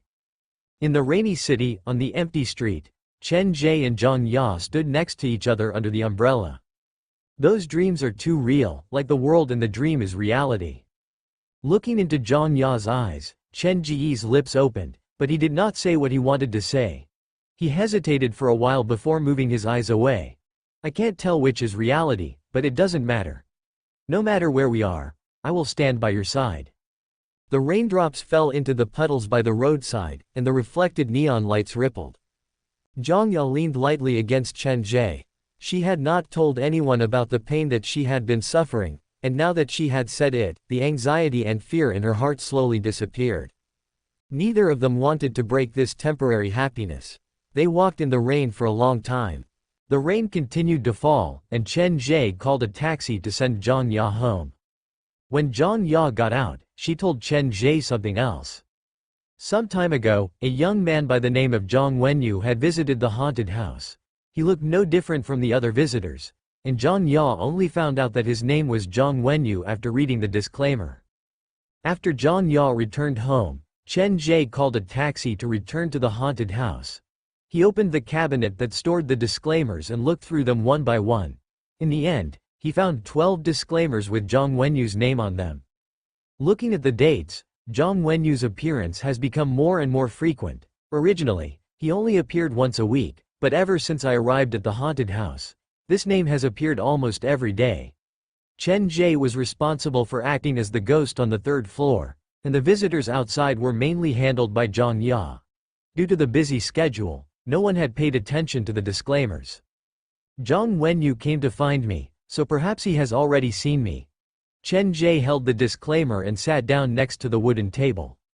Why are there so many people called Zhang Wenyu? Zhuo Han had seen the patient list in the night doctor's on-call room. Why did tens of thousands of patients named Zhang Wenyu appear on the same day? Massaging his temples, Chen Ge's mind did not have any memories related to Zhang Wenyu. The locked memory fragments had been transferred to the glass jar, and there were only a few scattered memories that had been unlocked. After putting away all the disclaimers with Zhang Wenyu's name, Chen Ge walked toward the staff break room. When he passed the haunted house's toilet, he subconsciously glanced into it. The door to the toilet cubicle had been closed by someone. Opening the cubicle door, Chen Ge walked into the resting room. He hugged the white cat and looked out the window at the rain that was getting heavier. I know a lot of things from the past, but none of them are good. Chen Ge raised his hand as if he was reaching out to the night sky. Now I have the happiness that I once dreamed of, but time will not stop at this moment. Picking up the white cat, Chen Ge looked at the cat's heterochromatic eyes. If you were me, what would you choose? Chen Ge was asking the white cat, but he was also asking himself. The rain stopped after midnight. Chen Ge tossed and turned before finally falling asleep. Opening his eyes, the sun shone on his face through the window. Chen Ge rubbed his head and crawled out of bed. A new day has begun. He put on his clothes and carried the white cat into the toilet to wash up. When he lifted his head to look at the mirror, he realized that the cubicle door behind him had been closed again. I remember opening it before I went to sleep last night. Why is it closed now? Is it because of the wind? Chen Ge opened the cubicle door again and looked inside. It was a normal toilet cubicle, there was nothing out of the ordinary about it. This feels weird. After a simple cleaning, Chen Ge opened the gate of the haunted house and started the day's business. The first to arrive at work was Zhang Ya. After the two of them went shopping last night, their relationship had gotten much closer. Zhang Ya's parents seemed to want to create as much time as possible for the two of them to be alone, so they arrived at the haunted house after a long time. Xinhai theme park opened at 9 a.m. The visitors swarmed in and formed a long queue before the haunted house. Chen Ge, who was dressed as a murderer, pulled back the curtain of one of the windows on the second floor and observed everything in the dark. For the whole morning, there was no accident at the haunted house. When it was lunchtime, Chen Ge, who was dressed as a murderer, started to read through the disclaimers that he had received that morning. After the visitors signed the disclaimers would be placed inside the cupboard inside the haunted house. Therefore, from the placement of the disclaimers, one could estimate the time of the visitors' visit. Chen Ge just flipped through two of them when he stopped. The disclaimer that he was holding had the name Zhang Wenyu written on it. He shouldn't have gone far. He took the disclaimer and found Zhang Ya. After Zhang Ya thought about it, she said that the person who signed the disclaimer was a middle-aged man. The man had a presence about him and his eyes were sharp, making it hard for people to look him in the eye. After knowing the man's appearance, Chen Ge rushed out of the haunted house with the disclaimer. He did not even change his clothes. His whole body was covered in red paint. It looked very scary. Zhang Wenyu, where could he be? Passing through the tree-lined path, Chen Ge stopped at the junction in the middle of the theme park. There were too many visitors around him. Even with his good eyesight, it was difficult to find the man in the crowd. He keeps coming to the haunted house, it should be because he wants to see me, but why didn't he leave any message? After stopping at the junction for a long time, just as Chen Ge was about to give up, he noticed there was a man looking at him from the corner of the theme park's restaurant. Is it him? Without hesitation, Chen Ge walked into the restaurant with the disclaimer and sat down next to the man. Studying the man before him at such a close distance, a sense of familiarity rose in Chen Ge's heart. He felt like he had found the right person. Long time no see. The middle-aged man took a sip of the coffee in his cup and leaned against the back of the chair. Long time no see? This should be the first time we've met. Chen Ge placed the disclaimer on the table. You're Zhang Wenyu? I am part of Zhang Wenyu, you can call me. His fingers tapping on the table, the middle-aged man thought for a while before saying, author. Author? Looks like you really don't remember anything. The middle-aged man stood up directly. He seemed to have sensed that something was wrong and prepared to leave. Don't be in such a hurry to leave, can we have a good chat? When you've really made up your mind, come find me. The author did not hesitate. It was as if the longer he stayed there, the more danger he would be in. What kind of mind? Chen Ge grabbed the author's wrist. When the truth is so cruel that you'll regret it after you find out, will you still be willing to pursue the truth? The author pulled Chen Ge's hand away and placed something in Chen Ge's palm. If you're willing, then come find me here alone. After that, the author hurriedly blended into the crowd and soon disappeared.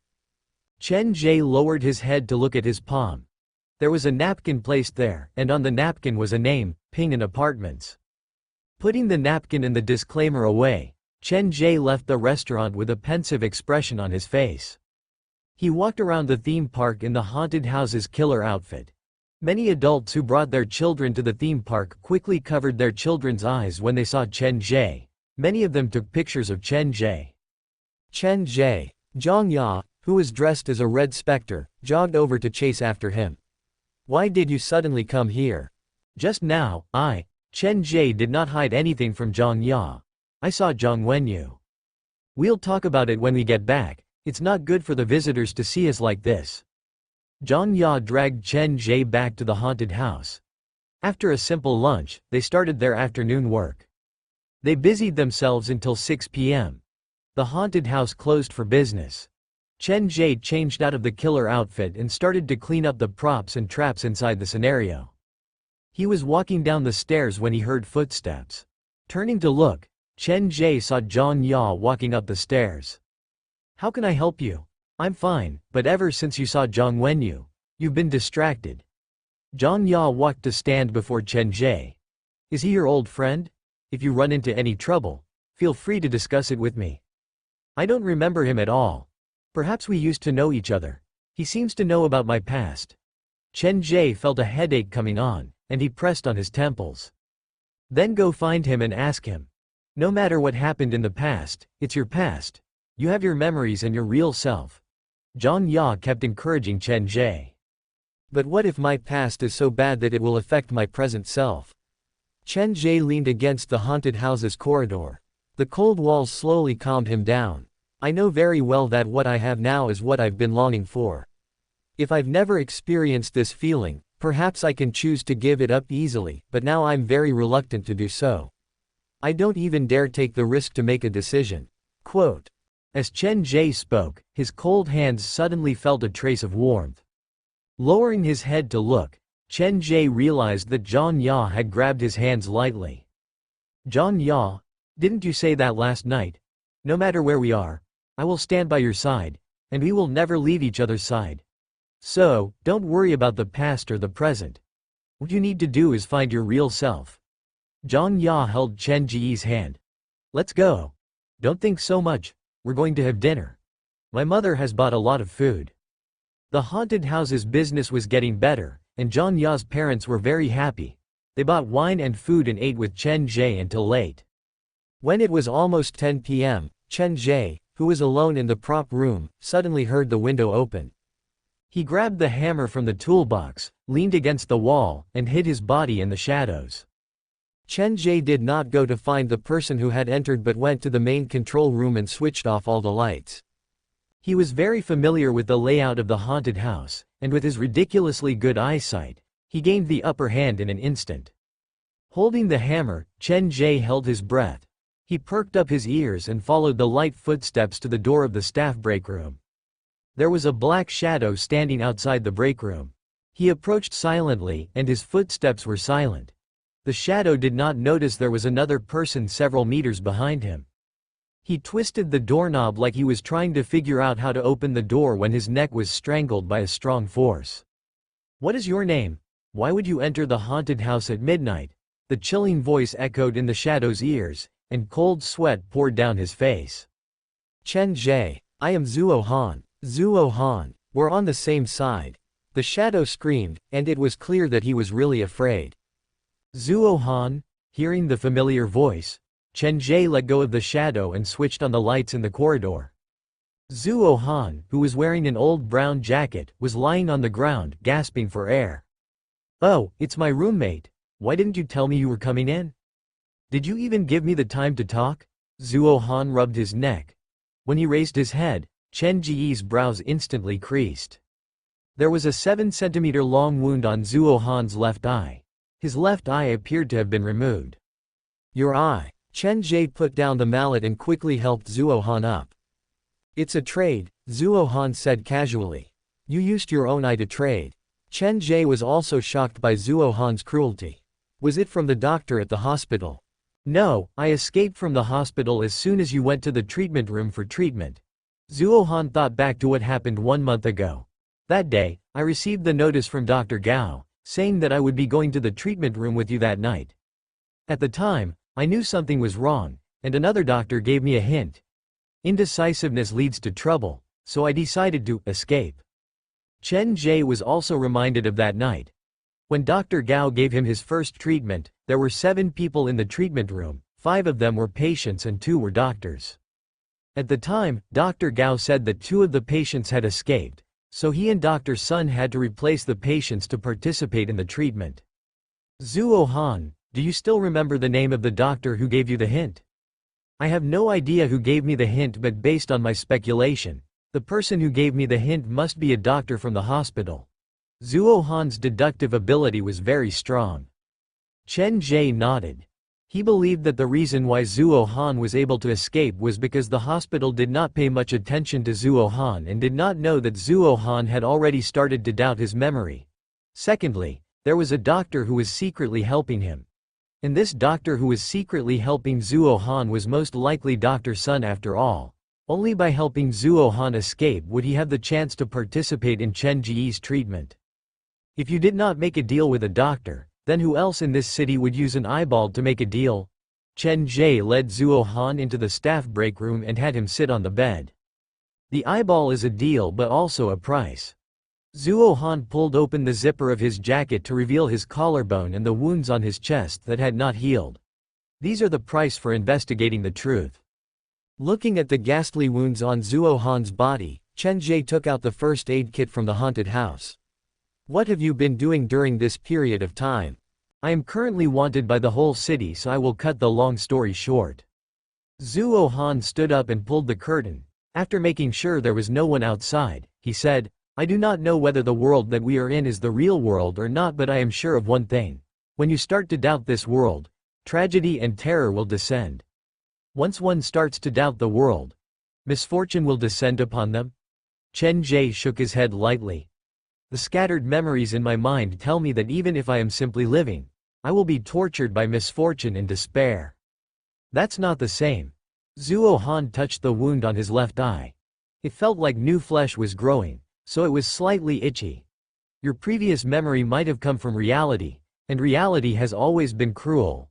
Everything that you have experienced now is more like a dream that you will not be able to wake up from. Ever since I woke up at the hospital, I have not had a dream at night. From this perspective, your speculation is not entirely wrong. Chen Ge poured a glass of water for Zuo Han. But Zuo Han did not even touch it. He was very cautious. Your body is recovering very quickly, and your eyes have become gentle.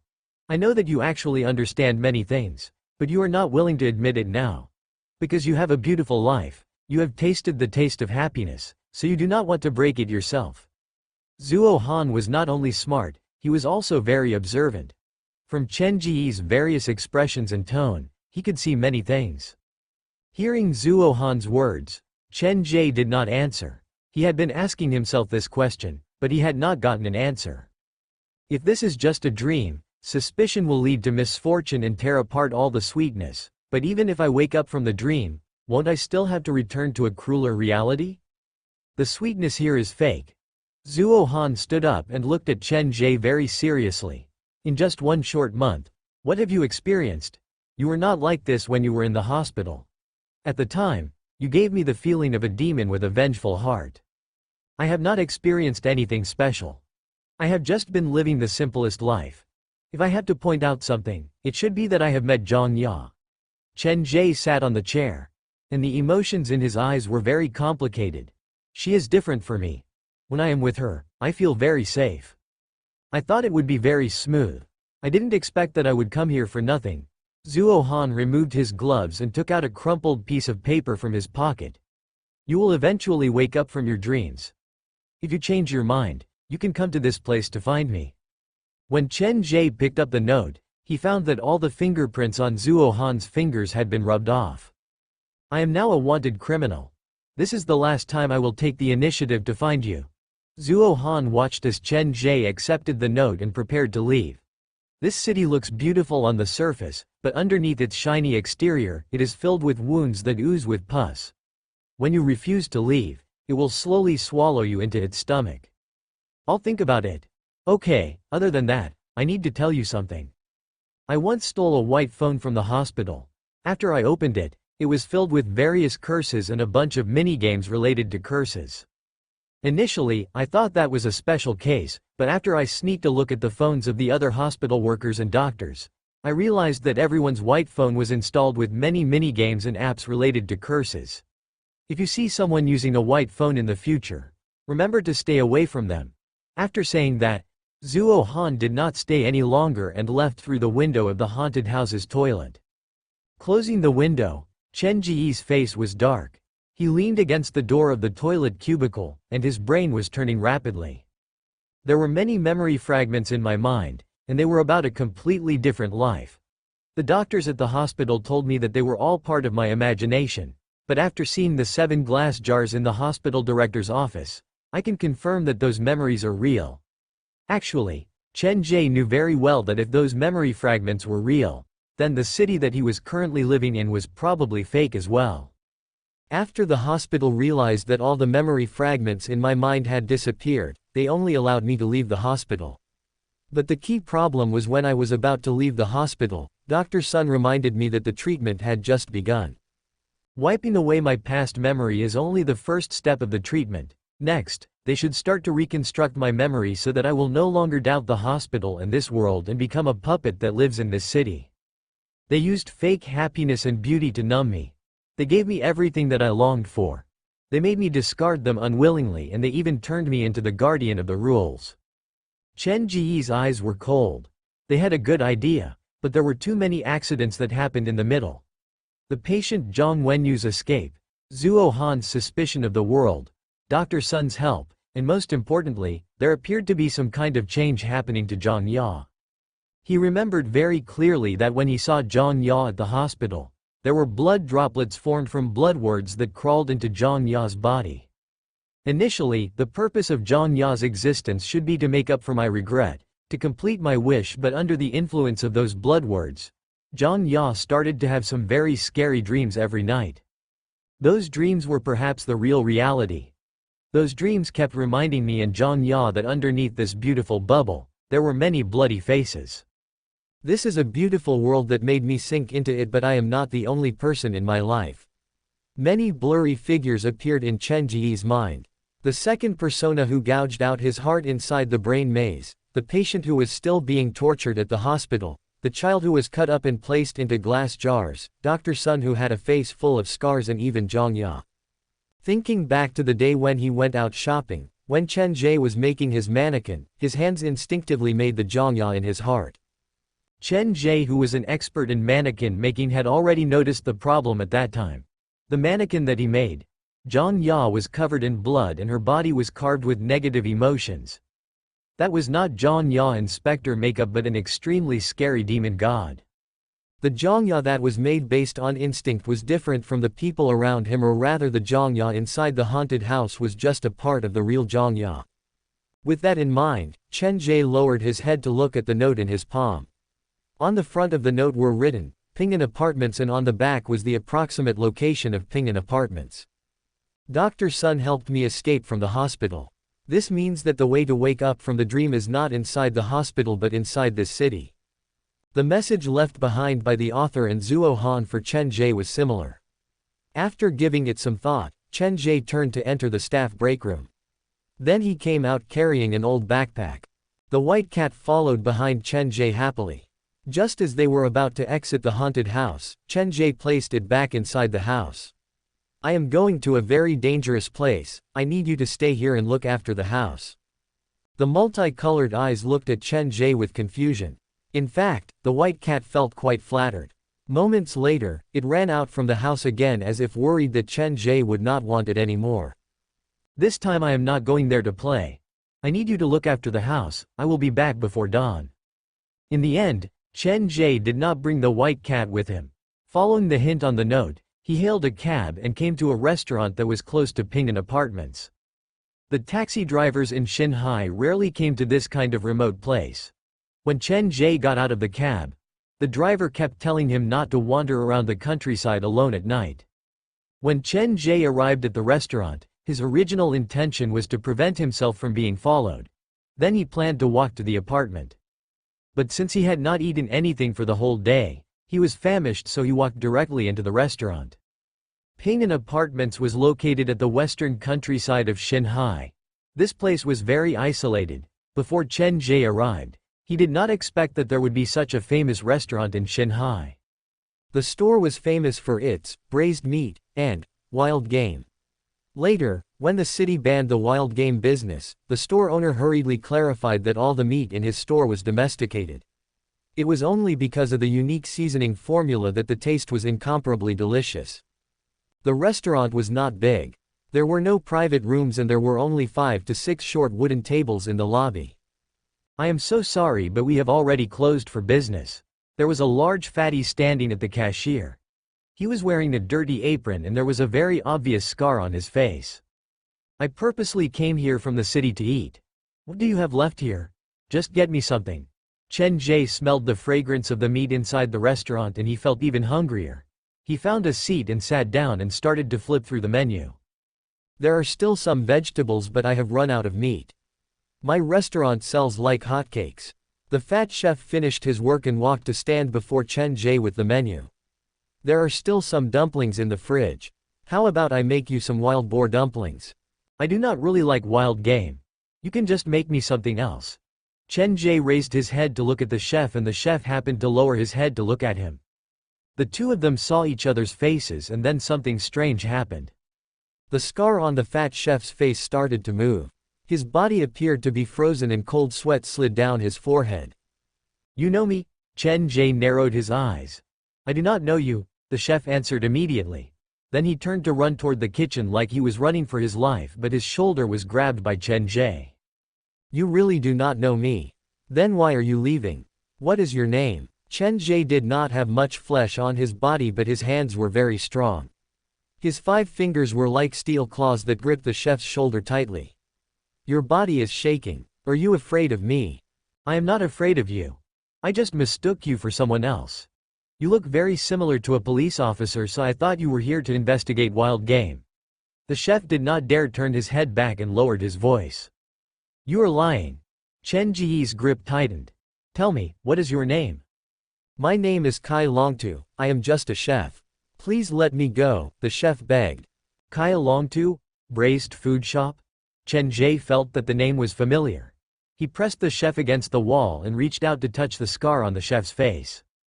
In terms of physique, the chef was much bigger than Chen Ge but in reality, the chef did not even have the thought to resist. The wound on your face has not formed a scab and the wound is not deep. It looks like something was used to scratch it bit by bit. Is this some kind of punishment?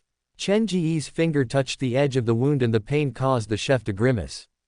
The outer part of the wound is very irregular. It looks like every time it is about to form a scab, I have to scratch it again. This must be very painful, right? Hearing Chen Ge's words, the chef's legs turned to jelly. He knelt on the ground and his face was ashen. Chen Ge, can we pretend we have never met before? I have never seen you before and you have never entered my restaurant. You know my name? Chen Ge's grip tightened. He was sure that this was his first time meeting Kai Longtu but the fact that the other knew him meant that the two of them had some kind of interaction and that interaction was a kind of proof of their past memories. The chef wished he could slap his own mouth. With a pained expression, he did not even dare to say a word. I need you to answer a few of my questions honestly. If I am satisfied with your answers, I will not pester you anymore, and we can pretend like we have never met.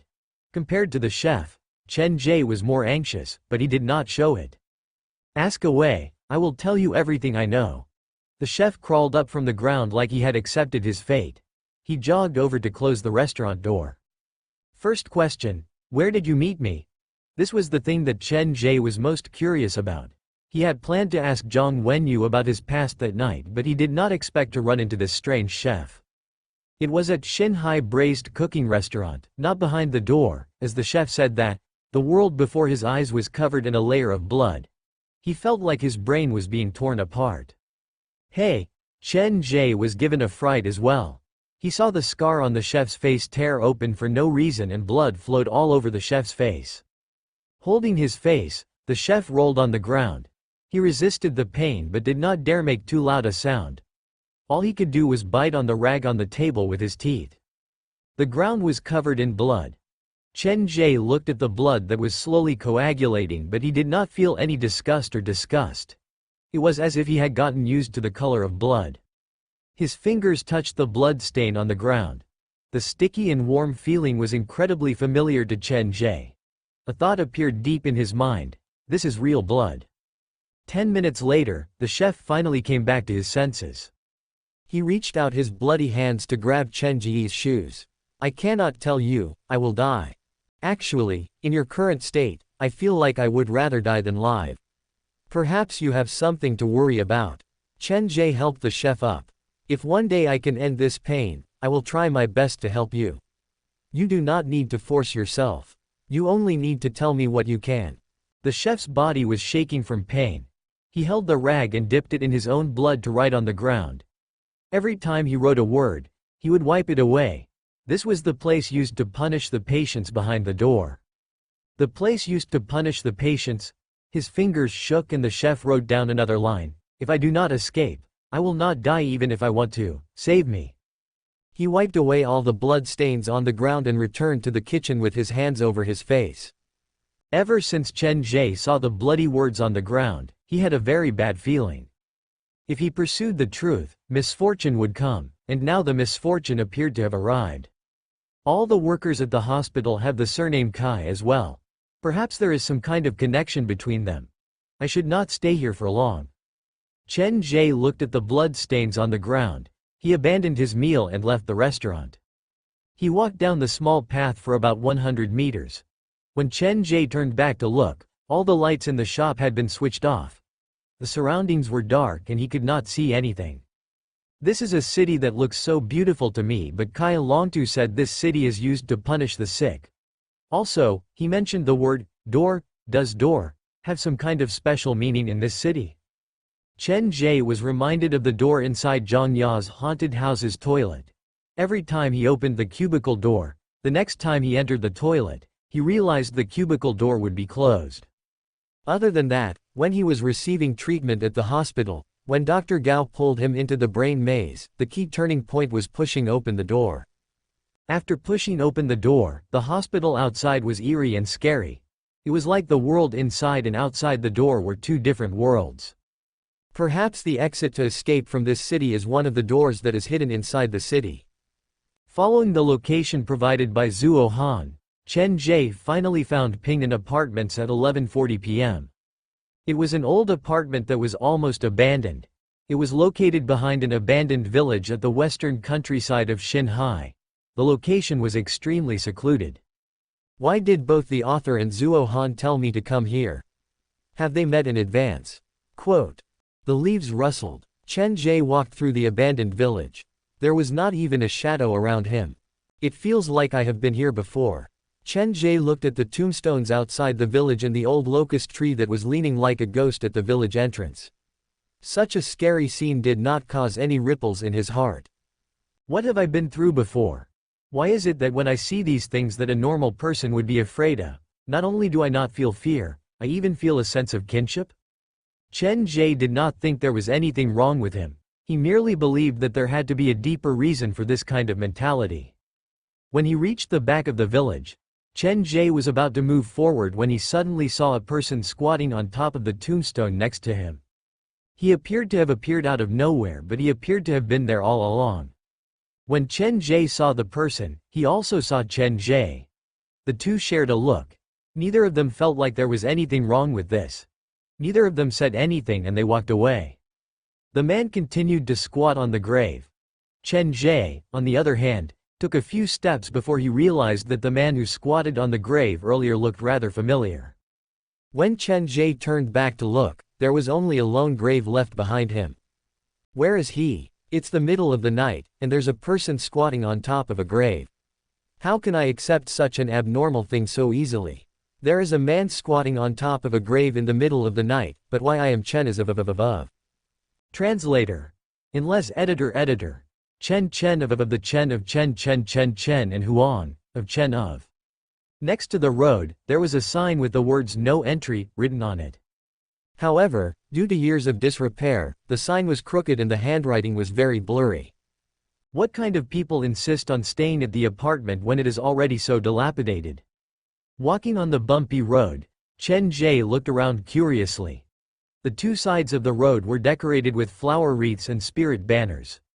There were many paper money scattered on the ground. Some of the paper money was half buried in the mud. It was obvious that they had been scattered here a long time ago. The tree trunks were wrapped in white cloth.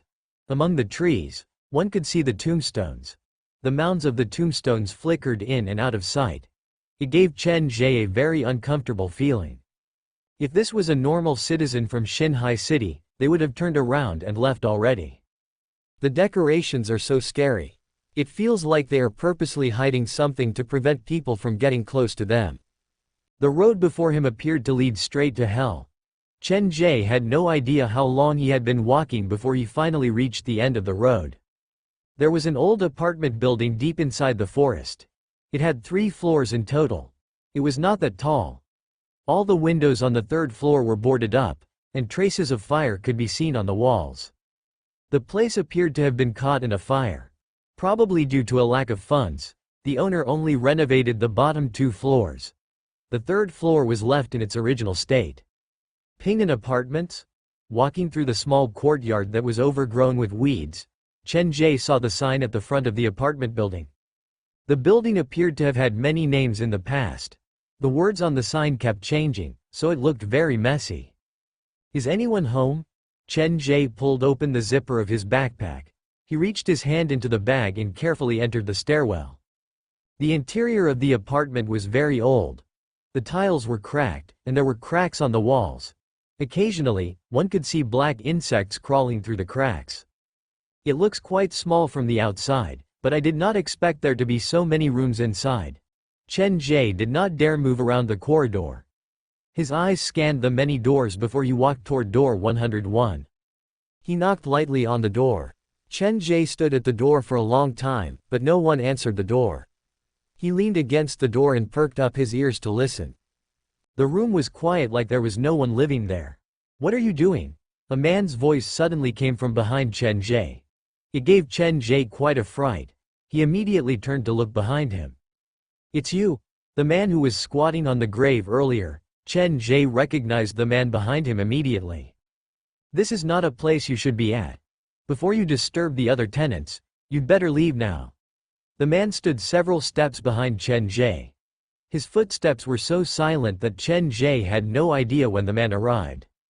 It's too late. There are no more cars to leave now. Can I stay here for the night? Chen Ge stared at the man and memorized his every move. This place is already full. The middle-aged man kept urging Chen Ge to leave. Go, even if you have to stay outside, it's still better than staying here. Full? But how come it feels like none of the rooms here are occupied? That doesn't mean there are no tenants in the rooms. Before the man finished, something seemed to fall from the 3rd floor, and it rolled down the stairs like a ball. Chen Ge turned to look, but the man used his body to block Chen Ge's view. Did something fall down earlier? One of the tenants dropped her personal belongings. I'll go help her. You stay here and don't move. The man walked to the corner of the corridor. Chen Ge ignored him and followed behind him. When they reached the corner of the stairs, Chen Ge saw the middle-aged man place something on a woman's body. Thank you. The woman touched her neck with both hands and glanced at Chen Ge curiously. The strange thing was, when she saw Chen Ge's face, she was unable to move her eyes away. It was not until the middle-aged man coughed several times that the woman realized something and turned to leave. Being stared at by the strange woman, Chen Ge's back broke out in a cold sweat. Earlier, he clearly saw the middle-aged man place something on the woman's body, but there was nothing on the woman's hands or body that could make the sound of a ball hitting against a wall. Chen Ge's eyes stared at the back of the woman's neck. The woman's neck was twisted unnaturally, and her head did not appear to be fully attached to her neck. It's time for you to leave. The middle-aged man stood on the stairs and looked down at Chen Ge. His face was strangely green, like a dead body in a morgue. Actually, I came here to look for my friend. Chen Ge did not want to hide it. This place was too strange, so he felt like it was better to tell the truth.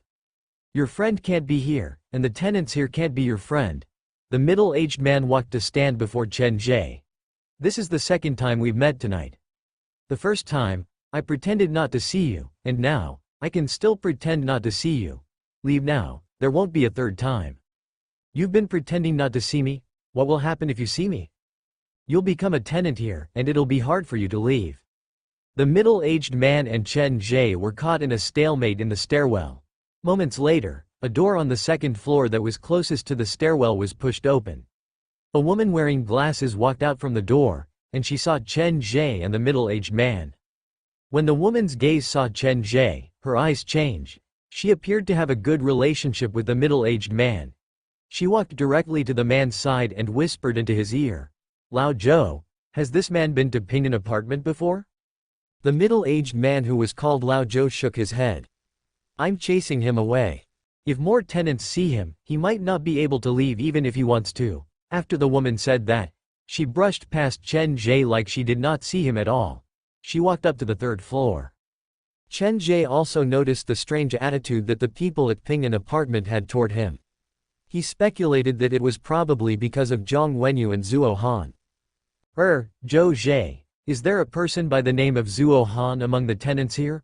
I'm his roommate. Chen Ge mentioned Zhuo Han's name.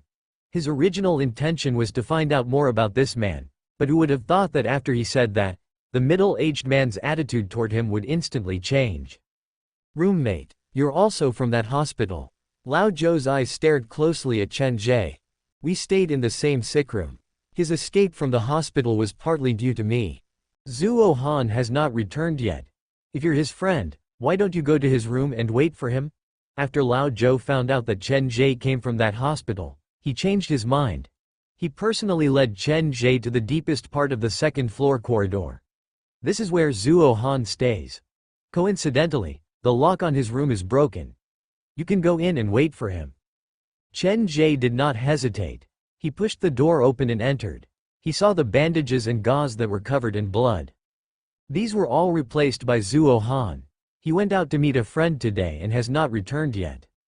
The friend that he went to meet is me. Chen Ge pointed at himself. Oh, he went to meet you but he did not return and you came here to find him? The man who was referred to as OL? Zhou narrowed his eyes and smiled.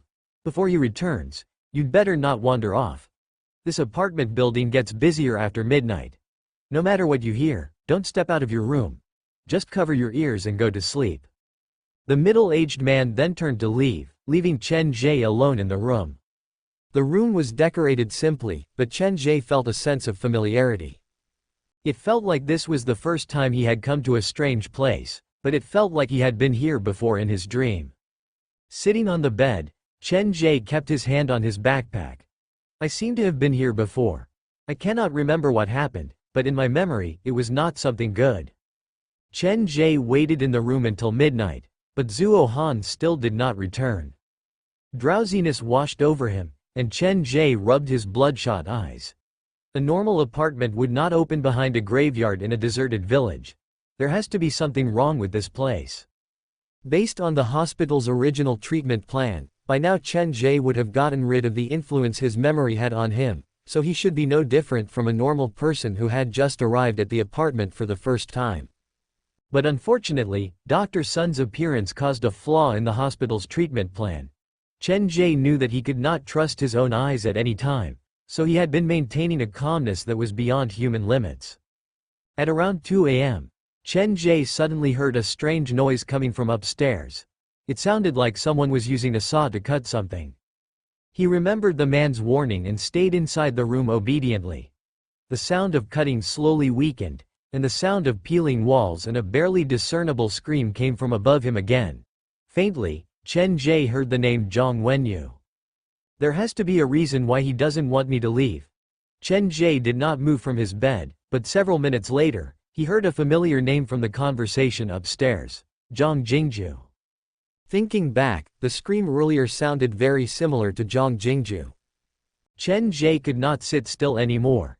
He grabbed his backpack and silently slipped out of the room. He came to the third floor of the apartment. There were signs of burning everywhere, and there were a lot of seriously damaged furniture and burnt trash on the ground. The sound of conversation and sawing came from the deepest part of the corridor. Chen Ge slowly moved forward. A faded smell of blood drifted past his nose. The world before his eyes was slowly replaced by the color of blood. There were bloodstains all over the charred walls. In the pitch-black corridor, one could vaguely see a few figures moving about. Chen Ge was highly focused. There was a lot of trash on the ground. If he was not careful, there would be a lot of noise. What are they doing? Chen Ge slowly approached. When he reached the middle of the corridor, he saw the wall at the end of the corridor. His eyes narrowed instantly. Chen Ge realized there was a doctor in a white coat pinned to the wall at the end of the corridor. The doctor's coat was dyed red with blood, and there was a patient with twisted limbs lying under his feet. Zhang Jingju? His breathing hastened. Chen Ge did not expect to run into a doctor from the hospital and Zhang Jingju here. It was the people from the apartment who kidnapped them. That's impossible. Chen Ge's brain turned quickly, but before he could come to a conclusion, he suddenly heard a soft sound coming from behind him. Whipping his head around, Chen Ge realized there was a child standing behind him. The child was not tall, and his body was thin and weak, but there was a cunning and maturity on his face that did not match his age. "My name is Meng Nan, big brother, what is your name?" The boy's voice traveled far and wide. When Chen Ge heard it, his face blanched. At that moment, the psychopathic murderers at the end of the corridor were dismembering the bodies. With the boy's shout, the whole third floor knew that he had arrived.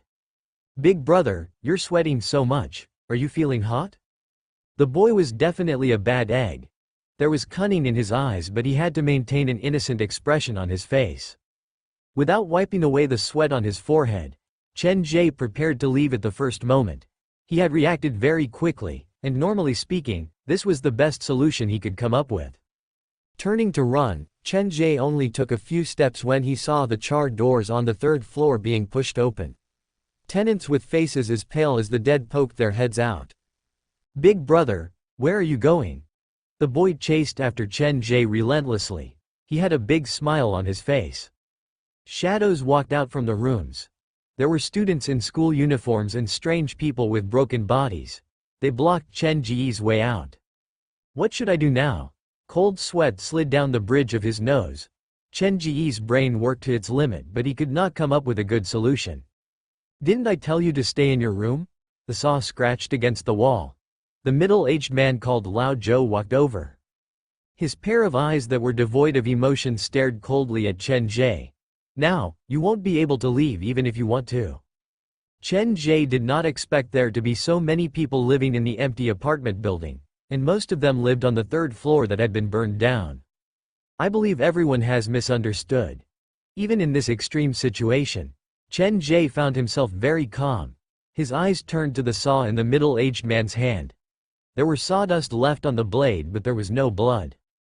This meant that the man was not using the saw to saw a person but something like wood. Misunderstanding? The smile on Lao Zhou's face turned cruel. He seemed to be able to accurately grasp Chen Ge's mind and slowly applied pressure. "What is the misunderstanding?" "Actually, I'm the same as you guys." Chen Ge had his reasons for making such a judgment. He was friends with Zhuo Han and Zhang Wenyu, and the friend of a friend was most likely a friend. Other than that, this group of tenants had pinned the doctor from the cursed hospital to the wall. The two parties were definitely mortal enemies. The enemy of an enemy was probably a friend. Chen Ge spoke very sincerely, but the people around him didn't have much of a reaction when they heard what he said. "I'm telling the truth." Chen Ge wanted to explain, but the middle-aged man interrupted him. "Are you the same as us? But who told you we were human?" The child following behind Chen Ge was smiling happily. He seemed to enjoy scaring people and kept following behind Chen Ge. The tenants surrounded Chen Ge tighter and tighter. Suddenly, a familiar voice came from the second floor. "Calm down. He is not your enemy. He was once your best friend." The author came to the third floor. He thought for a long time before using the word friend. Actually, he could not describe the relationship between Chen Ge and the tenants. They were like colleagues, friends, and family. Zhang Wenyu. Seeing the author, the tenants parted for him. Lao Zhou also put down the saw in his hand. "Of all of us, you are the only one who still has most of your memory. Do you know this man?" "We are not that close. We've only met a few times, but I can tell you for sure that he is very important to all of you." The author walked to stand before Chen Ge and nodded with relief. "I really didn't expect you to come. If someone asked me to make such a choice, I would rather live in a false beauty." "Who are you? What is the meaning of the name Zhang Wenyu? Why do I see more than 10,000 medical records with the name Zhang Wenyu on them?" There were many questions in Chen Ge's mind. How come all of our memories have been tampered with but you are the only exception? "It's not convenient to answer outside, so I called you here to tell you the truth." The author stood in the middle of the crowd. He raised his arm to point at the people around him. "Now in this apartment, other than you, everyone else, including me, are dead people." "Dead people." Chen Ge was not surprised when he heard that answer. He was just suddenly reminded of something Zhangya once said. That day when they parted, Zhangya said she dreamed of a city filled with dead people. She even said Chen Ge was the only ghost in the city with warmth. Yes, ghosts are real, at least that is the case in this city. The author had Chen Ge and Lao Zhou stand together. You used to run a haunted house. They are all your employees. You're like family to them. The author's words once again confirmed Chen Ge's earlier speculation. The cruel memories in his mind that were locked up were the real memories that belonged to him. What else do you know? The reason you cannot remember these things is because your memory has been consumed by a mouth. It is a power that I cannot comprehend at all. The author shared the memory that he had about Chen Ge. He did not hide anything. Let me tell you something even more despairing. This city is a prison and all of us are prisoners trapped inside it. I do not know the way to leave, but I know the key to escape lies with you. Quote. When the author said that, his eyes kept looking at Chen Ge. You have chosen us, that means you have voluntarily abandoned the beautiful illusion. From the moment you stepped into Pingnan apartment, your life was about to change. Combining the author's words, Chen Ge was reminded of the information given by Dr. Sun. The hospital had prepared 2 treatment plans for Chen Ge. One was for him to personally kill the people that were most important to him, to drive him insane and then to imprison him in the deepest part of the hospital. The other was to erase all of Chen Ge's past memories and give him the beautiful illusion. Without him knowing it, he would become a happy puppet that the hospital could manipulate. With the cooperation of Dr. Sun, the current treatment plan for Chen Ge was to make him lose himself in the beautiful illusion. But once the hospital realized that Chen Ge was not immersed in the illusion and was constantly thinking of resistance, then they might change their treatment plan. The most evil thing about the hospital was after giving Chen Ge the beautiful illusion, they would personally tear it apart and dismember it. That would cause even deeper pain and despair to Chen Ge. After I have chosen you, will something happen to Zhang Ya? Even though he was in danger, the first thing that came to Chen Ge's mind was still Zhang Ya. The 1 month that he had left the hospital was the happiest time in his life. That kind of strange feeling was something that he had rarely experienced even in his past memory. When the name Zhang Ya was mentioned, the whole apartment building instantly became silent. The noisy tenants all shut their mouths. They looked at each other, they were all confused. They themselves had no idea why they would suddenly feel nervous. Zhang Ya is the boss of the haunted house at Xinhai Theme Park, right? The author did not think there was anything special about the name Zhang Ya. I really wish to lie to you, but there is no point in lying. I can tell you with absolute certainty, the tragedy will definitely come after her. Everything and everyone that you value will be haunted by the tragedy. Quote. I have an idea. Chen Ge raised his hand and pointed at the doctor who was pinned to the wall at the end of the corridor. But before that, can you ask that doctor to leave for a moment? It's fine, his eyes and ears have already lost their function. There is no need for you to worry, just tell us what you want. The boy by the name of Meng Nan sidled to Chen Ge's side. He used the most innocent tone and said the cruelest thing. Both me and Zuo Han came from Xinhai Central Hospital and my illness is much more serious than him. To give me a direct example, he takes the medicine twice a day, each time he takes half a pill. There was a period where I took the medicine 4 times a day, each time I took 5 pills. Chen Ge told them everything that had happened to him at the hospital. Other than the 7 glass jars and Dr. Sun, he did not hide anything else. The few important patients and doctors are all related to me. After I arrived here, every single one of you felt familiar to me. In fact, I even suspected that this city was built specifically to treat me.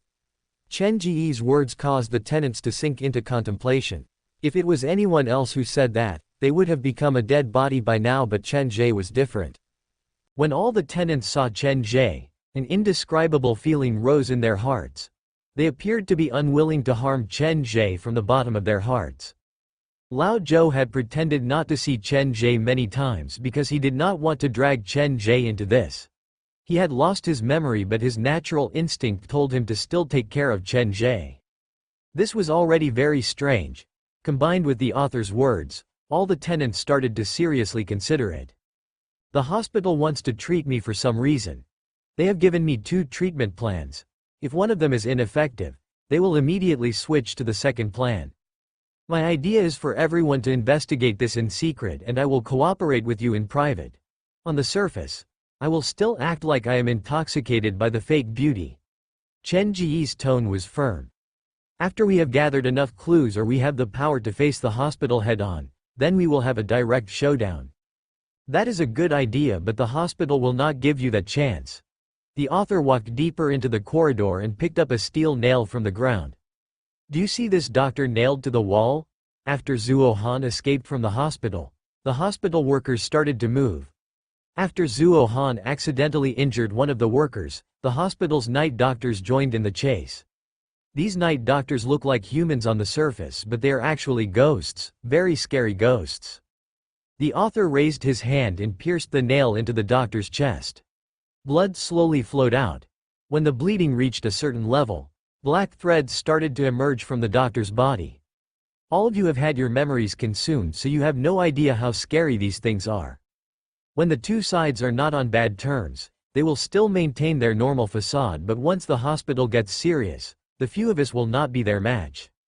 Even though he was mentally prepared, when Chen Ge saw the black threads protruding from the doctor's chest, he still felt uncomfortable. But he was thankful for the fact that when he was at the hospital, he had the urge to fight the doctors and then force his way out. Thankfully he did not do that. He had been putting on a disguise, or else he would not have had the chance to lie to the doctors at the hospital. The few of us are no match for the hospital, so we will have to find more people. There are definitely more people in this city who have opinions about the hospital than the few of us. Chen Ge was reminded of the cupboard full of patients' records. There are many people who have opinions about the hospital, but the problem is those people are scarier and crueler than the hospital. The author appeared to be the first person to escape from the hospital. He was very familiar with the dark side of this city. To achieve some kind of goal, the hospital will often maintain order on the surface, but those people are different. You should have met Zhuo Han, right? Yes, in just a short month, he has become a completely different person. Chen Ge looked around, but he did not see Zhuo Han. When Zhuo Han was cornered by the night doctor, he ran into a woman. The woman said that as long as Zhuo Han made a deal with her, she would help Zhuo Han escape from danger. So Zhuo Han lost his left eye. Yes, the condition for her help was to gouge out Zhuo Han's eye. You can also go to her for help, but the prerequisite is that you have to be prepared to sacrifice your body. The author thought that with that explanation, he would be able to stop Chen Ge from thinking about it, but to his surprise, after Chen Ge gave it some thought, he asked very seriously, "What is the woman's name? Where can I find her?" No one knows her name, everyone calls her Single Eye. She is hiding inside an abandoned school at Western Zhejiang. The author shook his head. The 3 scariest ghosts in this city are Single Eye, Cursed Lady and Scarlet. Compared to Single Eye and Cursed Lady, Scarlet is much easier to talk to. If you are really at the end of your rope, you should go to Eastern Zhejiang's Li Wan Street to find her. Chen Ge memorized the names of these 3 ghosts. If I make a deal with all 3 ghosts at the same time, will I have the chance to face the hospital head-on? I don't know, perhaps there is a 1 in 10 chance. The author advised Chen Ge patiently. Don't think about something so unrealistic. Making a deal with 3 ghosts at the same time, you are using your own life as a wager. Even if there is a 1 in 10 chance that you will win the bet, you will become a broken monster in the future. At that stage, even if I become a monster, it is not that big of a deal. Chen Ge answered very decisively. Perhaps there is another way. All the ghosts in this city have lost their memory. There are 2 ways to recover their memory. The first is to kill the person who took away their memory. The second is to consume each other to piece together the memory fragments in all the ghosts' minds.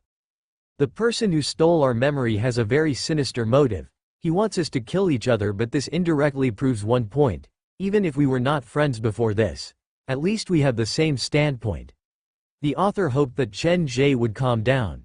You cannot treat them as your enemies. If we are on the same side, then there is a chance of persuasion. For more thrilling fanfiction stories like this, check out my channel Fanfic Audiobook. Dive into epic adventures, mysterious realms, and legendary journeys brought to life through immersive storytelling. Don't forget to like, share, and subscribe for more amazing audiobooks.